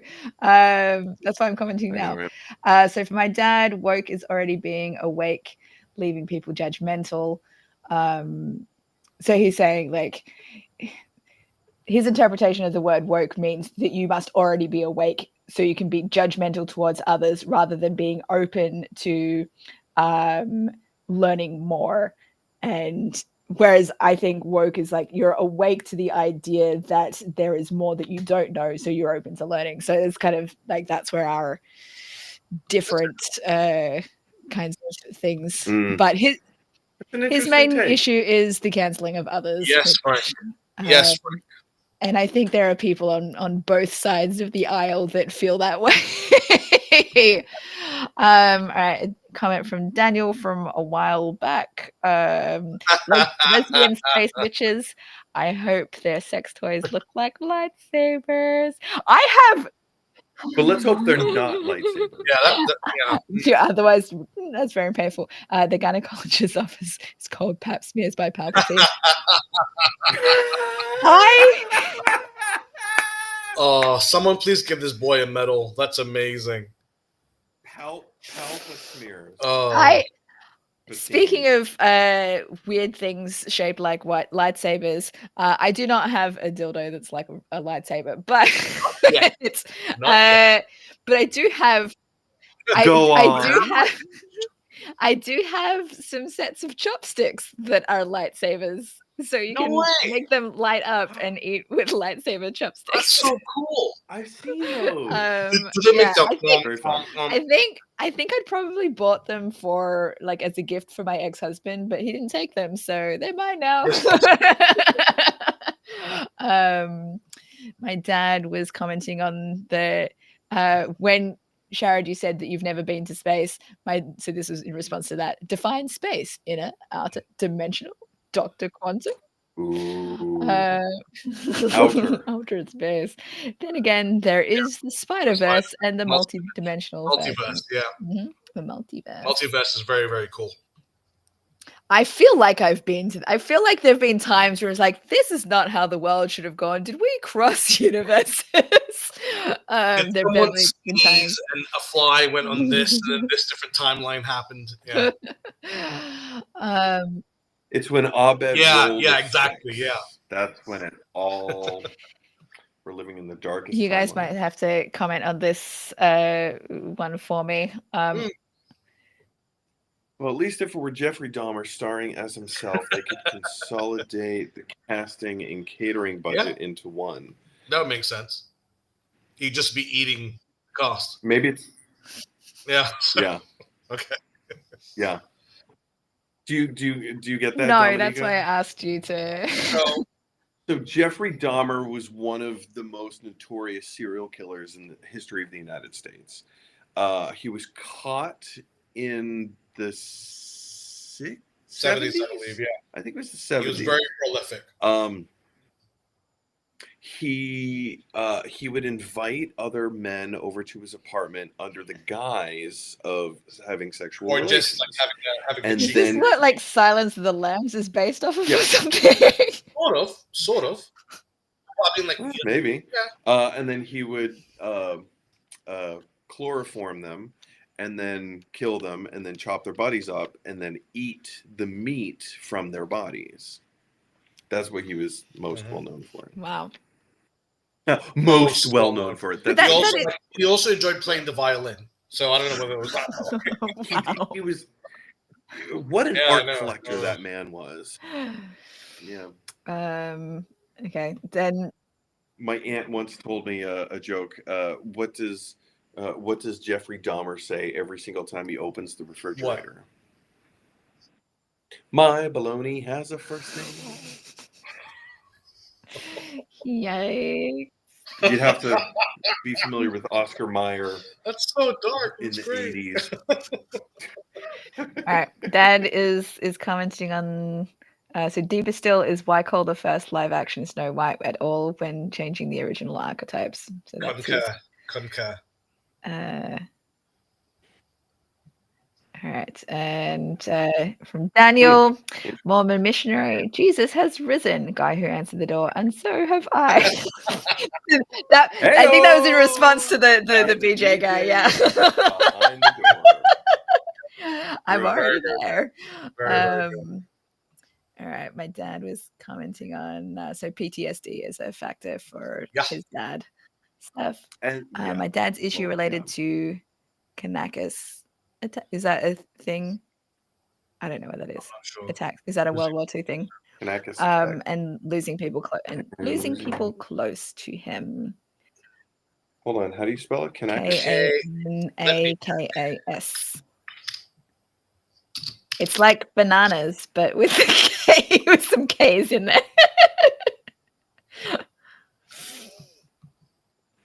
Looks like the Kanaka was a Pacific Islander worker. Oh no, it was a typo. Oh, kamikaze.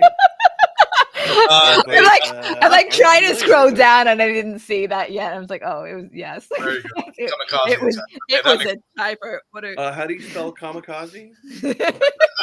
right there. No. All right, Sharad, are you going to answer the question? Can you When- repeat the question? a moment when you were wildly insecure. You've had 2 hours to think about this. Yes. Maybe Yes. 3. Okay, so when I was in school, so pre 16 high school, I was a very, very different person to this amazing human specimen you see today. I was had zero confidence. I was just like very, very insular, and like a very different person. And a friend of mine introduced me to a friend of his in a different school. And she and I got along very well. It wasn't romantic at all, but we just got along. The fact is that we never met in school. So obviously we had this 2 different personas, and we would just talk, and there was no perceived notion of who the other person was. And it was going great for a while until we found out later on that she had some mutual friends at my school. And later on, both our schools would actually share the same project, so the students would actually mix. And so now the world would officially collide, that kind of thing. And it got so, and I was just so insecure because I felt like we had this perfect bubble where, as a child, I was thinking, I'm the best version of myself. I don't want to ruin it with this version of myself. And I remember, like, when they did eventually collide, I was just so insecure because at this point I didn't want her to think like, this persona of me was completely different. Was it a lie? Was it just a different persona I had put on? And I remember I just retracted into myself because I just, what I thought was perfect now was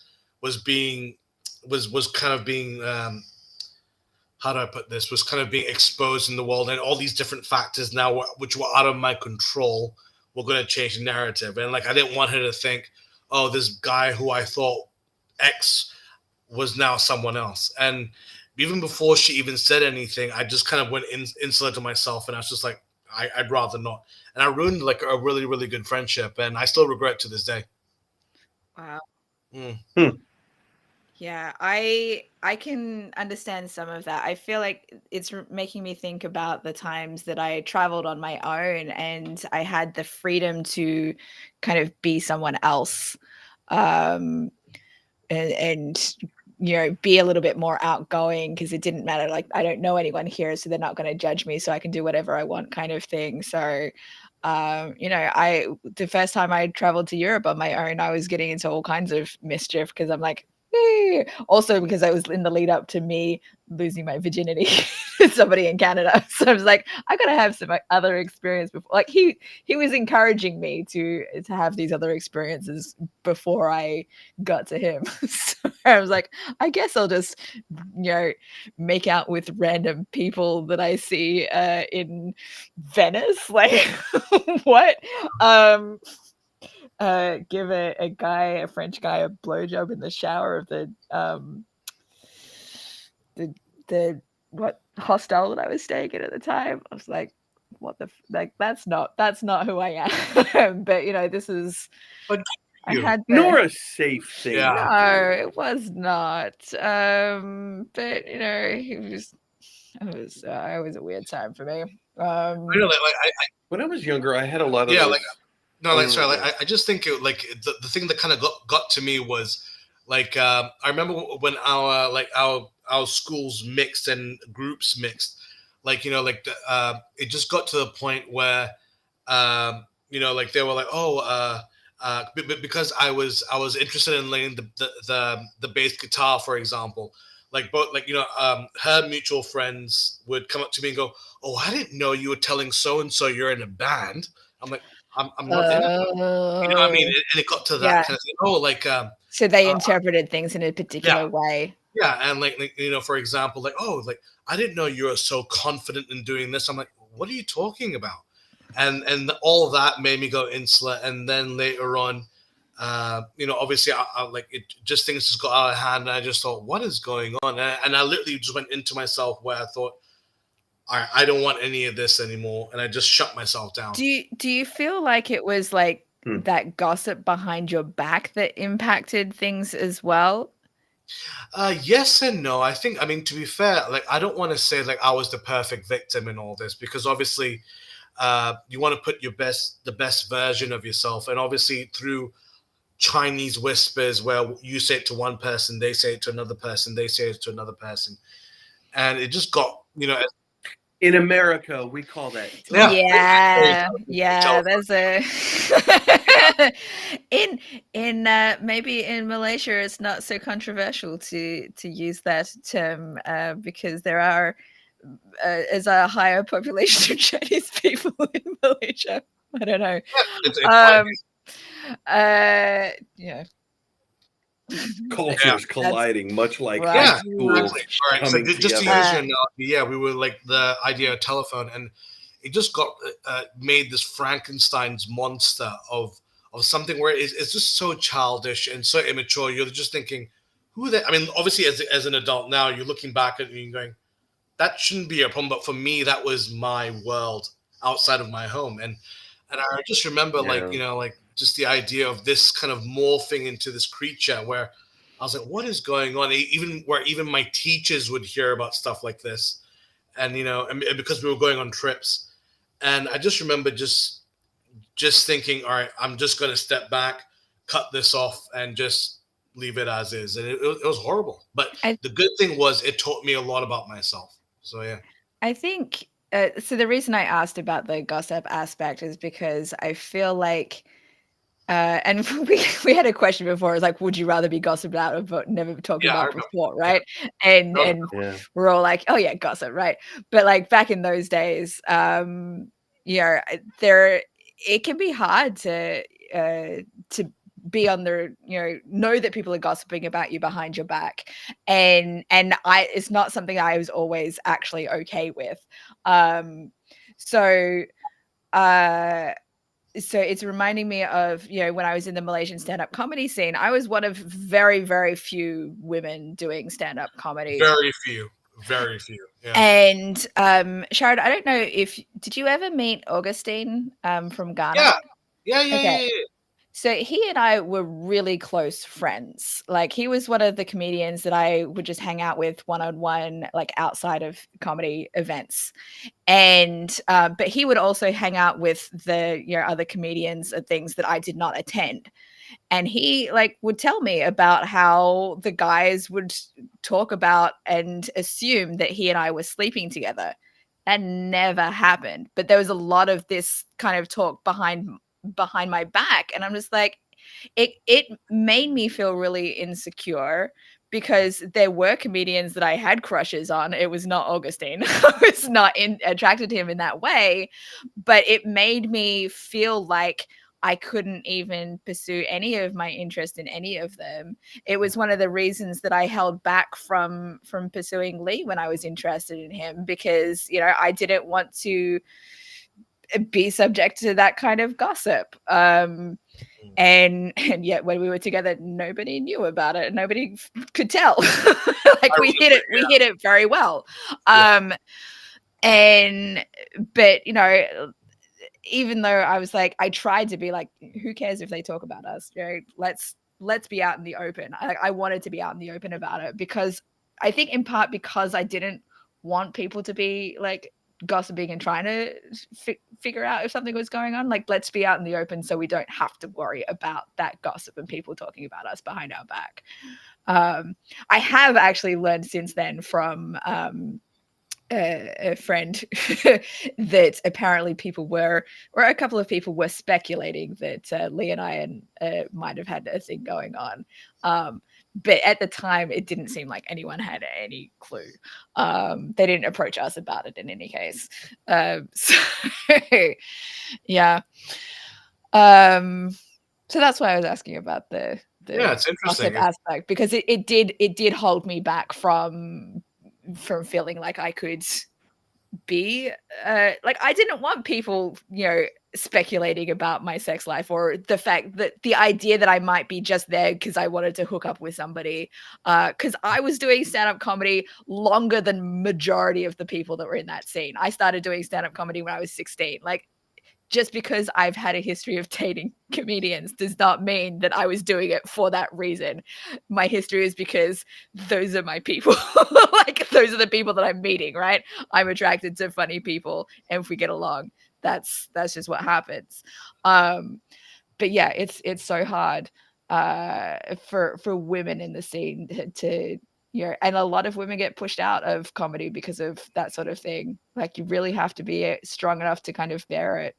Well, that's the thing. Like, I mean, like, correct me if I'm wrong to both of you. Like, I hate this idea that if you're a woman comedian, you have to be raunchy, like, i.e., an Amy Schumer, right? Mhm. Or I'm blanking on this other woman's name. I can see her face. Nikki Glazer. I got to open for Amy Schumer. Yeah, Nikki Nikki Glazer.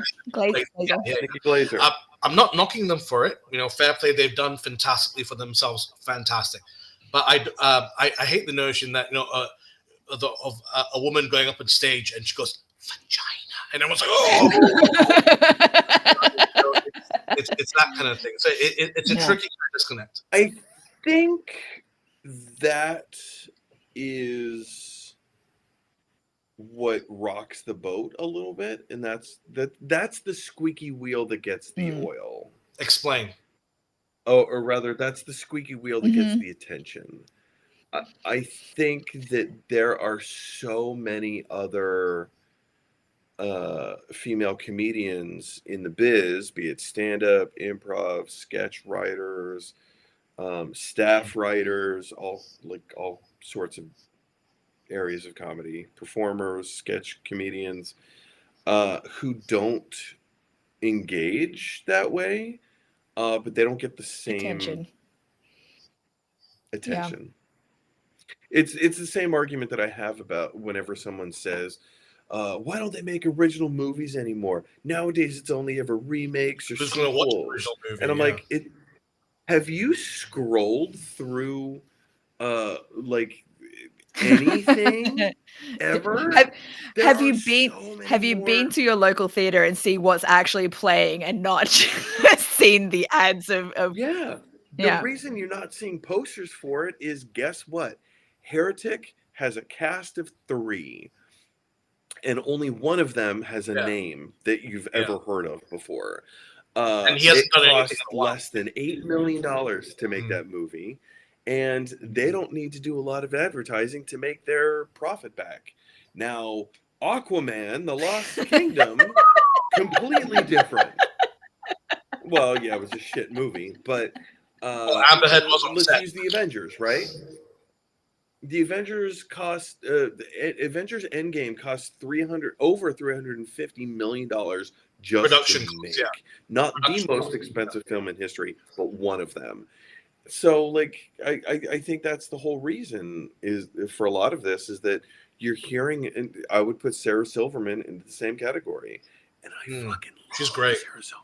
Her late, so I got to see a preview of her most recent tour last year, and it was not a sexual kind of thing at all. It was about it was mainly about her father and his passing, and it was a really great show.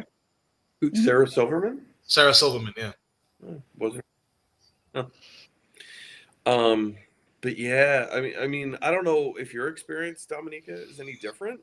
But I just know for the New York comedy scene, there are some incredibly funny women in this city that don't go down. They have no need to go down because they're so fucking talented. Yeah, we have some great ones, and I don't recall specifically any kind of like raunchy, sexy kind of stuff so much. Yeah. I was watching this YouTube video. I'm so annoyed because I can't remember this comedian's name, but she did a nice twist on it where she was talking about raunchy stuff, but her persona was like this meek, like girl next door kind of thing. So she's like, this is one time I did this, and then this guy did that, and it was hilarious. So obviously, if you twist it, that's fine. Yeah, but otherwise you just go, I sucked a dick the other day. Then yeah, it's just Well, I mean, defending dick jokes, I do think that there's a lot of merit to that. If it weren't funny, they wouldn't tell those jokes. It's same thing with racist jokes. Are racist jokes funny? Yes, they're not funny to everyone, but because someone somewhere will laugh at them, they are objectively funny. And I think that's the thing that it works for them. It's something that people enjoy. And I think there's validity to it. I think there's a perspective there that needs to be explored. And God bless that people like that exist. Like Gilbert Gottfried. I fucking love Gilbert Gottfried. But fuck me, he was one of the most offensive comedians. He would go off on, and I think we've talked about Gilbert Gottfried before, but he would tell some terrible stories in the funniest ways. And the whole point of his comedy was to see, it was more of like an Andy Kaufman experiment of how many people can I get to stand up and leave during my set. And that was more of the exploration as opposed to I just want to make people laugh. I just want to entertain. Yeah, I remember I was watching a stand-up routine of Gilbert Gottfried, and he'd just be like, I think he was roasting another a female comic, and he'd be like, "Your vagina is so old that the last time you opened it, there's Jesus and 7 wise men around you." And it was just so funny, and obviously the way he talks and what have you, I love. Yeah. He's so good, so good. I'm guessing Dominica Gilbert Gottfried. No. He is somebody that I've wanted to go see perform, but I don't think that I have had the opportunity. Well, you never will. Anyway. Whoopsie. Anyway. I feel like really dumb right now. It's very my hands. I feel so stupid. No, I think my brain is waning. It's like it's almost 12:30 a.m. here. Cornhuskers lotion. Use it now. I don't have it. Pass it me. No, let's not do that right now. No, I don't have a thing. Can we just admit that like the contents looks like a I was literally about to say that. Go to sleep. Go to sleep. I know, right? Pay attention to the shaking bottle of jizz. Now you missed the chance for me to say that that's what she said when I wanted to say it. The contents. The I contents hate of it it. when female comedians go blue. Look at my bottle of jizz. Why is my camera blurry? Yeah, I don't know. It's like you put too much up to the screen. All right. Sorry, we missed Zissou coming in to say hello. I don't know if Zissou is still around, but thanks for popping in. There we go. Better? I was like, ooh. And my dad was just saying that we're just finishing up, but it will be online later if interested in the whole thing. Yeah, boy. Correct. Check it out. Absolutely, yes. And next week we'll be live again. yeah, we'll find a team, but it is we're all addicted autistics following me 4 hours and still not wanting to stop. Yes, the zone. That's right. We are in the zone, but I think we will finish up now because I'm clearly need some sleep. Need to apply for some more jobs tomorrow because I'm in the middle of applying for jobs. I have to be at work. I have to be at Lucky's tomorrow at in 12 and a half hours. Yeah, you need some sleep. And thanks for taking the time. yeah. I appreciate this. if anyone has decided to watch after the fact and you're watching the whole thing, thank you so much for sticking with us for almost 4.5 hours. Do something better with your life. What's wrong with you? Why are you here? Some people have got nothing to do. Read Come a on. book. Dominica has Yeah, a book. go pick up my Yes. book. book. Give me some money. I'm unemployed. I need it. Anyway, what I was going to say is feel free to leave a comment on the video with a question that you want us to ask us on an upcoming live stream, and we will ask your questions before we get to any of our card decks where we get our questions.